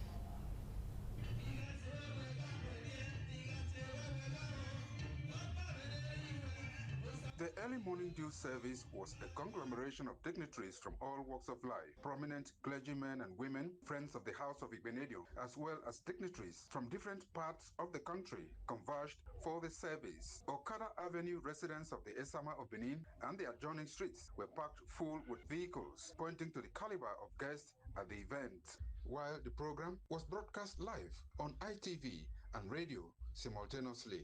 Some dignitaries who described the gathering as a true manifestation of the glory of God said the Esama's love for God is unparalleled. He understands the source of his strength. He understands the source of the material things and the blessings of his life. So, and he honors God when it comes to the things of God. You heard when we were talking about glory, honor, and peace. Many churches don't have such openings, but Esama has that guidance. And I must tell you, use the opportunity to let you know that Esama is not just human. Esama is a spirit.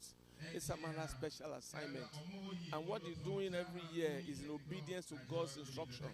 Coming here is always one of the best ways to start a new year, because you can be sure of quality praise to God.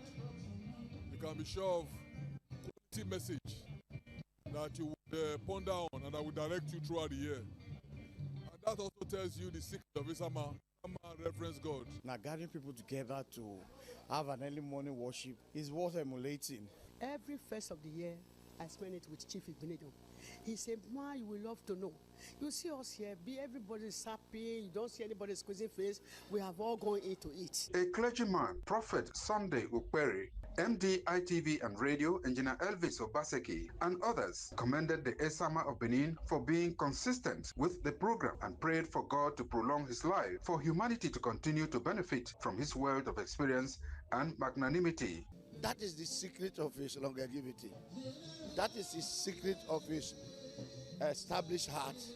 That is the secret of his prosperity. Because to him that scatters, he gets back. Our chairman Esama Benin is a man that loves God, and he's never shy to tell the world in thanksgiving how much he feels and reverences a God. The Esama of Benin, an honorary Romanian consul to Edo and Delta states of Nigeria, His Excellency Sir Chief Dr. Gabriel Usaro Igbenedion, has for decades hosted the early morning dew service in demonstration of his love for his creator. I thank God Almighty for see today. I do for work for next year, the same day. God Almighty, I pray God will do it for me. From Benin, Pius Nsogo, ITV News. Back to our earlier reports, the 2026 Morning Dew Thanksgiving service organized by the Household of Igbenedion has been held amidst fanfare. Efosa Wangwe reports that the 2026 edition of the Morning Dew, tagged My Year of Glory, Honor and Peace, attracted dignitaries from all walks of life.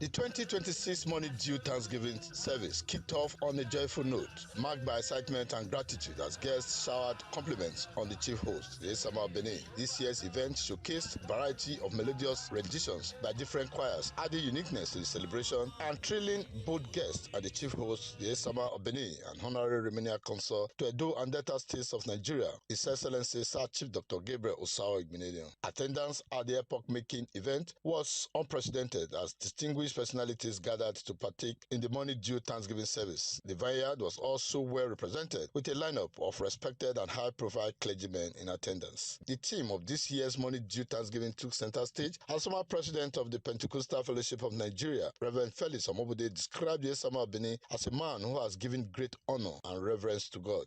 Grace is the decree for you. Amen. Whenever you need people around you, you will not be found wanting. Amen. It shall be well with you. Amen. The Edo State Chairman of the Pentecostal Fellowship of Nigeria and Vision Bearer of Family Intercessory Ministry, Dr. Margaret Agbonifo, praised the chief host, the Esama of Benin, Sir Chief Dr. Gabriel Osawa Igbinedion, for sustaining the Money Due initiative. She noted that starting the year in God's presence is highly commendable. Dr. Agbonifo also appreciated the matriarch of the Igbinedion dynasty for her support to her husband as well as the children for maintaining consistency in the Money Due program.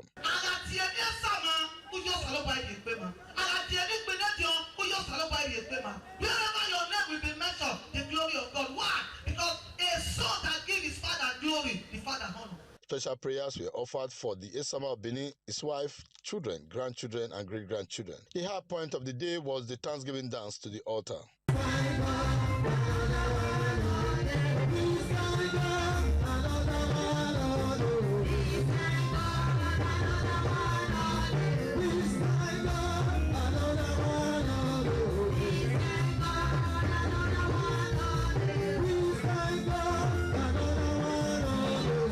Appreciation, Esama of Benin Sir Chief Dr. Gabriel Osawa Igbinedion, whose speech was read by Bright Ayemehue Igbinedion, thanked everyone for taking time out to join him and his household for the 2026 edition of Money Due. He further made history by initiating for the first time prayers from the Esama of Benin for the clergymen in attendance. For the first time in the house of Igbinedion, all the clergymen will go in front of the Esama. They are going to receive special prayers from him this year. Now, Esama is going to pray for you all now. Something that's never been done. If you talk about man being in the spirit, there's no better person. If you talk about experience, there's no better person. The tongue that you should pray God well, may God continue to bless you. Amen. You will never regret backward. Amen. Amen. Amen. The ITV Radio family was fully represented at the event, led by the managing director, Engineer Elvis Obaseki. The event later shifted to the reception ground. From Benin, Efosa Wangwe, ITV News. Now, as Edo State steps into 2026, Governor Monday Okpebholo has assured the people of renewed hope, stronger security, and accelerated development, describing the new year as a defining phase of hope and growth for the state. In his New Year message, signed by his Chief Press Secretary, Dr. Patrick Ebujele, Governor Okpebholo thanked God for sustaining Edo State through 2025, which marked his administration's first year in office. He noted that the journey so far has been one of steady progress despite inherited challenges. The governor stated that his administration, under the Shine Agenda, has recorded measurable achievements in security, infrastructure, healthcare, education, agriculture, economic development, and job creation, emphasizing that governance under his leadership is driven by practical action rather than mere promises. Governor Okpebholo revealed that since November 2024, his administration has intensified the fight against crime through the identification of criminal elements, strengthening of law enforcement, support of lawful arrests, and the demolition of criminal hideouts across the state. As part of new security measures, the governor announced the introduction of a dedicated security hotline to enable citizens report criminal activities in real time. He expressed appreciation to President Bola Ahmed Tinubu for his support and commended political leaders, traditional rulers, religious leaders, security agencies, civil society organizations, and the people of Edo State for their cooperation. Governor Ukpebolo wished all Edo residents a peaceful and prosperous new year and urged citizens to embrace peace, hard work, and unity as the state moves forward in 2026. In another report, the Deputy Governor of Edo State, Right Honorable Dennis Idahosa, has called on the people of the state and Nigerians in general to embrace unity, hope, and collective responsibility towards nation building as the nation steps into the new year. In his New Year message released by his Chief Press Secretary, Mr. Friday Ahedo, the Deputy Governor said 2025 tested the resilience and determination of the people and noted that the people, however, remained steadfast in the face of economic, security, and social challenges. According to him, the courage, patience, and optimism displayed by Edo people throughout last year underscored their commitment to progress and democratic values. Right Honorable Dennis Idahosa expressed optimism that the new year will be an opportunity to deepen good governance, strengthen institutions, promote peace and security, and ensure inclusive development across the state. Right Honorable Idahosa reaffirmed the commitment of the state government under the leadership of Senator Monday Ukpebolo to people-oriented governance, job creation, infrastructure development, improved education and healthcare, and the sustenance of transparency, accountability, and the rule of law. He paid special tribute to youths, whom he described as the heartbeat of the future, urging them to remain innovative, disciplined, and patriotic. He also acknowledged the role of elders for their guidance and commended workers, farmers, traders, professionals, and entrepreneurs for their sacrifices and contributions to the state's growth. Extending his message beyond Edo State, Right Honorable Idahosa called on Nigerians to strengthen national unity, reject division, and work together toward building a peaceful, prosperous, and just country, noting that Nigeria's diversity remains its greatest strength. He urged citizens to embrace hope over fear, unity over division, and service over self-interest in the new year, expressing confidence that collective work would deliver the Edo State and Nigeria of citizens' aspirations. Right Honorable Idahosa also urged and used the occasion of the new year to wish the people a happy and prosperous new year, filled with good health, peace, and progress, while offering prayers for Edo State and the country.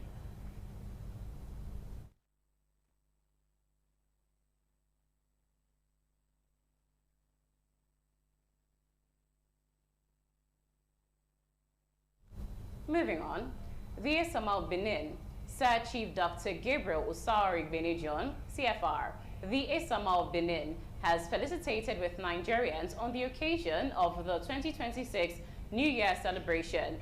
In his New Year message, His Excellency, Sir Chief Dr. Gabriel Usari Igbenedion said the beginning of the new year offers a renewed opportunity for reflection, hope, and collective resolve to build a stronger and more prosperous nation. He said despite the challenges we have faced, Nigerians have continued to demonstrate resilience, courage, and an enduring spirit of unity. Chief Igbenedion encouraged all Nigerians, leaders, and citizens alike to recommit themselves to the values of integrity, hard work, tolerance, and service to humanity, as national development is a collective responsibility. He said we must continue to invest in education, enterprise, and the empowerment of our youth, who represent the promise of tomorrow. He offered prayers that the new year bring good health, abundant opportunities, and progress to every home and every part of Nigeria.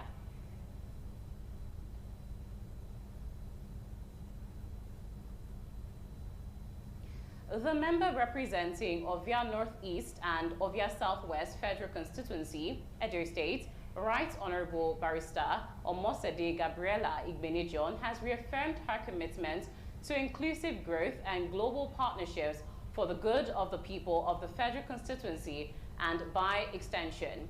Edo people, and Nigerians in general. This commitment is expressed in her New Year greetings to her constituents, Nigerians across the country, those in the diaspora, and members of the international community. In her message, she described the new year as a season of renewed hope, reflection, and fresh opportunities, calling on citizens to strengthen unity, peace, and collective responsibility in the pursuit of national development.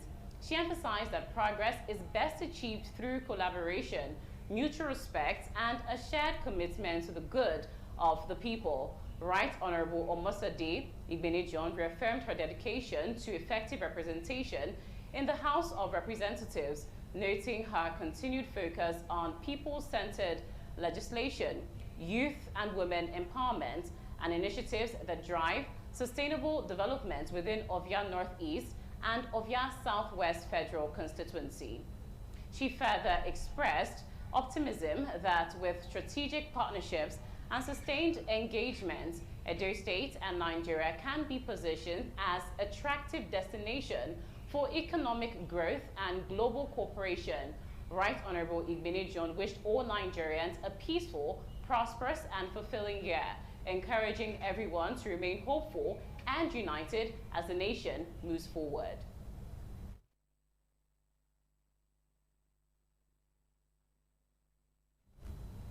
You're still watching the Network News on Independent Television. For more reports, we'll now join Mercelina Nkwo in our Lagos Network Center. Over to you, Mercelina. Many thanks, Chukwukanaya. From our Lagos Network Center. Some Lagos State residents have called on President Bola Ahmed Tinubu, State Governance, Local Governments Chairman, and other public officers holders to urgently take steps to ease the hardship faced by the Nigerians. The residents who spoke across overnight church services said the outgoing year was particularly difficult, especially for the low-income earners. The streets of Lagos took on the different look, illuminated with various lightning designs, reflecting the festive season.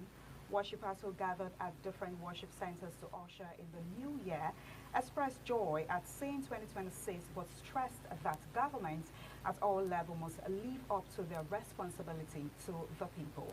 While expressing hope for a better Nigerian, the resident called for clarity of purpose and effective governance. The crossover night celebration was capped with the usual fireworks displays across parts of the season. A little bit of rest, a little bit of what I call it, clarity in terms of governance. You understand? So everyone needs a breather. So I'm expecting that the administration on ground should try to help the masses. Try to make the economy more suitable for good business, living. Things are going out of hand for me, even with the way the debt rate, the way things are expensive, transportation fee go on step, that one step follow. The whole thing is really, no, it's too bad. We really need to level up.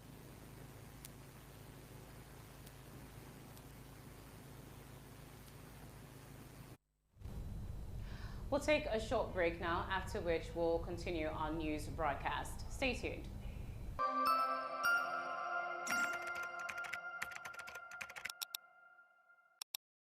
Welcome back. Now, as part of activities marking the 2026 New Year celebration, fun seekers in Benin City thronged various recreational centers to relax and usher in the new year in a calm and entertaining atmosphere. Popular relaxation spots, including Kada Cinemas and Entertainment Center, King Square, as well as the Oba Zoological Garden and Nature Park, recorded a high turnout of residents, families, and youths seeking leisure and entertainment. Patience Usao Giwa reports. It was a hive of activity at various recreational centers visited by the news crew across Benin City. At the Kada Cinemas, an entertainment center along Saple Road, movie lovers and fun seekers were treated to blockbuster films and indoor games, while children and young adults participated in various entertainment activities that added color to the celebration. Have a good time, enjoy our food at slash prices. We're also into 5D cinema, which is the first time in Benin, which is coming up very soon. Kada Cinema is one of the best places to celebrate the New Year. So I came here with my mom. I came here to enjoy with my mom. I got cake, pizza. King Square, a historic landmark in the heart of Benin City, also came alive as residents gathered to relax, take photographs, and enjoy the serene environment. Meanwhile, the Ogba Zoological Garden and Nature Park attracted families and tourists who enjoy sightseeing, animal viewing, and indoor games as part of the New Year celebration. Some fun seekers who expressed satisfaction with the level of organization and security at the center said the outings provided an opportunity to bond with loved ones and unwind after a busy year. I'm very happy for the ITV to celebrate everything we talk. I see the animal and see everything. Very long time I take my children to here, but today they are celebrating with me. This place is very good. We walk around, we play game, we do many things. My kids, they prefer Ogbazu to come and celebrate our New Year and to see varieties of animals. New Year is worth celebrating anyway. We thank God for making it possible for us to see this year and enter in peace. We also end in. The federal government had declared Thursday, January 1st and Friday, January 2nd as public holidays to enable Nigerians celebrate the new year. From Benin, Patience Osaugiwa, ITV News. In another report, members of the Christ Chosen Church and Nigerians at large have been advised to remain peaceful whilst exhibiting love and kindness towards one another to ensure positive growth and development in the country. Joy Obaisiagmo reports that the special message was given by the General Overseer and Spiritual Leader, Christ Chosen Church of God International, Most Senior Apostle, Dr. David Unuefe Ikwiwu, during the 2026 New Year service held at the church headquarters on Benin-Abo Expressway.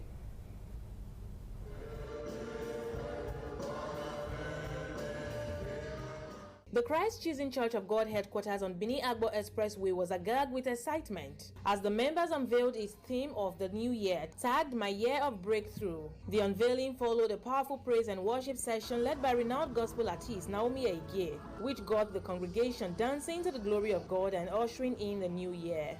In his special message to Nigerians, read by Secretary General Apostle Jones Ikibe, the General Overseer and Spiritual Leader of Christ Chosen Church of God, Most Senior Elder Apostle Dr. David Unuefe Ikwiwu, urged members and Nigerians to remain peaceful and steadfast in the ways of the Lord. I call on all Nigerians to have the hearts of repentance from all acts of wickedness. He emphasized the importance of these values in ensuring positive growth in the country and self-development. In this year, by the grace of God, let us make use of these golden gifts God has given to us, Christ Chosen Church of God. So that I have breakthrough, so that I have success to do. It's not a year because you can imagine ourselves. The service also featured a ministerial message from Apostle Pius Igberase, the second in command. And God said, this warehouse, any of you who serve him this year sincerely, in spirit and truth, you have free tickets to go into the warehouse and take whatsoever you want for your life. As the church embarks on the year of breakthrough, prayers and thanksgiving were offered to God to climax the service. From Benin, Joy Obaisiagmo, ITV News. Now, it was a moment of excitement at the Anointed Brethren Church, Benin, as members held a crossover night service to usher in the year 2026. The service, which witnessed the flow of anointing among the congregation, climaxed in a thunderous celebration as the new year was announced. Efosa Wangwe has the details. Joy filled the church as members welcomed the new year with dancing and songs of praise, giving glory to God for preserving their lives to see another year. The General Overseer of Anointed Brethren Ministry, Reverend Charles Okundige, thanked God for seeing the church and its members through the year 2025 despite trials and tribulations. Reverend Okundige expressed optimism that the year 2026 will be better, urging the congregation to put their trust and hope in God as the sure path to redemption. He enjoined members to remain steadfast and committed to the work of God, expressing confidence that their individual situations and that of the nation will improve in the new year. Pray this 2026 we bless every member of this church, bless every Edolite, and bless every person in this country, Nigeria, that 2026 it will bring a better year for we Nigerians. Economy will be better, no kidnapping, no robbery, no abduction. Everything will be well in this country. The peace of God will reign supreme in Nigeria, and the word of God will spread across Nigeria. In Jesus' name, amen. The announcement of the entry into the new year electrifies the atmosphere in the church.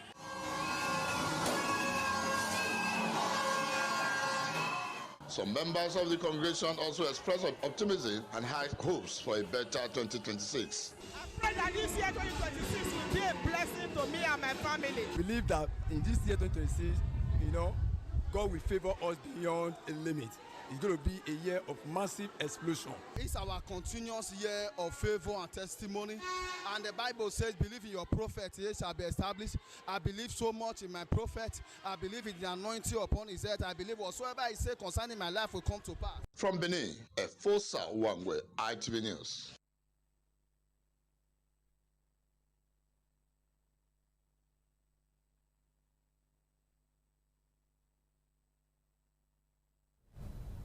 Now, as part of its commitment to putting smiles on the faces of people, a non-governmental, non-profit organization, Oriaifo Foundation, has distributed bags of rice and other food items to women in Ibori, Atuabo, Ekilo communities and Unwe in Eastern Central Local Government area of Edo State to enable them celebrate the Yuletide season with joy alongside their families. Ikmonwosa Ogiagbe has the details.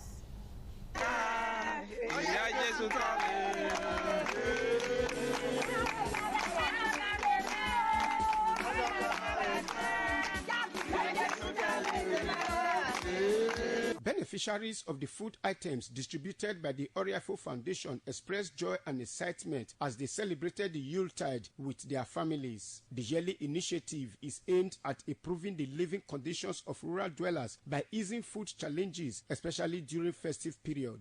In a message, the founder of the organization and a two-term representative of Nigerian youths at the United Nations Yearly Youth Conference, Ambassador Kensington Odion Oriaifo, assured that the program would be sustained and expanded to uplift lives, particularly in rural communities. The 2025 Oriaifo Foundation Rural Outreach was born out of a long-standing commitment and desire to be able to uplift life above how we meant it for those in the rural communities. It's actually tagged Better Life for Rural Dwellers. Some beneficiaries thanked the Oriaifo Foundation for the gesture and appealed to other well-meaning individuals, especially those in the diaspora, to emulate Ambassador Kensington Odion Oriaifo.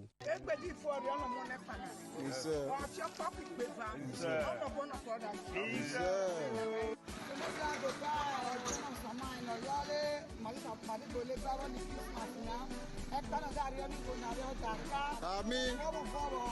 Amen. Amen.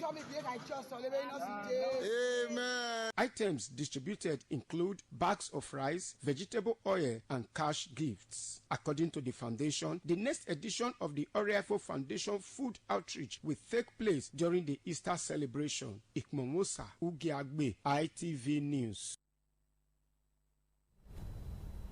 Now, Independent Television and Radio has held its 2026 Iselugbe Groove to celebrate the new year with children and their parents in Benin City, Edo State. The corporate headquarters of the station, the Glass House along Airport Road, Benin City, served as the venue for the colorful event which was marked by excitement and fun-filled activities. The management and staff of the station, led by the Managing Director, Engineer Elvis Obaseki, joined the children in welcoming the new year in an atmosphere of joy and togetherness. Details of the event will be brought to you in subsequent bulletins. The Light of the World Bible Church of God International Incorporated has taken possession of its landed property comprising 48 plots at Ugweka community in Umunde local government area of Edo State, following a state high court judgment which affirmed the church as the rightful owner of the land. Wellington Akodija reports that the chief bailiff of the Edo State High Court, Mr. Usazenwe Usadolo, personally signed and supervised the enforcement and possession of the church property.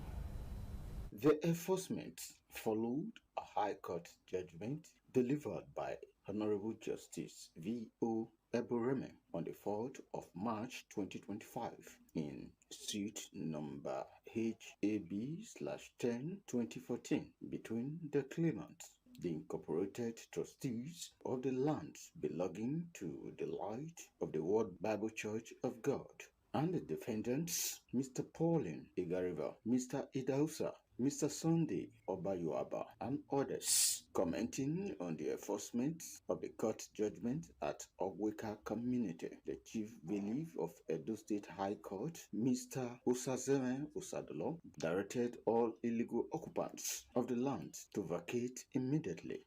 This is a warrant of possession over that parcel of land in Ogweka. This entire parcel of land, according to the survey plan, now belongs to the incorporated trustees of the Light of the World Bible Church of God International Incorporated. Counsel to the claimant, Barrister John Oko, alongside members of the church, expressed appreciation to the judiciary for ensuring justice and the rule of law. We are here this morning to execute a judgment of the Edo State High Court sitting in Benin City, which we have successfully executed. I want to give thanks to God Almighty because God has given us victory over this property. And today we have come to execute the court judgment. Secure property illegally should learn through this. It should become deterrence to them. Some illegal trespassers were observed to have already erected structures on the portions of the 48 plots of land at Ogweka community. From Benin, Wellington Akodija, ITV News. You're still tuned into the Network News on Independence Television. After this intermission, we'll continue with the news. Stay tuned.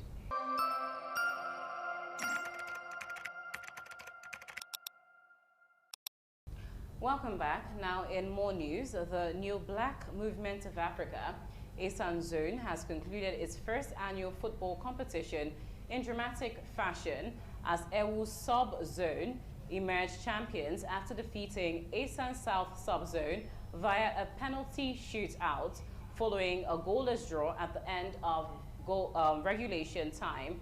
Jolade Ojo reports that the tournament, which held from December 15th to 21st, featured a series of activities, including the distribution of food to widows and family members of fallen heroes of the association. The ceremonial kick-off of the grand finale was performed by the president of the New Black Movement of Africa, Esan Zone, Franklin Omoyege, marking the climax of the 7-day tournament. The championship match between Ewu Sub-Zone and Esan South Sub-Zone produced thrilling end-to-end football action, with neither side able to find the back of the net after 90 minutes of play. The encounter proceeded to a penalty shootout, where Ewu Sub-Zone triumphed to lift the coveted trophy. While presenting medals to participating teams and the trophy to the champions, the Esan Zone president, Franklin Omoyege, congratulated the players for their outstanding performance, noting that they had earned their victory through discipline and teamwork. May this achievement serve as a reminder of your team's strength, unity, and commitment to excellence. We hope this moment will inspire you to continue striving for greatest in football and beyond. I smell. We've been in existence since 2011. We've been here, but we feel like strengthening the brotherhood because there's unity in being together. Some of the players also shared their thoughts on the tournament. We encourage this initiative and we'll continue to do that so that we'll bring the brotherhood together in love. This is something that just started this year. I would say very big kudos to my #1 in the organization for bringing us together. Food items were later distributed to widows of fallen members, a gesture which the president described as a reflection of the association's commitment to supporting its members and their families, especially in times of grief. They do better thing for my life. As I even they are there for children, I've been widows. But I thank all of them. The pocket went from bring this money out. God will bless them. The Neo Black Movement of Africa is a socio-cultural organization committed to unity, empowerment, and community development across Africa. Jola Diojo, ITV News.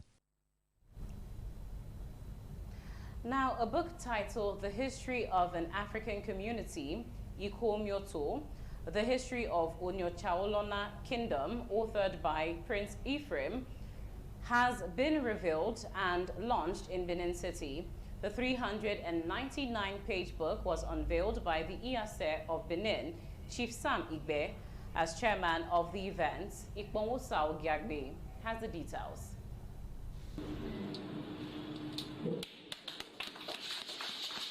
Unveiling of the book, The History of an African Community, Iko Myoto, The History of Onitshaolona Kingdom, authored by Prince Ephraim Wamboke by the Iyase of Benin, Chief Sam Igbe. Chief Igbe thanked the author for taking time to write the history of his people and urged everyone to ensure they get a copy. And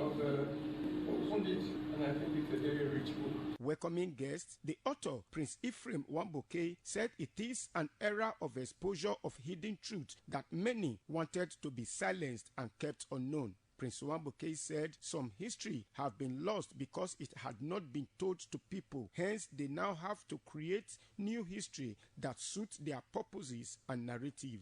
To bring to bear the truth about the events that took place in our kingdom. The usurpation of the throne that till today left the kingdom without a king legitimately. The book reviewer, Mr. Tony Abolo, said the book aimed to set the record about Onitshaolona Strait. This book, the third volume, Iko Myoto, fills some gaps as to the connection between the Beninese and places like Uburuku, Obio, Owashuku, Seduku, Onitsha, Buzo, and Onitshaolona. Some guests described the book as very rich. It goes to explain how the Onitshaolona group originated from Great Benin. The book underscores a very peculiar historical line as it concerns Edo State and particular African community, Iko Myoto. There was cultural dance display to entertain guests. From Benin, Ikmonwosa Ogiagbe, ITV News. Now, in the world of sports, Enzo Maressa has left his role as Chelsea manager with the club sitting 5th in the Premier League. The Italian departs less than 6 months after winning the Club World Cup at the end of his first season at Stamford Bridge. Chelsea, in a statement, said with key objectives still to play for across 4 competitions, including qualification for Champions League football.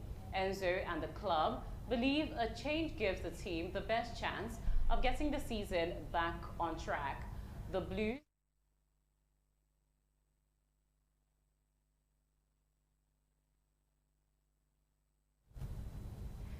and there's where we draw the curtain on the network news tonight. I am Chukwufumnanya Digwe, thanking you so much for watching and wishing you a happy and prosperous new year ahead. Good night.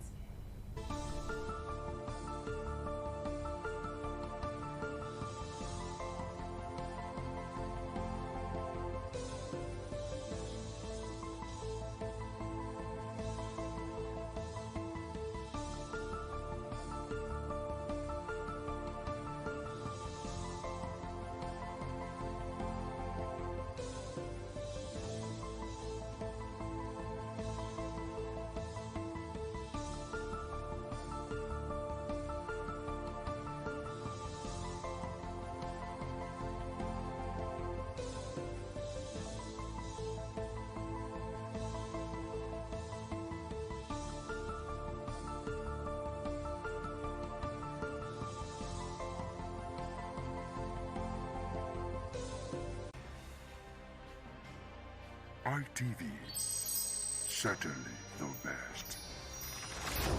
Merry Christmas and a prosperous New Year from Independent Television and Radio.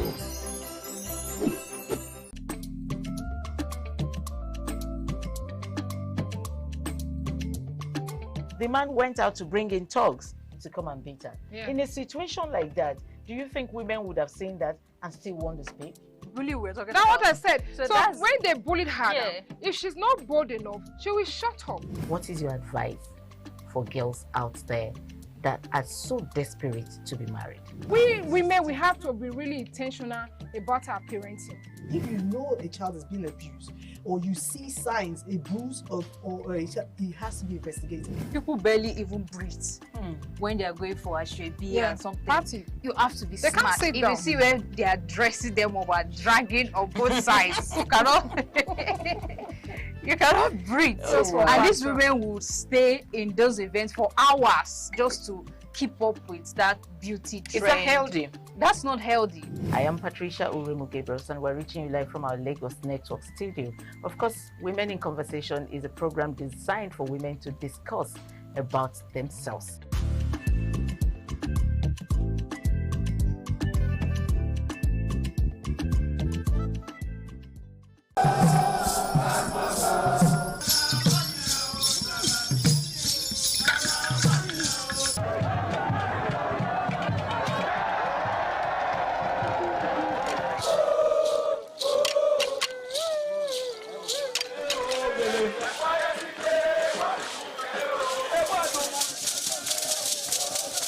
The Ekoko masquerades from Ute village, whose cult is connected with Obaeware and his mother, Elere, appear on this occasion to bless the Oba. Ekoko is a ritual masquerade that dances to please the guests and the Oba.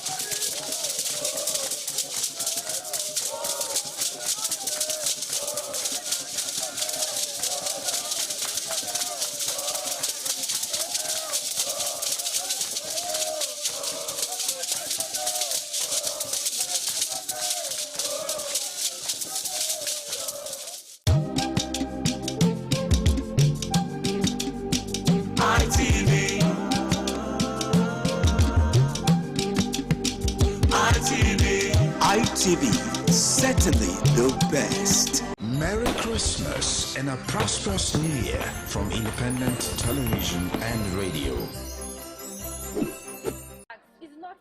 Merry Christmas and a prosperous New Year from Independent Television and Radio.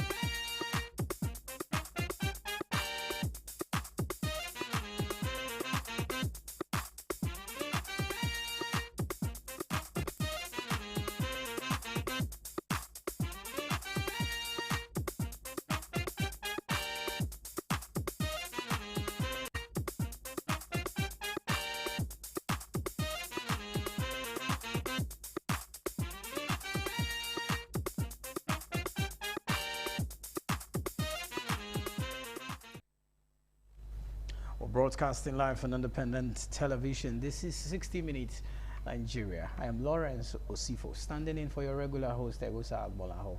It's a brand new day, a brand new year.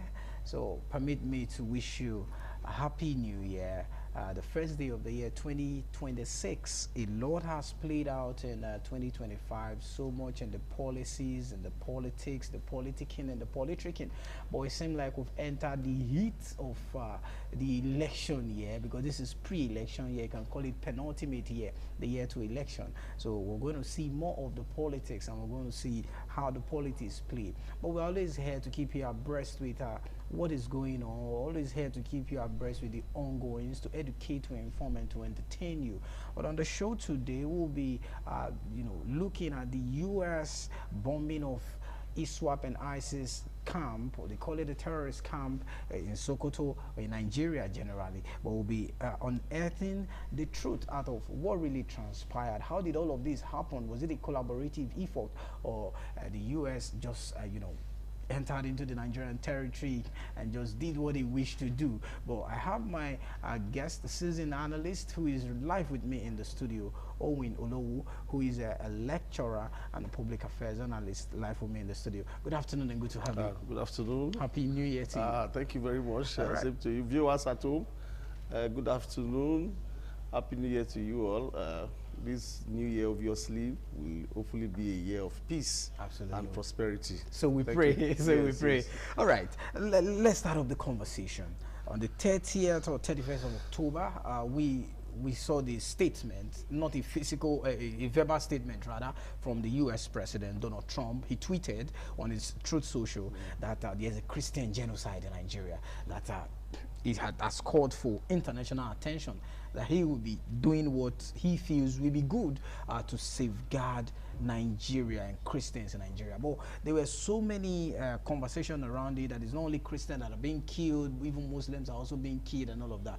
But last week, Thursday, that was on Christmas Day, we saw what transpired in Sokoto State, where the U.S. forces came into Nigeria and in Sokoto, and they unleashed what they did on the ISWAP terrorists and the ISIS terrorists. Let's get it brief first. Do you think the action of the United States was called for? Well, the activities of terrorists, bandits, whatever name they call call them, Boko Haram, ISWAP. There are newer versions, newer fashions of them now. Whatever their names are called, they have threatened not just Christians alone in Nigeria, they have threatened the statehood of Nigeria. Okay. And these things have been on for ages, and everybody seems to be playing kid gloves with it. But the fact that Christians have been the ones that are the main targets. And if you say, oh, it's not only Christians that are targeted, the question is, who is perpetrating this evil? Who is perpetrating this act?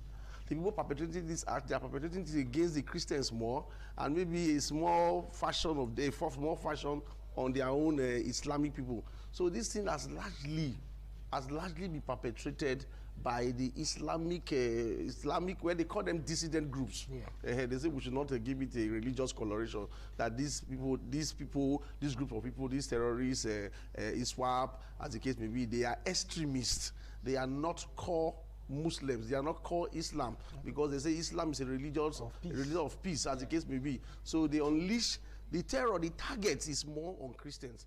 And on this stage, maybe not on 60 Minutes Nigeria, maybe on This Morning on ITV, I have always asserted, I have always advocated that this terrorist group terrorizing Nigeria, they are not up to what the Nigerian army can actually deal with. Just that what we lacked before now is the willpower to disseminate these people, the willpower and the courage.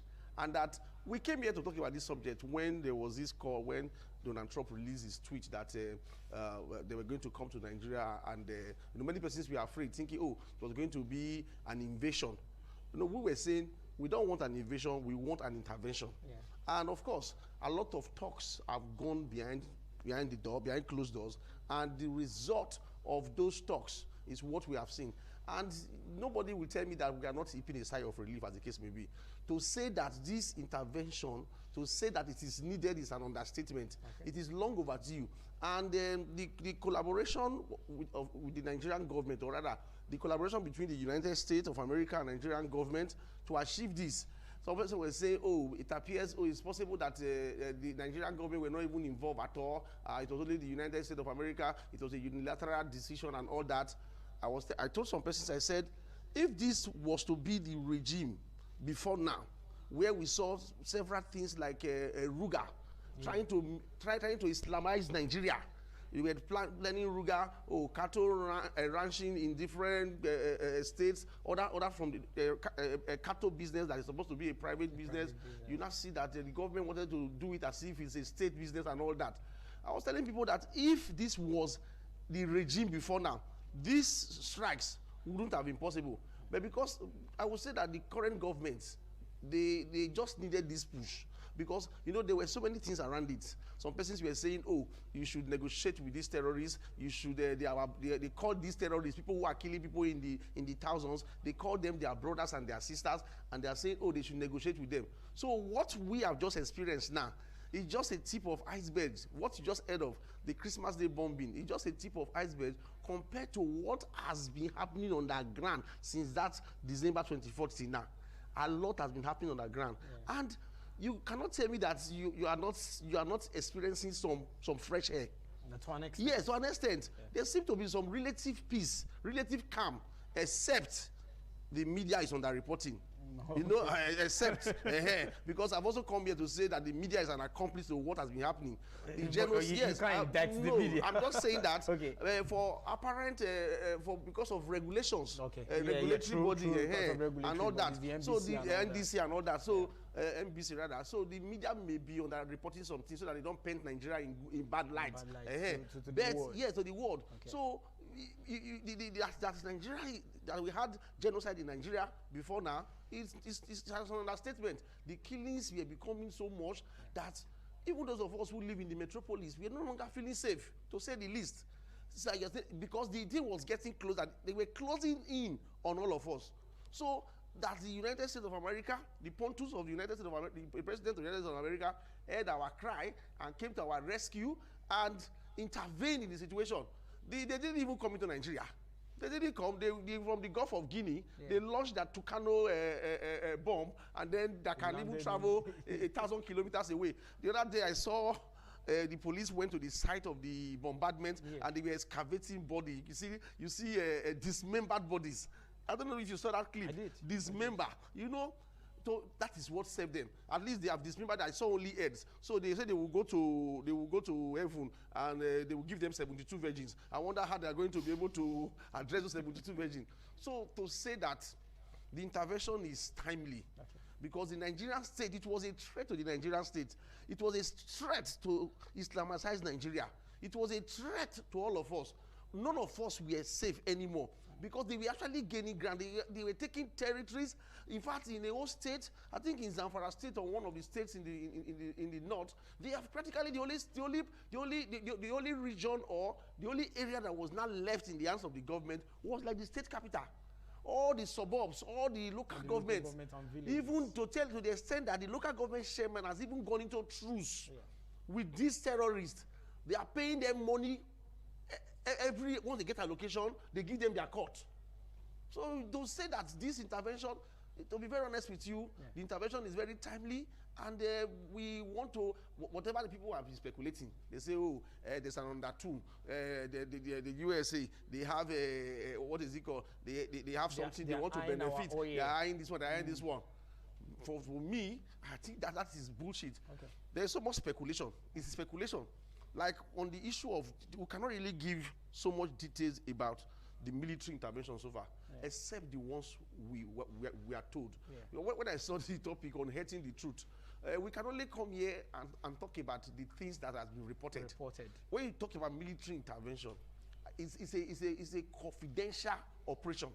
Highly confidential. They cannot give you the details of what is happening, of what is going to happen, because their security yes, because I think during the time of Goodluck Jonathan actually approached a private security firm to help with the issues of then Boko Haram was just springing up at that time.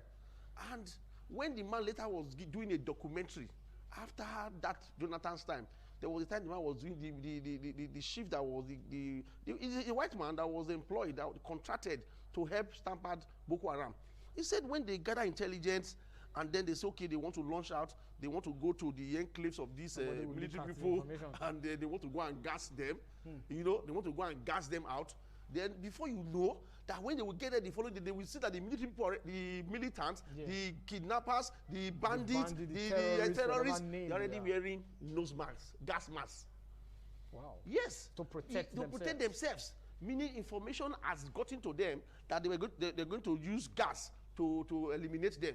So in cases like this, a lot of secret is involved. And I can tell you for free that since that airstrike of Thursday, a lot has still been going on. In fact, yes, on the ground. And if you pay attention to news from the north, you see that even, I think there was one recently, Amateku intercepted some terrorists, some Boko Haram people that were fleeing from the north and all that. In fact, all the borders around us, those countries bordering us, they have intensified security along the border because these terrorists are fleeing. They are fleeing because they don't really have, because that's Sokoto. Not many of us even knew that anything was happening. Exactly. That is because not many of us knew. All our interest was that it is Borno, Zamfara, and Adamawa, Yobe, and all that. Yeah. And then recently, Taraba, Benue, rather. Yeah. That was, whereas the headquarters, where their intelligence headquarters, where they plan and then they unleash, they strike.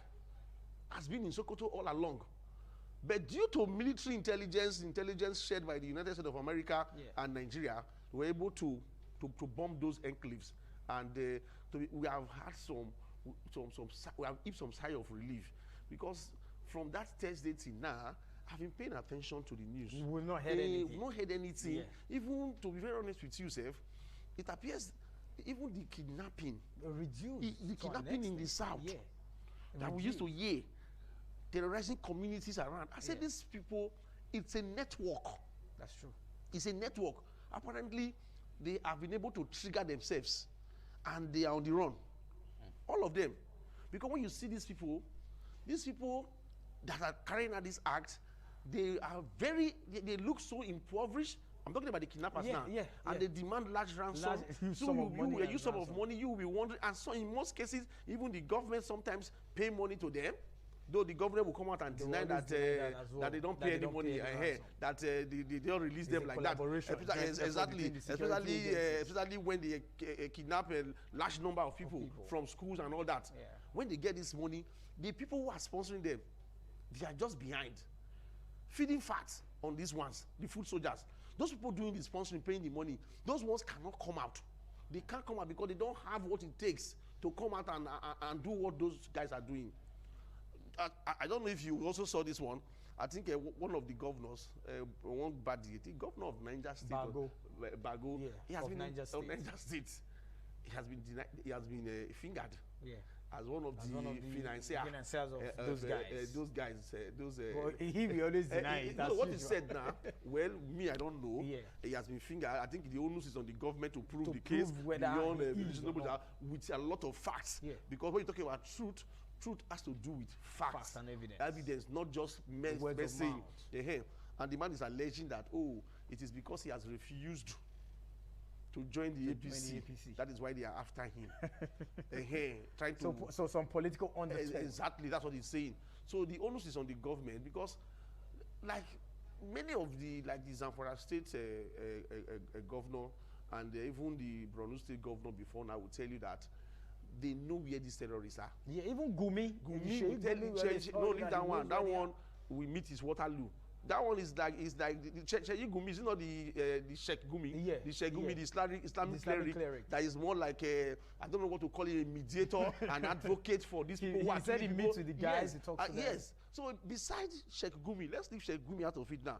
I'm talking about those in government. Okay. Before now, they have always told you that they know where these guys are, that they know where they are at any time. See, but the challenge is you now ask yourself. You know where these guys are. Then what is stopping you from going after them? Now, yes, before now I've always tried to. Okay, I think we'll have to go on a short break. Okay. Let's take a short break on the show. We'll continue the conversation shortly. Stay with us.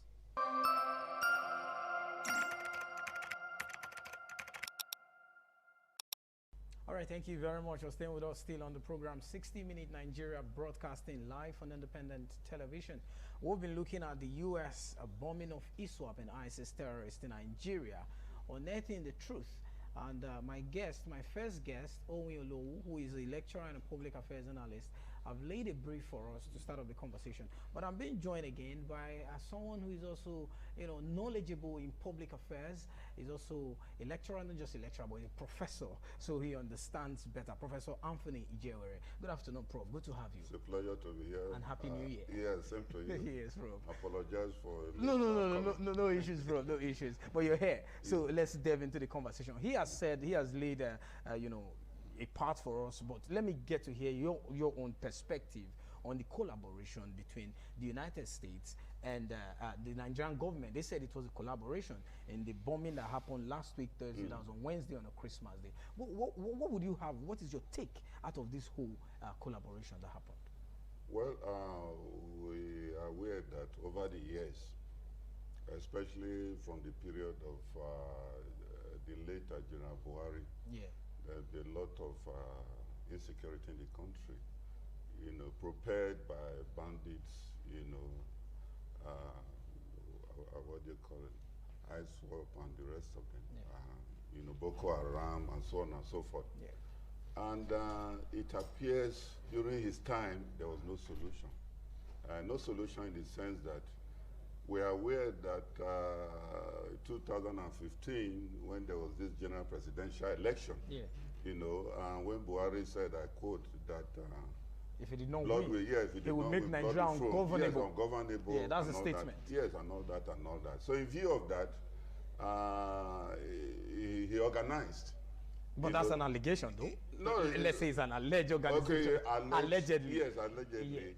Yeah. That it brought some of these insurgents from neighboring countries, and at the end of the day, just to cut a long story short, when Jonathan threw in the towel and said, let peace reign, and congratulated Buhari for winning the election, even when the counting was still ongoing, and all that. So that to some extent. So at the end of the insurgents, the terrorists now say, Oga, pay us our dues. But now say there's no job to be done again. Because at the end of the day, I won the election. I won the election. So there's no job to be done again. So in view of that, they were stranded. And they've already been stationed in various forests. To unleash their mayhem. Yes, if Buhari did not win. So it's a kind of a survival thing. Okay. So they decide to be kidnapping doing all sorts of things, you know, so that they can survive. So that is the genesis of it. And that is the reason why, in most cases, you know, nothing could happen.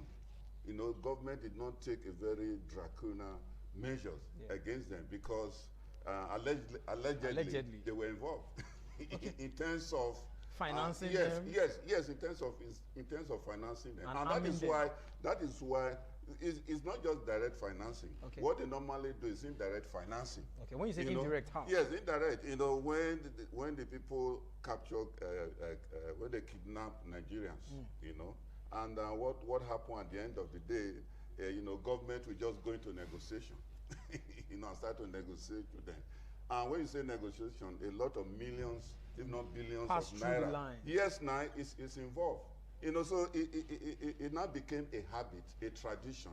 A business. Yes, a business, you know, and as a result, more groups now started springing up. Different names, yes, because it was now seen as a lucrative business, you know, and so when Buhari saw that, in the National House of Assembly, some Northerners now say, hey, if you could give amnesty to the militants in Niger Delta. Yes, to the militants in Niger Delta. Why can't you give amnesty to this group of people? Because they are also agitators, you know. And they bought the idea and started, gave them rehabilitation, if you like, and started, you know, recruiting them into Nigerian army. You know, and having, you know, so it's like a pig is always a pig. Even when you give a white lace to a pig and say, hey, don't enter the mud again, just respect yourself, I've given you a white lace. The next mud the pig will see is still going to enter. Because that's the lifestyle of a pig. So what do I mean by that analogy? Is the fact that members of Boko Haram were already in the Nigerian army. So they were giving information, you know, to their members.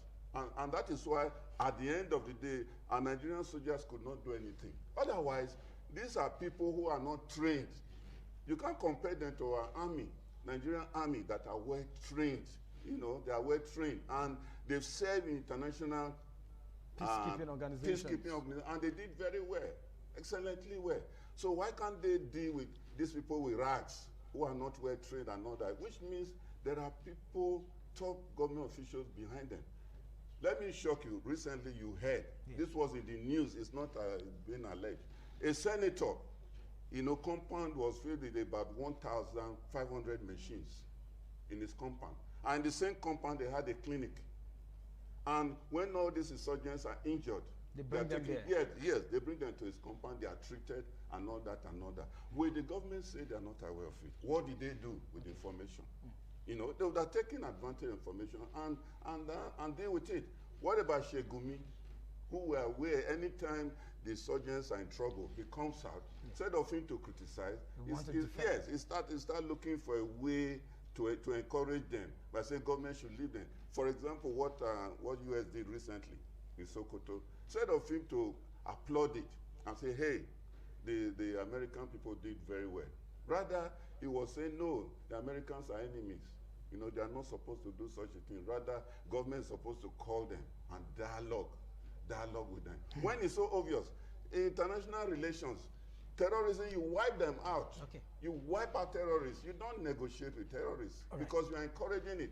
You're encouraging it. And that perhaps explain the reason why government have to collaborate. Because it's like the present government could not handle the situation again. So they need there's an in-house there's an in-house thing. All right, Prof, you know? we have to go on a short break. We'll have to go take a short break now. When we return, we'll continue with the conversation.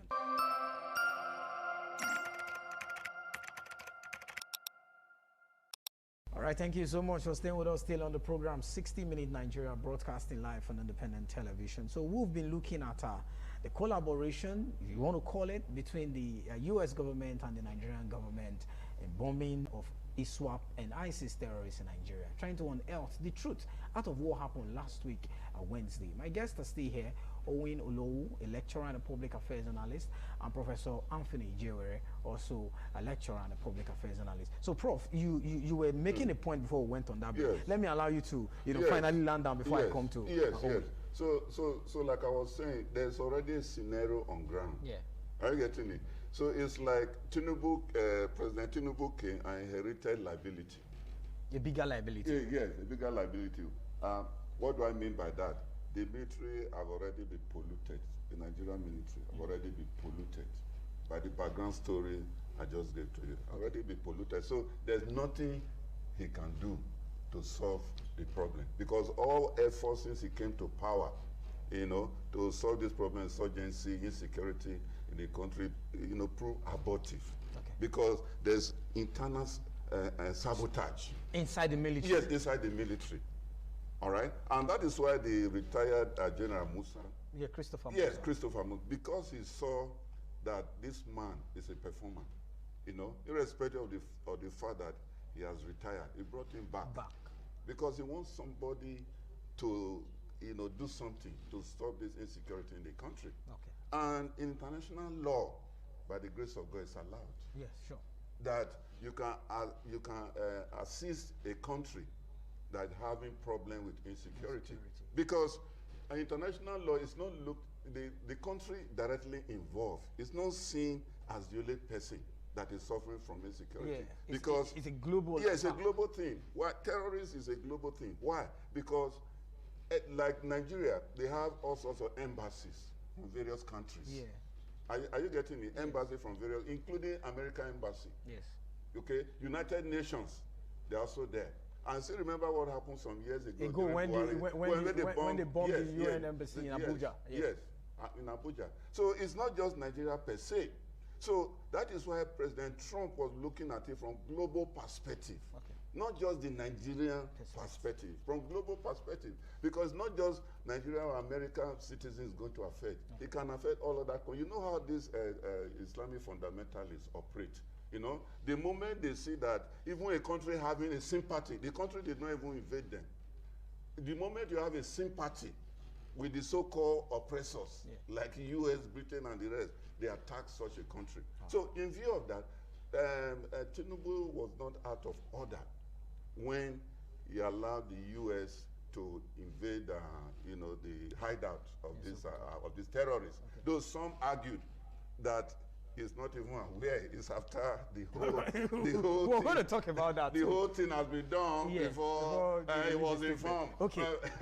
But whatever it is, okay, there's a green light at the end of the tunnel. All right. Owen, let me come to you. You know, this issue is an issue that has been on the public domain, because the next question will be, do you think this was a collaboration between the US government and the Nigerian government? Because like he said, I also have that question I had before, because a lot of people are saying the Nigerian government were not even aware that the US government were in Nigeria already to carry out that strike in Sokoto. Do you foresee a collaboration, or they took us unawares? It's something I tried as much as possible to avoid. Why did you say so? To avoid speculation. Okay. I try to avoid hearsay. I like facts. More so, the topic that we are discussing today is about unearthing the truth. And what is truth? Truth is based on facts. Yeah. So when you say you heard people say, people can say anything. But regardless, when you see a snake, whichever way you kill the snake, in as much as the snake dies, the bottom line is that the snake is dead. So when you hear people speculate because they don't have any facts, they don't have any evidence to say that there was no collaboration between Nigeria and the United States before they bombed Sokoto. Do you know what it means to invade another country's airspace? I also know that the United States has aircraft that can enter an airspace undetected, sophisticated because they've done that before. When they can move, they can enter and then you will not detect. And also too, like I earlier posited, it's in the news, these Tucano bombs that were launched from the sea, from the Gulf of Guinea, the Atlantic Ocean, as in almost 1,000 kilometers away. And it dropped. What they call precision bomb. It hit the target without missing the target. It's a GPS signal and everything. It hit the target with very, I don't think there's no error. So Whether Tinubu is aware or Tinubu is not aware, it is not for us to say. Okay. Now, the government of the United States, the office of the president, the Pontus of the President of the United States of America, has come up to say that there was collaboration between them and Nigerian government. So what are we to be saying there was no collaboration? Okay. Because when people talk, I just look at them because I don't like to speculate, because something that you cannot substantiate, you should desist from saying it. True. So the thing is that the only thing I want to say here is that I want to commend President Bola Ahmed Tinubu for having the courage, because if this thing had happened under Buhari, I am very sure that Buhari would have blocked it. Oh, yes. Because why? Yes, Buhari, because if there was no nod, there was no, this was the push that President Buhari, President Bola Ahmed Tinubu needed. But President Bola Ahmed Tinubu actually meant well to tamper insecurity, because no country can prosper in this security. And we were talking about, we were like, why are they interested in our security? Why are they interested in helping us to stamp out insecurity? My brother, Nigeria is a country of over 200 million people. Yeah.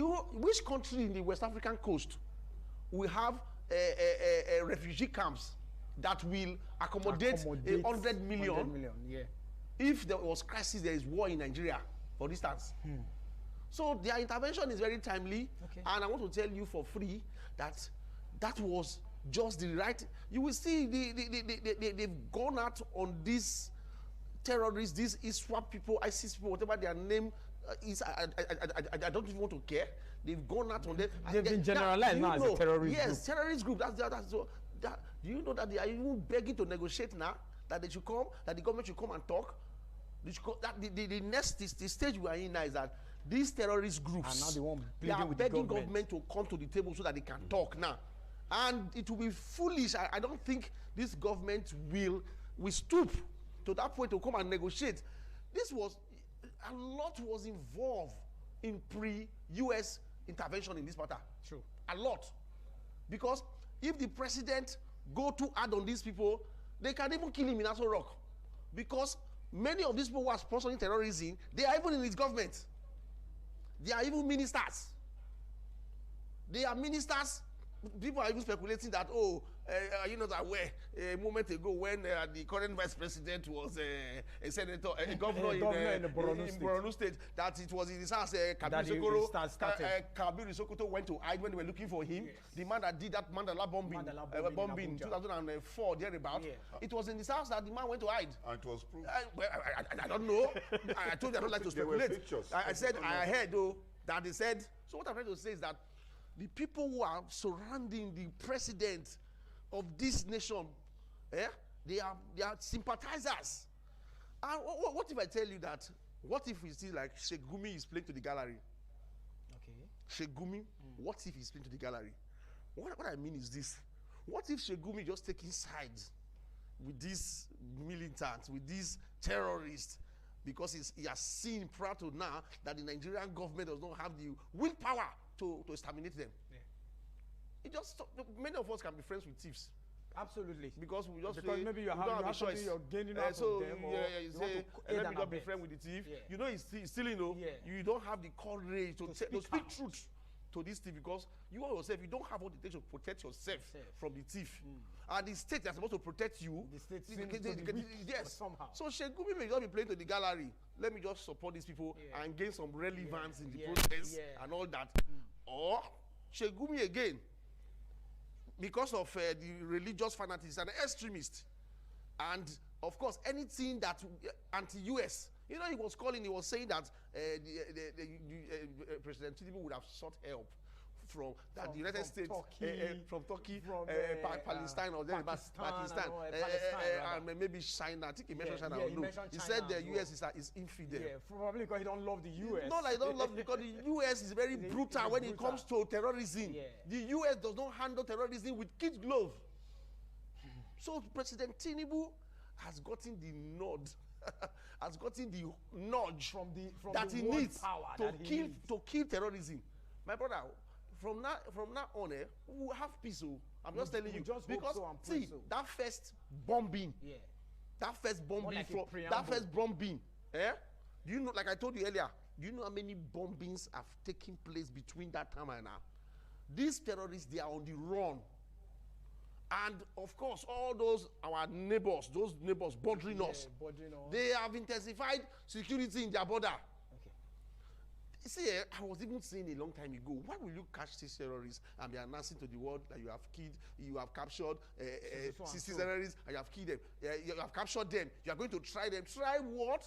You should be shoot at sight, kill them, don't even report that you have killed them. But the military are saying when they want to do shoot at sight, that will come for them not to do that. Prof, I just told you. Prof has told you, and it's in public now notice. When they are ready to do in public notice that the military has been infiltrated by these same people, and they have sponsors.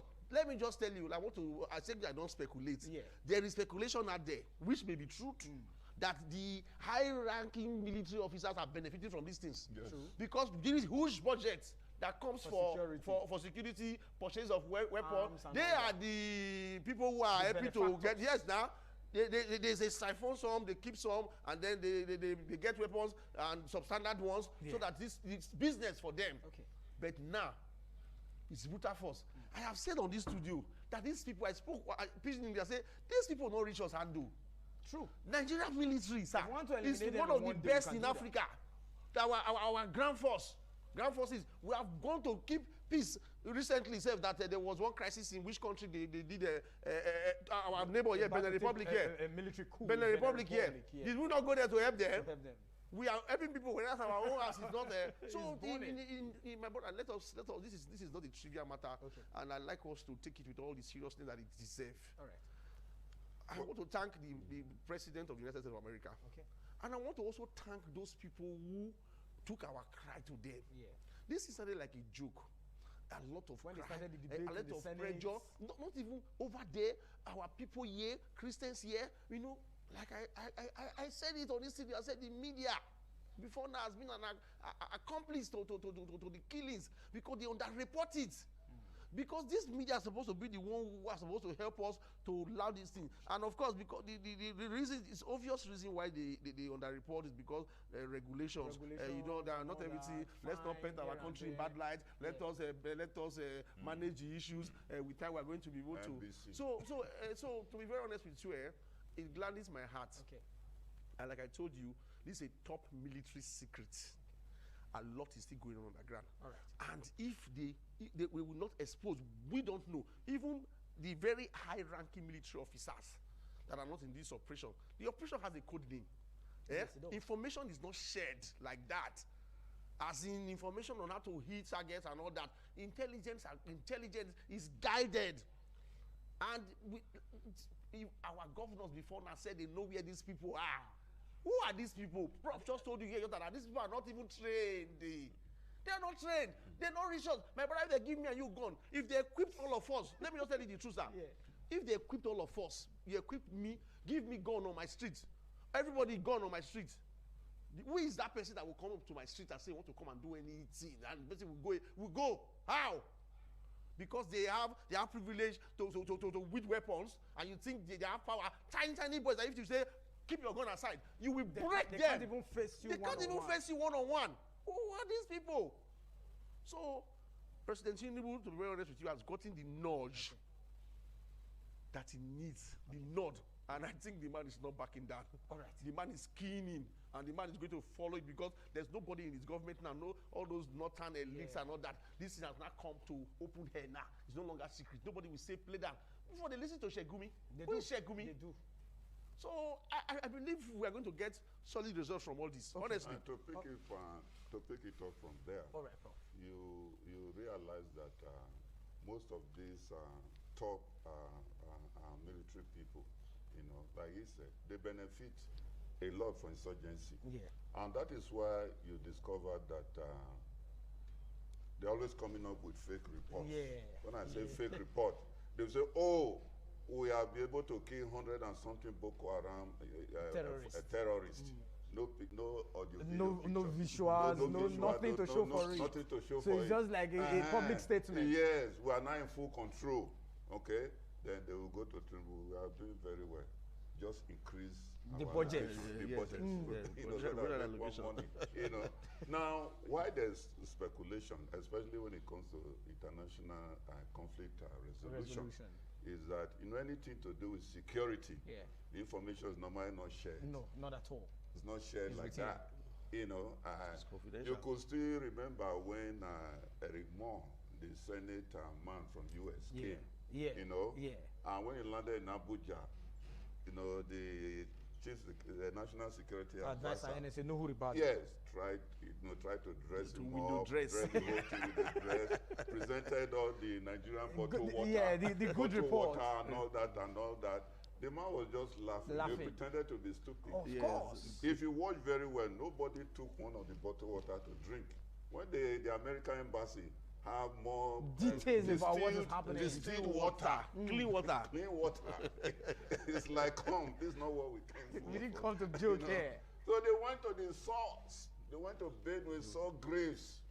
Mass graves. Yes, mass graves and all that. And I said, the man said, oh my God, I'm finished. That he cannot imagine people being eliminated and all that. So he reported, don't forget, Trump gave them a job to do. So when he went back, you know, he raised alarm and said, this is terrible what my eyes saw, not what this government people are saying, you know. It was a week or plus after that, Trump took his action. Yes, which means away. They saw the thing right on the spot. What happened? You know, and directly or indirectly, our President Tinubu was happy. Yes. Hey, they don't help me for this one. They don't come help me for this one. So at least my hands are not tied. And the man will not rest. He will bomb them. Yes, so the issue is that America cannot share that security information. Because intelligence report is kind of secretive. Absolutely. You don't share it because you don't know where the thing is going to leak to. So that gives birth to all the speculations. You know, whether the government was in collaboration or was whether and all that. Like you said, the issue is not who is aware and who is not aware. At the end of the day, the aim was met. Get the job done. And that's it. America got the job done, and they are still doing the job. Okay, Prof, we're pressed for time, but let's begin to wrap up. I would have loved to ask, why Sokoto? Why not Borno, the peak? Why not Yobe? Why not Zamfara? Why Sokoto? But he said something on it before you came on. Yes, the Americans don't operate like that. Look, let me tell you, it's not like our own case.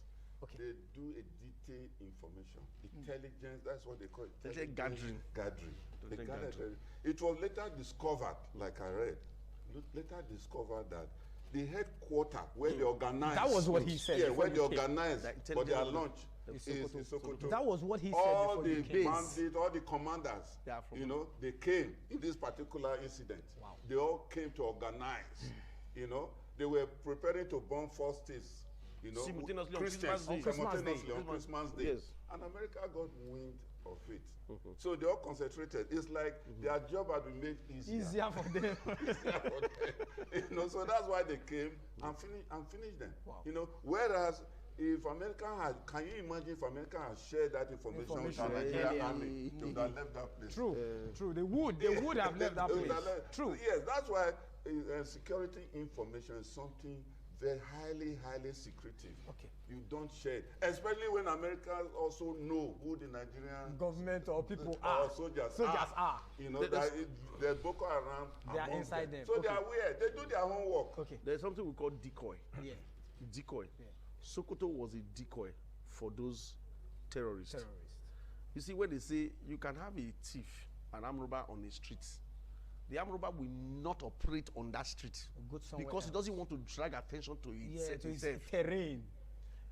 Everybody, if you live in the environment where an armed robber stays, you will be safe. To an extent. To an extent, because he will not want to do it within. He will be going elsewhere to do what he wants to do. So Sokoto, as it were, was a decoy. It was seen to be an innocent place, but it is not innocent. Nothing happens there. No operation happens there. The attention is Borno and Zamfara, all those places, those forests. Where they just have camps there. Where they get their weapons, their weaponry, and everything. The headquarters is Sokoto. Wow. And why would the government say they're not aware? It came to us like a surprise. As if, Sokoto? Why Sokoto? Exactly. Why not this and why not that? Sir, The government has been aware all along. Yes. But the government has been handicapped. Okay. It appears the kind of weaponry and the kind of finance these people get is enough to cause a regime change. Absolutely. Enough to cause overnight. A regime change. See, Tinubu was particularly at their mercy. Okay. Because the people who are surrounding me are practically, you don't know who is who. Oh, wait, we're getting pressed for time because we need to go. But our parting shot in one minute. Prof, your parting shot. What should the government do? Should the collaboration continues or it should end here? One minute before we wrap up. The collaboration should continue. Okay. I personally don't trust in sharing intelligence reports. Okay. But I prefer, after Americans hit their target in Nigeria, they can tell Tinubu, I think we are we are done. We are done. We've done our job. We've done our job. Okay. Then our Nigerian army can go and do the mop-up exercise. Okay. That is those that the remnants of his insurgents that are running away. They can go and start blocking them. Okay. Start blocking them. And by the time they do that, the country will be stable. You know why? Because our agricultural products are being affected. Food, in fact, they are the cause of high cost of stuff. Food insecurity. Our GDP, GNP, they are going up because of the activity of insurgency. Yeah. So it must be wiped out. Okay, Owen, your parting shot. Well, to me, I know that we are in for good times. Okay. And President Tinubu will not back down as it is. And the United States of America, they don't embark on any course and not get it done to the latter. So the only thing I wish to say here is that I'm not President Tinubu, because there's been call for negotiation with these people. The people, they made video and they're asking for negotiation. Okay. I know that we will not grant them that privilege, and they should go all out for them. And you know, when they changed the Minister of Defense recently, we knew that they were ready now. Okay. And what made them to even choose that man was because of the pressure from the United States. Yeah, no, the antecedent of the man that he has done before, and also to the pressure. Okay. They now saw that it's now time to be serious. Absolutely. And they chose that man, and we are seeing results. And we know that, of course, we are in for good times. We are going to experience peace in this country.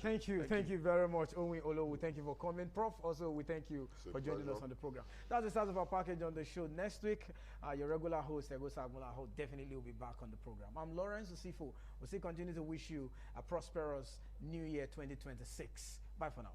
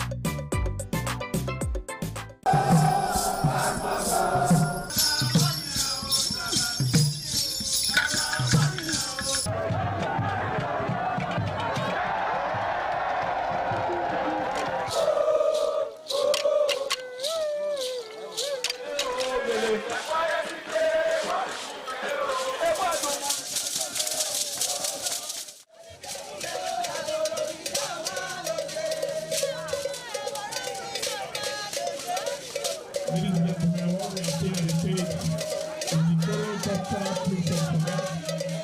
On the other side, we have the Gigante Boys. Gigante Boys, you don't know what we want to do now. We are bringing up here.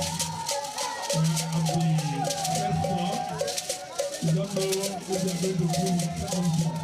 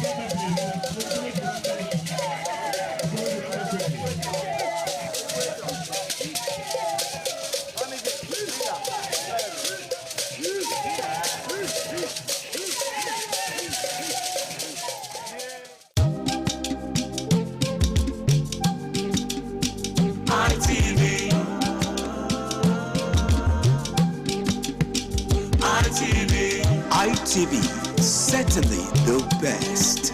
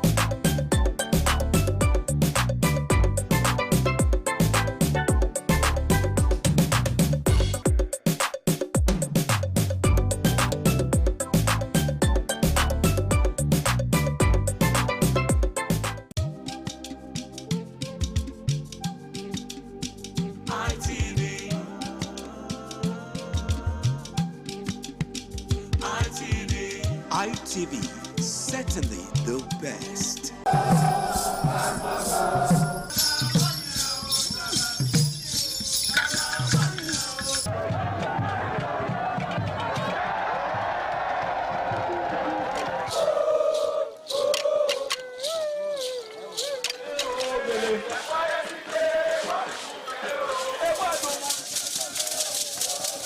This is an Egbete community situated in Isako Central Local Government Area of Edo State. It is an agrarian community with united people that promotes unity and oneness for peaceful coexistence. The inhabitants of the community migrated from Benin, the cradle of black civilization, a kingdom where king is truly king. The ancestors of Anegbete saw that age was the main determinant of leadership in the rural setting, and the eldest man in the settlement was regarded as the leader who presided over meetings, and his authority is held in high esteem. To further strengthen this unique system of leadership, age group evolved in Anegbete.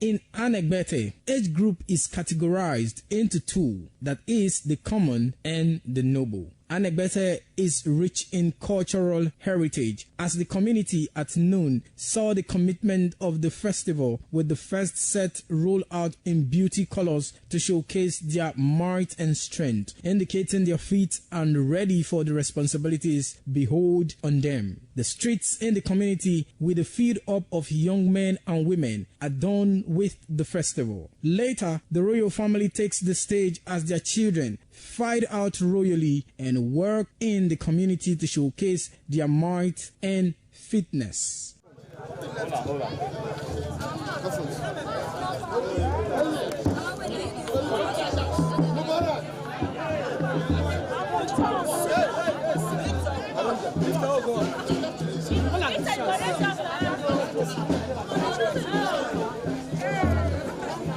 My leader.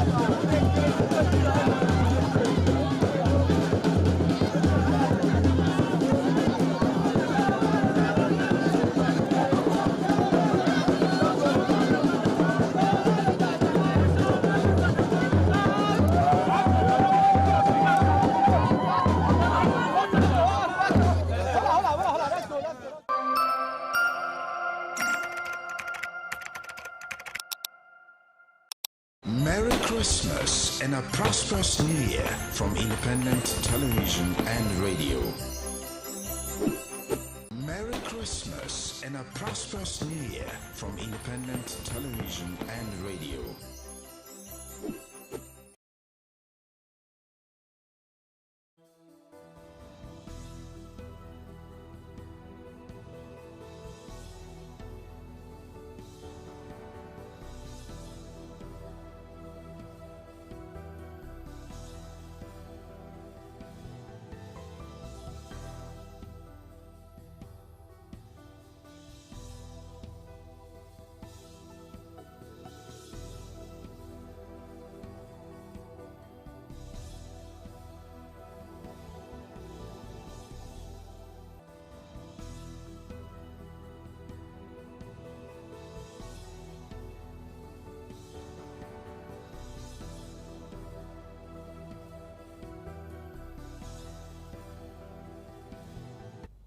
My people for us, I greet all of us, I say good evening, or how would you talk?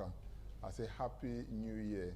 And that Happy New Year, and I will bring the matter when we say we want to talk about today, because every time when we say we don't stay for 365 days, or 306 days, as the case may be, we will enter New Year. And before we enter the New Year, we come to see people, they talk one thing, especially in the Christian area, they say Passover night, I've been a crossover night.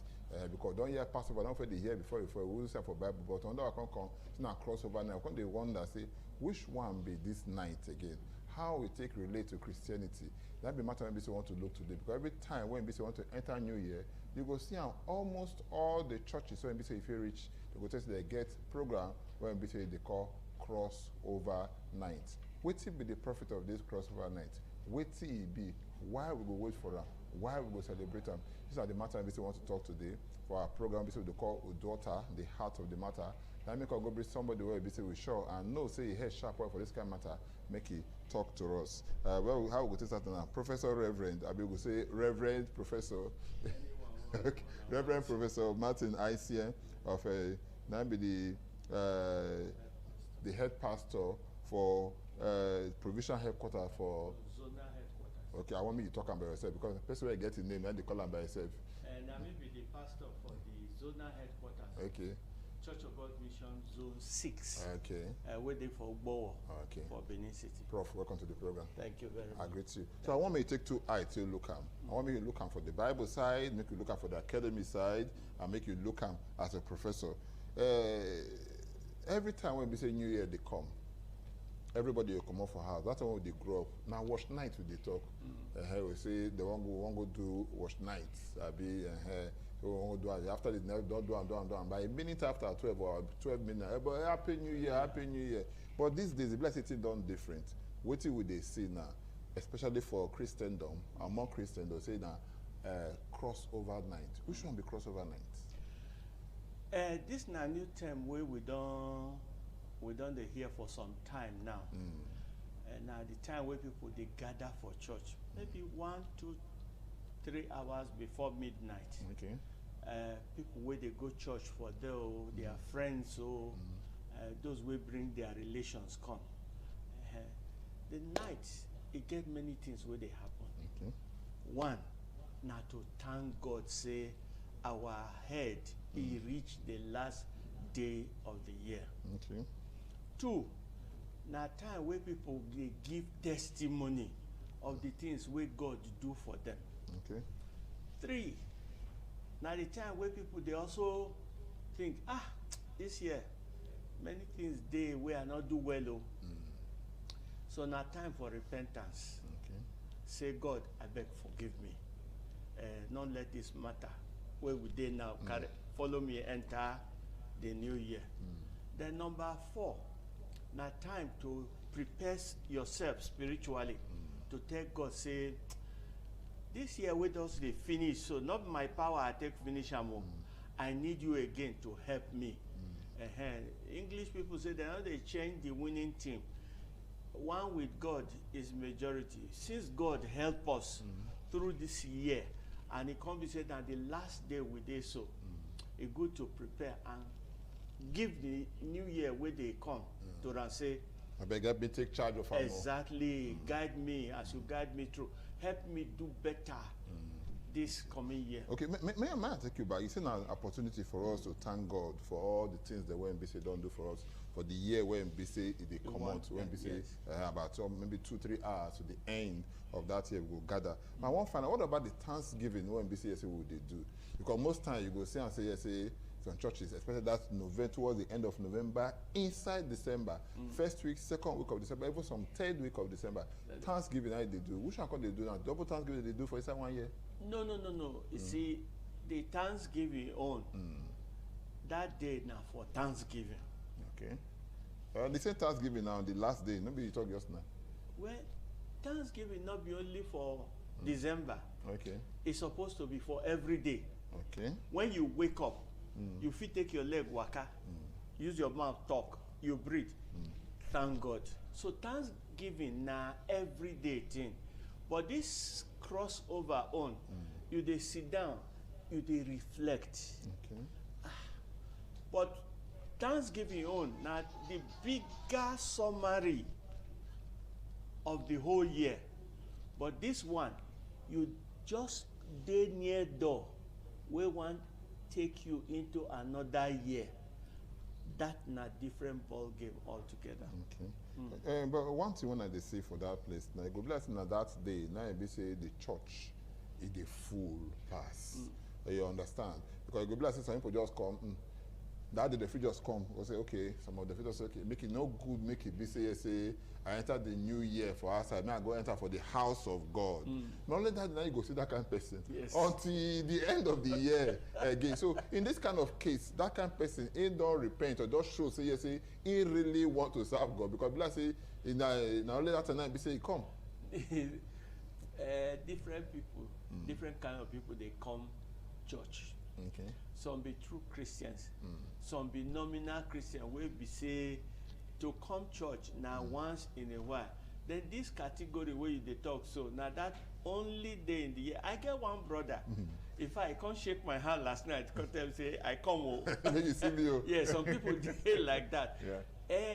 I think now the religious environment where we grow up. If you smell that, my brother, if he be saying don't drink one beer that before you enter. Yeah, but he no one enter New Year for inside.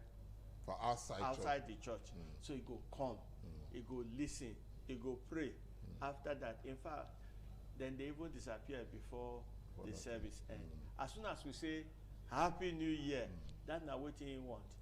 They don't check out. Because me and they see some people they talk just once they enter church, even when the service they start maybe around 9 o'clock. You will see many people never come that time. Around 10 o'clock you don't they tick they come. They are that kind quarter to what do they call out to 12. The whole place already full and that kind of thing. How come they want to say in this kind of case now, this Passover night, a big crossover night when BCSA would talk out. You go, that's why they confuse me. This crossover Passover. Maybe our people for they confuse me. If they confuse one person, so for house too. Maybe you're going to talk about that Passover night. Maybe they know the difference when BCSA. But this crossover night now, come like say when they don't enter that place now, you don't already see them. You don't already take them. A minute to 12. You don't already hear, just like you talk now, Happy New Year. You don't come out again. And that kind of thing. This kind of people, which kind of message when they pass to them? Because that one now, I say, you come thank God, say you do well, oh, say I see the end, oh, guide me enter this one, oh, like you talk, oh. Which other thing you feel that this kind of person is supposed to take, go follow body? No, for this kind of people, we need to tell them, say, God not be touch and go. Okay. Now, serving God now every day. Okay. Now every moment. In fact, it's supposed to guide our life every day. So, and now waiting we hear, that could guide our life. Yeah. Not be only that touch and go where we they can't do for crossover night. So the message is give your life to Christ. Let him be the Lord and Savior of your life. Let him be the general manager of your life. And when you allow him to be, you go see say your life will change. Okay. Make I carry you go back. Because I will say you will tell us about this Passover night. And maybe you tell me the difference between crossover night I know see that crossover night with the same well. Passover, yes, crossover night with the same well for inside. Passover night, man, they make mistake. Passover night with the same plenty for inside the inside Bible. People don't read about her for inside Bible, don't talk about them. So now when the person they come, put something for them, maybe say we take note, say you did there, so we go feel pass, so nothing will happen to you.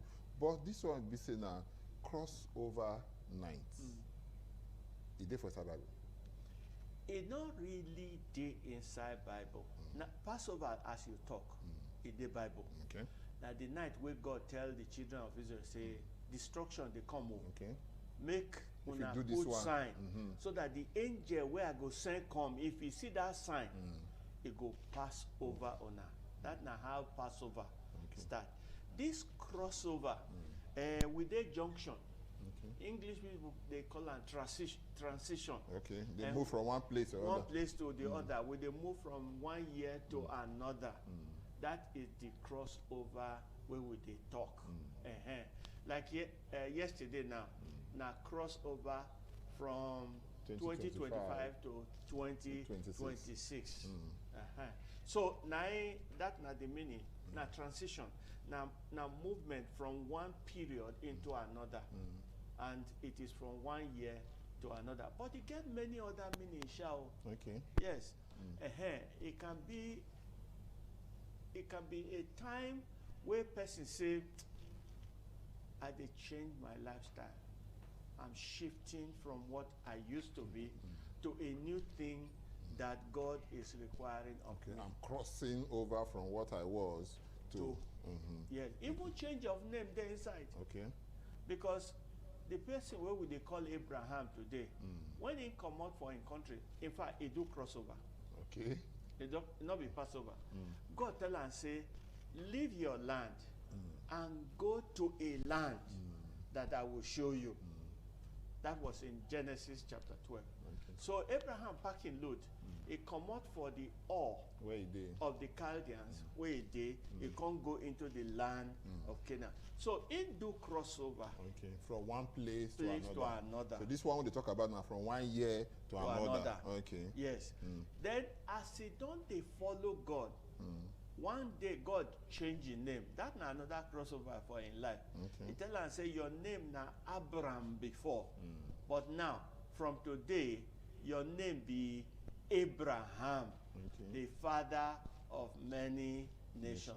So you see, transitions then plenty, But this one, what would they do now for crossover? Now to move from 1 year to another.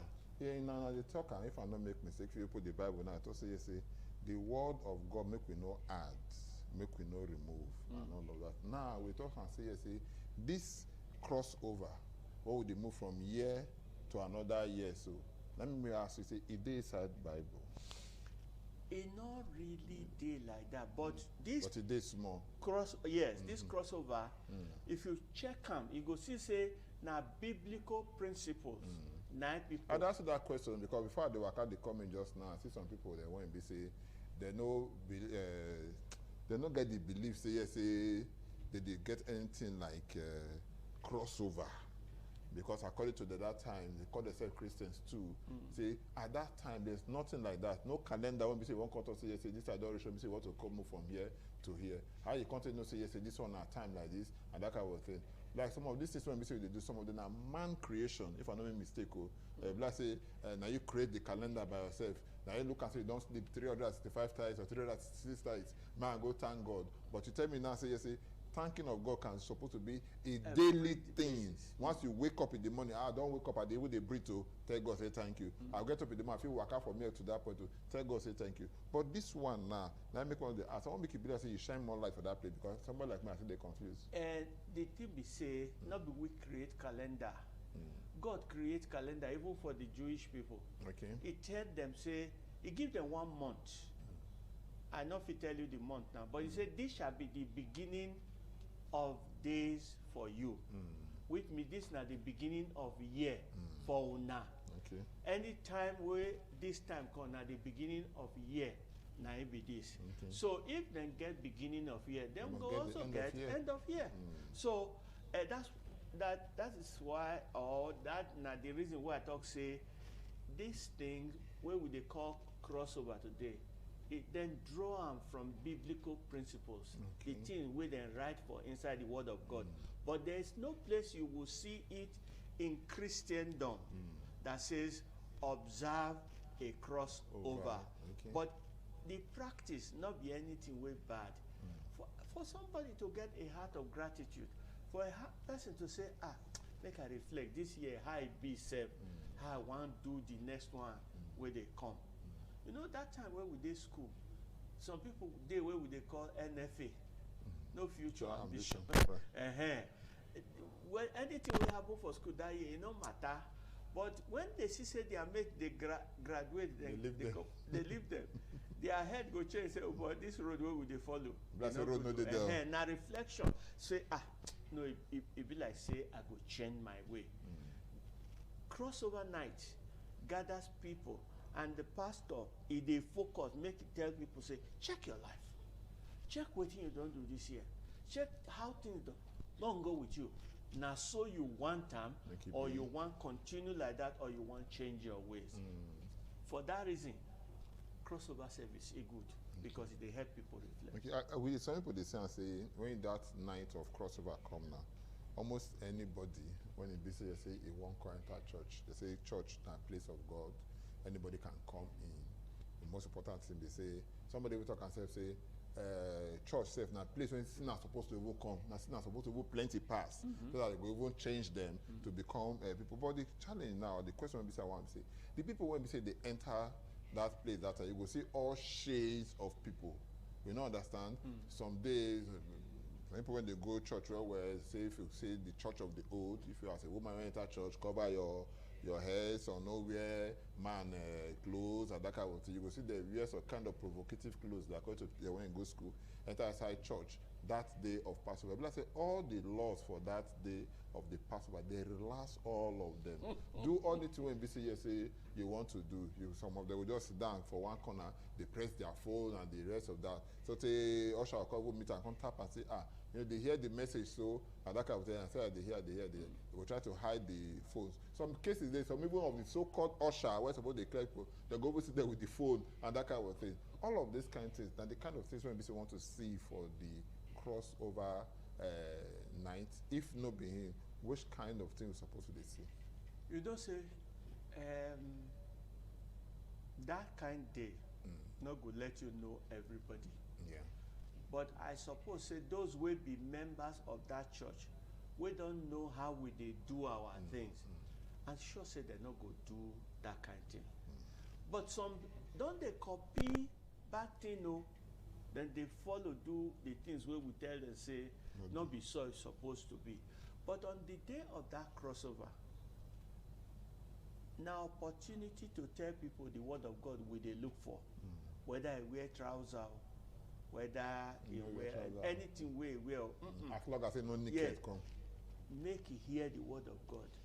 When he hear the word of God, it be like seed where they sow. Okay.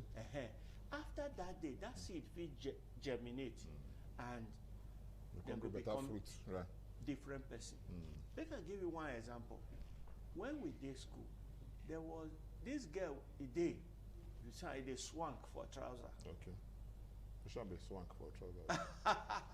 Now that na her normal wear. Okay.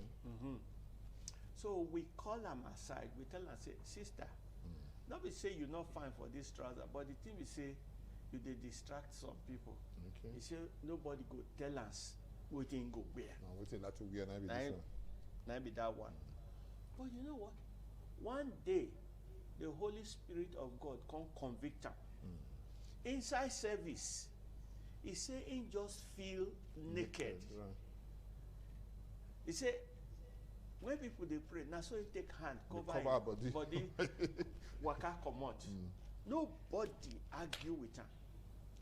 God they change people life because they talk to them as individual. But the seed to change them, where God want, make we give them, now the word. And by the word, the Holy Spirit, they work. So, are they you carry on? Yeah. So, that now the opportunity we they look for that crossover service for people we never know God. For those who know God, make them strengthen themselves more for the work where they do with God. Okay, my people for us, the program we say they listen to or when they watch, so now the program we call Udwata, the heart of the matter. That's how they talk and hear all the time. Say that man talk and say, no matter how ant small reach, if you put your eye for ground, you look and well, with so many things, shall you go see the heart of that ant. Now be the thing when we say so, the Udwata, the heart of the matter. How they look the matter when we say concern cross over night. As we look at how it be, waiting be the gain inside. And we're here with Professor Reverend Martin Aisien of Church of God Mission International, when we say for Ugbo. Welcome again to the program. Thank you very much. I agree to you. We'll take a very short break now. When we come back, continue for we say we stop because many things then do when we say we go still talk. And don't forget, once we come back, we go open the lines that time so that you will talk some things. You will call into the program. We could hear some kind questions that when we say you want to ask, or some kind comments that when we say you would like to take. Don't go anywhere. Stay with us.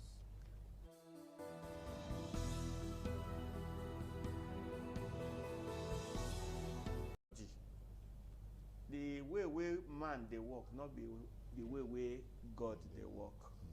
He moves in mysterious ways. If you go person house, you say no go, one come. The tendency for you to make you the vex with the person. No, you not be the Holy Spirit where they convert persons. You don't do your own part.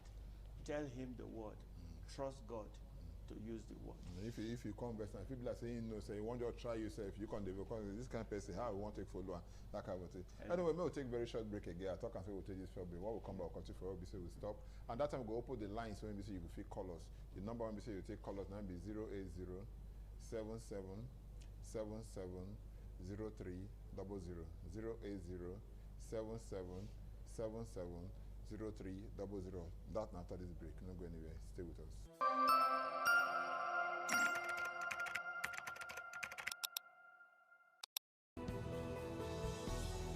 Welcome back again. We sit there here and the program see the Waka they go daughter and they look at the significance or the importance of the one we say we call crossover night.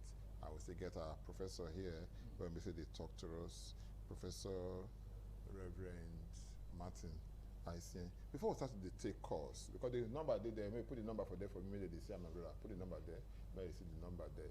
Before we start to take calls, I want to make a find out from you.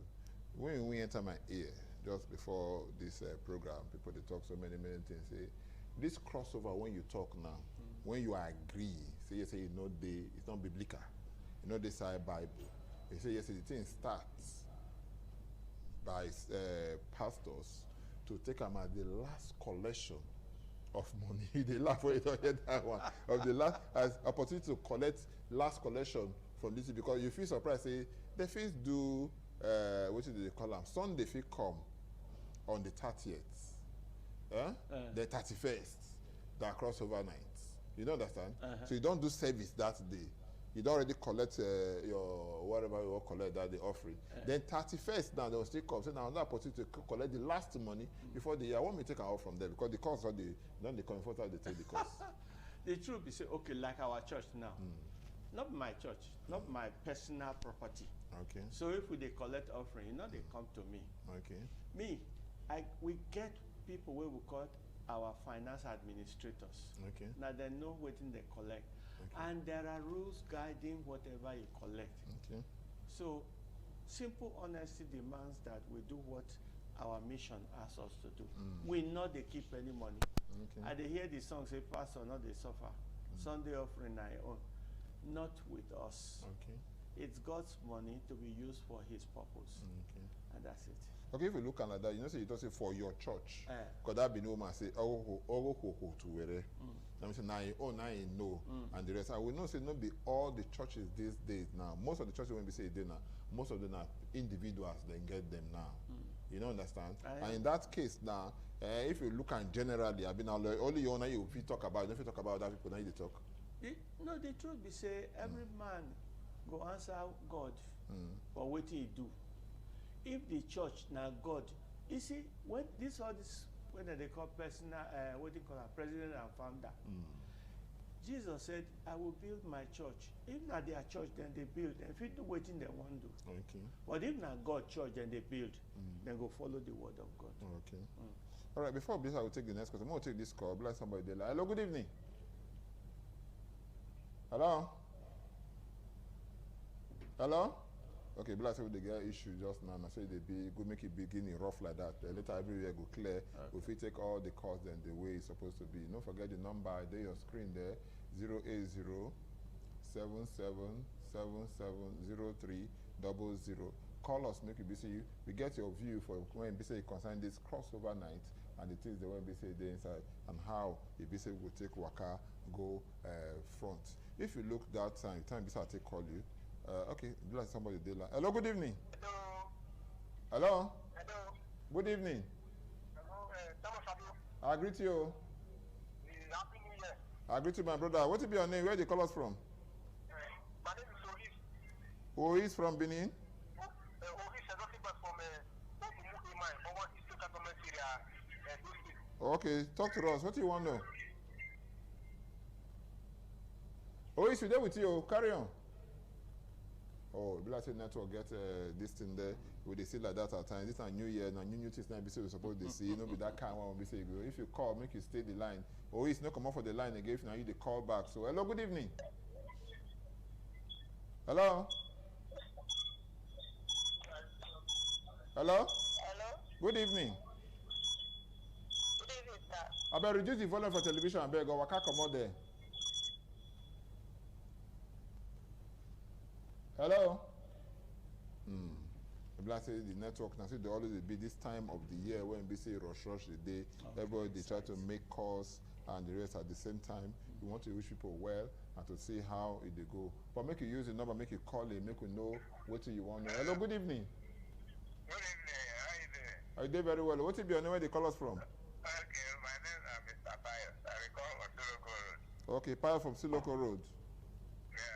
What do you want make we know? I've been listening to the discussion about this crossover night.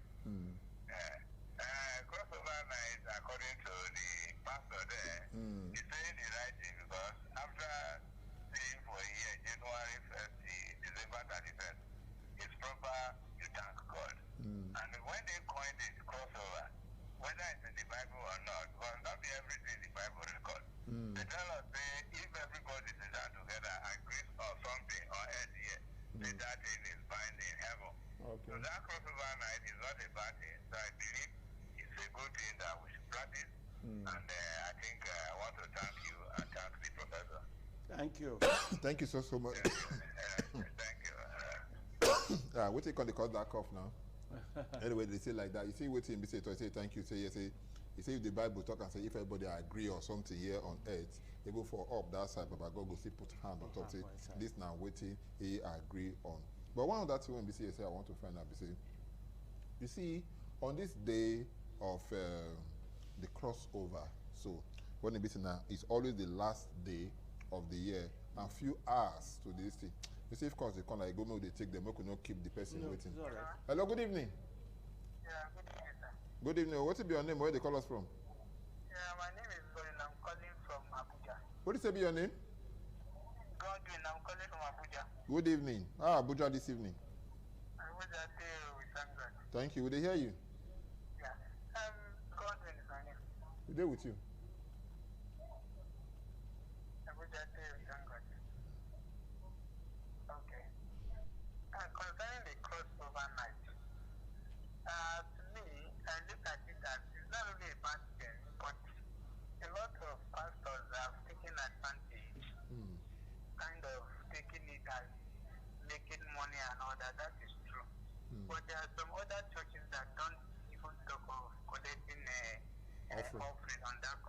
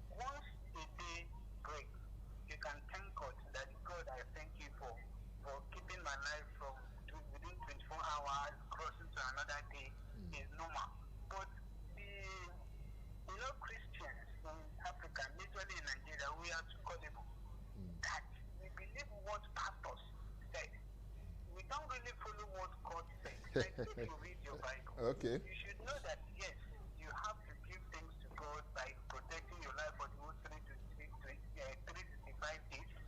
You understand? So I look at it as it's not a bad thing, and it's not because to make money. Okay. Some pastors actually All right. Thank you so much. Thank you so much, Godwin. If it's something we do with you today, we not go move, go for other people, not go fit calling into the program. We thank you so much. Again, one thing when we say yes, we want to see. Even we say I agree now, saying if you look at even for Abuja, some people they see now opportunity to make money, but you say now now you know. This money now, people don't go around and everything. Constant say early in the morning, you go see different road accidents then. Different road accidents. See vehicles when they forgot the one when they say climb median or what they call the divider for road there, you go see them there and different. So we can ask ourselves, these people when we say they can afford church for the come, I've been waiting. Where they go do their own crossover nights? No, there's no crossover for church. Okay. Then crossover most likely with friends. They call it. You go with your family and friends now to church now. Okay, before you go take that answer, make you take this one. Hello, good evening. Yeah, good evening, sir. Yeah, what will be your name? Where they call us from? Peter Obo from Benin. Peter Obo. Yes, sir. Okay. I really appreciate your program. I let me also thank you for bringing us this program for today's first day of January 2026. Thank you. You see, this crossover you are talking of.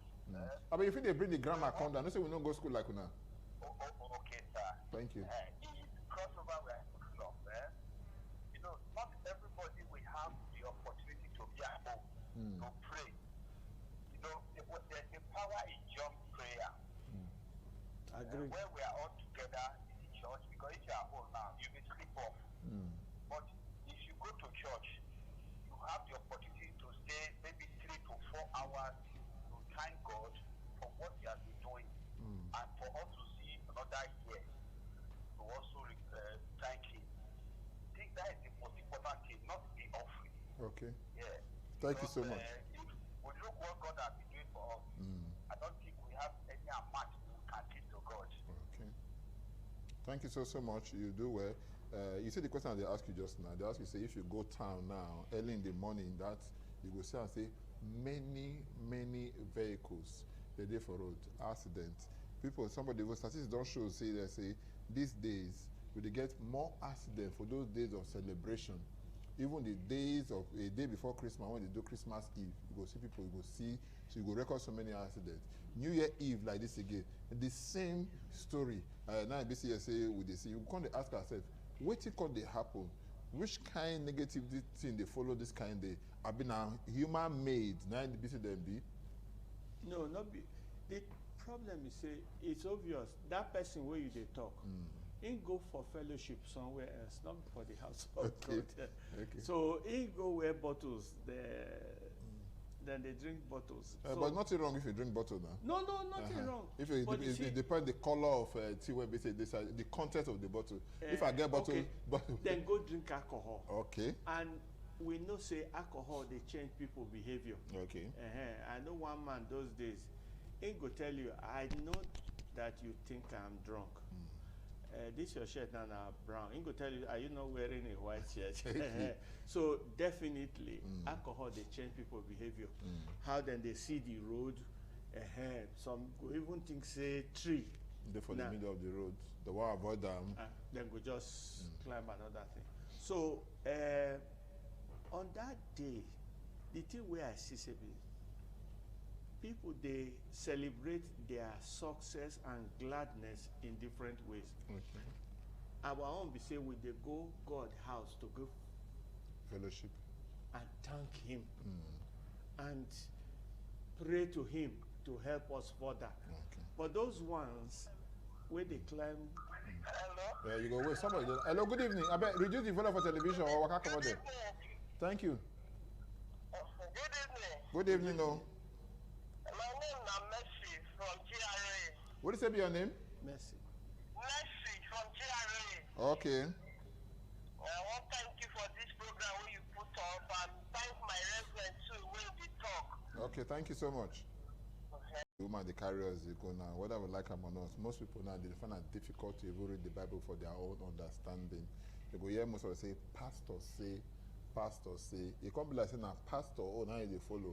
And everything. Maybe don't forget where BC we dey. We see there for the man when BC say they drink. Say he go tell you say you don't drink. Oh. See what you wear when you wear brown. Say I know be white clothes you wear. So I like that. But I still get one friend to say now only two things they make and they drink for life. When he's happy and when he wants to be happy. So it's always it's always drunk and the rest. So I just make a quick chip in that one first before BC will take this other call. Hello, good evening. Good evening. I beg reduce the volume for television. I beg you, can't come out there.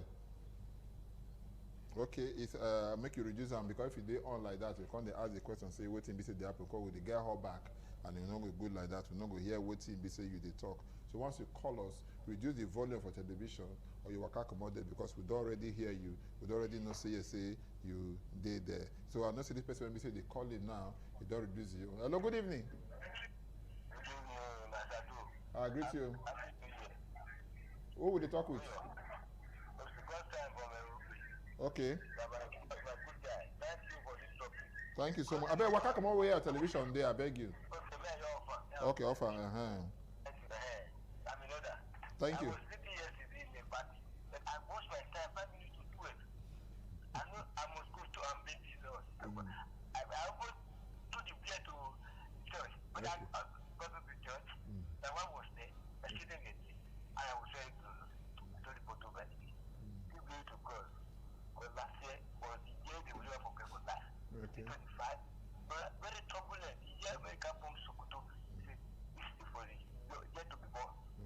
But before you go, I want to find out, even before that yesterday, when you say you drink that your, whatever you drink for, you say you call rent about 5 minutes to, when be the last time you say you entered the church? I mean, you know one person when you say you call that first last day, you come again on that last day? That's my family church. Okay. Okay. But that will be the question I asked you before, Charles, but it's not a family church. Make we live like that. You see, this matter when you say you're concerned, so if you look at now, people, they look and say, now time for me to just run into church, make it not meet me for our side. This kind of people, which kind of talk you get to tell them? Like I talked before. I want me to talk them again so that I go hear God you. not be touch and go. I ain't not be spare tire. Okay. Because people where they do like that, then they treat God as spare tire. Now only when you meet them, now they go there. Now they go there. No, not be so. Serving God now everyday affair. Thanking him is an everyday affair. And living right is an everyday affair. If waiting with the hear for church, with the practice on Monday to Saturday, our country for better pass waiting now. Okay, make we see what is our brother tell us to make our country better. Hello, good evening. Hello? I beg come up for your TV day or reduce the volume, I beg you. That kind of one, you know, let us take because once you do wear your TV day like some people want to hear themselves. You don't already day on. There's no need to hear yourself. The only person you need to hear at this time now be people when you do for this side or you do for the other side. Would they round up now? When they round up like this now, we go live more put this, do things then rightly. We'll take the very last call before you be like say we go come cap the whole thing up for here. Hello, good evening. Good evening. Yeah, what is your name? Where they call us from? My name is Kenneth. Kennedy, how you doing? Okay, do we now? Okay, talk to us. This is a crossover night where we talk about many of our Christians. They never repent at all. Okay. They never know God. Never know God. No, before you go become Christian, you already know God now. I think they never understand how God will work. Okay. Because if they really know the principle of God, all those people they do so, they know the God. Okay. So we dey beg the Christians to change their attitude and character. Okay. Inside the house of God. Okay. That's my conclusion. Thank you so much. That will be the last contribution we say we go take. We won't cap this whole thing now. If we won't cap out now, what do you go want make it be say people take home for this crossover matter when we say the talk since? As we done the talk, crossover night. Now one night where we they gather as Christians for God house to thank only God. Christians. No. Anybody will you say when they gather as Christians. No. maybe I dey talk like pastor. Okay. But anybody wey wan come.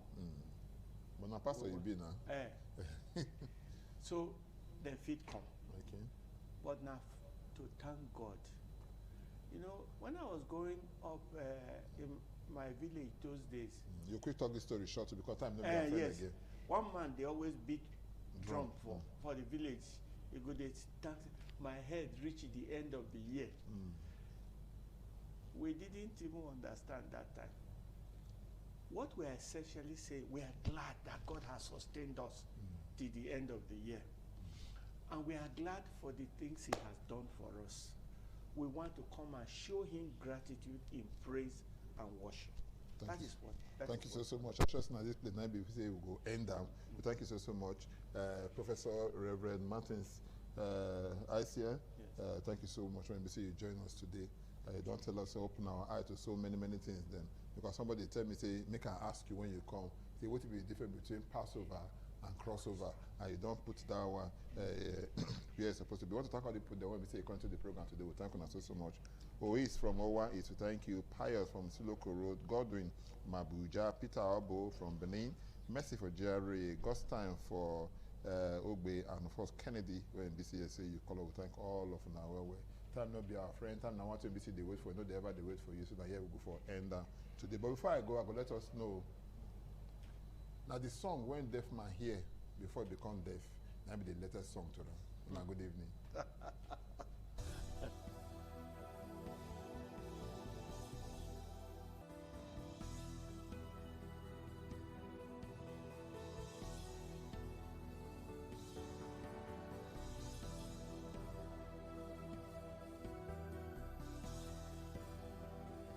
Merry Christmas and a prosperous New Year from Independent Television and Radio. Once again, welcome to this fitness show on ITV this morning. I'm Gato Destiny, aka Man of Steel. Already, I've introduced us to the use of cardiorespiratory exercises, aerobics. This morning, once again, we want to take another variation of the aerobics. Thank you as you watch. We will be stretching first, of course, otherwise called the warm-up, which is very essential and necessary in every workout. Afterwards, we'll do a cool-down. 1, 2, 3, 4, 5. Inward, please. 1, 2, 3, 4, 5. Outward. 1, 2, 3, 4, 5. Please return that, please. 1, 2, 3, 4, 5. Inward. 1, 2, 3, 4, 5. And outward. 1, 2, 3, 4, 5. All right. For our waist and of course our torso, we have to do some stretching. Please place your hand by your side. And let's go this direction first, please. Let's go. 1, 2, 3.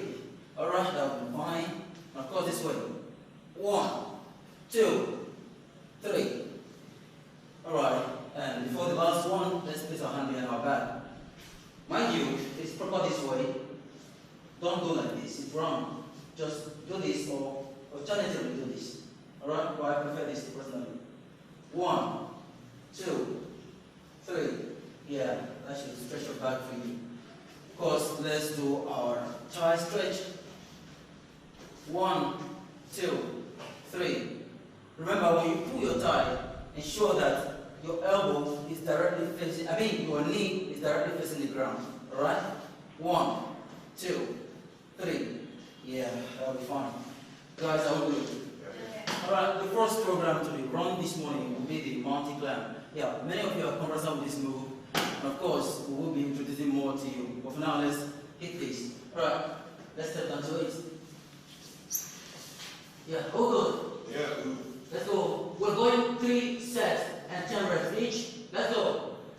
1, 2, 3, 4, 5, 6, 7, 8, 9, and 10.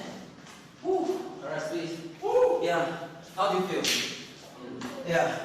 That was course, set 1 is necessary. You do your workout, the reps, and you set. All right, so that was the first set, and we're not wasting time waiting for the second set. The minimum break duration for every set should not exceed 20 seconds, and a minimum of 10 seconds. All right, we're good with 10.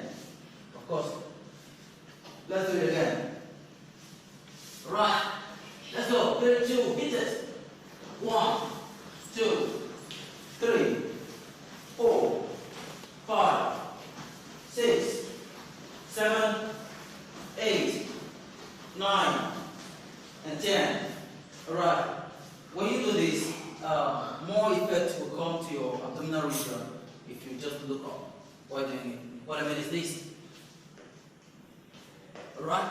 So not body weight, but there's nothing wrong with staying this way. However, breathing your head might place more pressure. All right. For the very last set of this mountain climb, let's get down, please. Let's go. 3, 2, 1, go. 1, 2, 3, 4, 5, 6, 7, 8, 9, and 10. All right, at this junction, we will take water break. We'll join you in the next workout for this very session. Thanks very much. Once again, I'm here for Destiny. All right, let's do this. 1, 2, 3, 4, 5, 6, 7, 8, 9, and 10. Whoa. Yeah, the other leg, what time is 3, 2, 1. This when you do this, ensure that your knee gets to the level of your chest. Okay? Well, that's the maximum level you get. And of course, the minimum here. I understand not everyone is as flexible as I am or as anyone here. Please, will just keep it safe and do the right thing. Thanks very much. Alright, we'll go on the left. 3, 2, 1, go. 1, 2, 3, 4, 5, 6, 7, 8, 9, and 10. Whoa, that's exhausting. How do you do? Yeah, thank you very much. And this is the last set of this workout. Remember, every workout should be done in 7 reps. Alright, thank you. Let's do this. Let's go to the left. To right, brother. 3, 2, 1. Let's hit it. 1, 2, 3, 4, 5, 6, 7, 8, 9, and 10. Yeah, we'll also let's go. 3, 2, go. 1, 2, 3, 4, 5, 6, 7, 8, 9, and 10. Whoa. And that'll be all for this morning. Alright, remember, I said in the beginning, before any workout, there's need for a warm-up. And after that, there's also need for cool-down. This is the cool-down. Alright guys, just sustain the breath, watch this first. Ensure that your knees are locked, alright? This one goes to the hamstrings, the calf, and as well as the lower back. Doing this. Swing it, swing it, swing it. Got that? Alright guys, let's do this. 3, 2, 1, go. 1, just 5, 2, 3, 4, and 5. Alright. So, lastly, what we did before we started, let's stretch it. 1, 2, 3, 4, and 5. 1, 2, 3, 4, and 5. So that's the last thing. Yeah. Please let's target our hamstrings. Do this. Just sit inside of it. Alright? Please do not stand on it. Keep that shape like this. And both stand just this. Alright? Stand 1, 2. Yeah, this is a form of squat though, but this is not the purpose of the jogging or building the hamstring muscle, just for stretching it. Yes, today you do not need to use weight to build your pectorals, your chest, and of course your biceps, your bicep and triceps. You have programs you can do at home and get what you want. You understand? So we'll be doing push-ups this morning, what's called push-ups. We're doing push-ups this morning. And of course, we have our ladies. There are variations for ladies. Please watch them very closely to get, if you're a lady out there, watch them closely to get what you have to do. And of course, our guys are here. Thanks very much. Let's hit it, guys. Are we ready? Are we good? Yeah. We're going to do the pyramid first, which is the close wrench and push-up. All right, let's go. 3, 2, 1. 1, 2, 3, 4, 5, 6, 7, 8, 9, and 10. Whoa, how does that feel? Yeah, that's the first set for this morning. And we'll be doing 3 sets of that. Meanwhile, the first one was close your hand in pyramid shape. And that one goes for the tricep. For ladies that have sagging hand, you can do that actually, and it will help you. And of course, this time around we're doing mid open, and finally we'll do wide range of it. So we're going there now. The mid open. Let's go. 3, 2, go. 1, 2, 3, 4, 5, 6, 7, 8, 9, and 10. Alright, that's for the mid open. And someone wants to ask, why exactly are the ladies crossing their legs? Why they cross legs for the ladies? Now you understand that the guys have more defined muscles, and of course to bring more weight on the upper body, we go on the toes, picking all the weight in the body to the upper body. But for ladies, they do not need much weight, just that.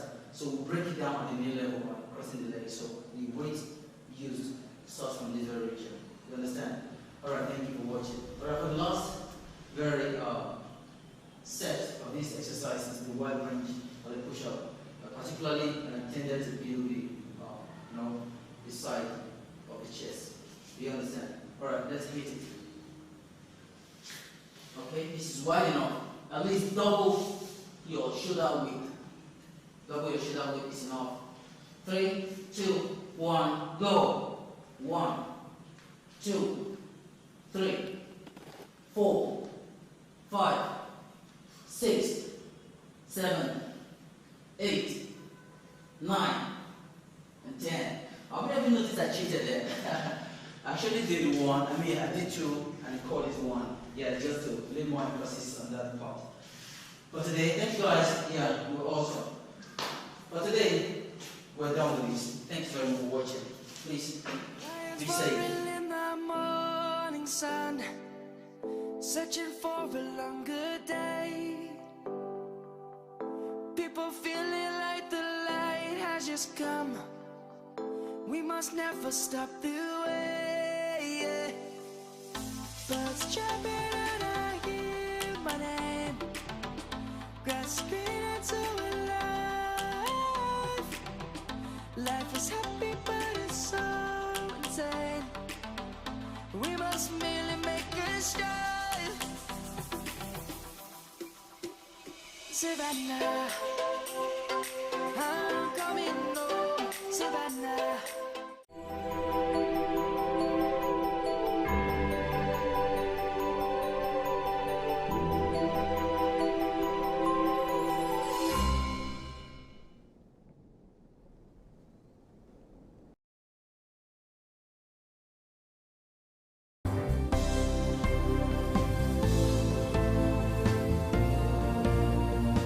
Thank you very much for joining us on the program, Healthy Living. What is the kidney? The kidney is an excretory organ in the body, which is for metabolism. Tuberculosis affects many organs in the body, but the common ones it usually affects is the lungs. Epilepsy is a neurological problem.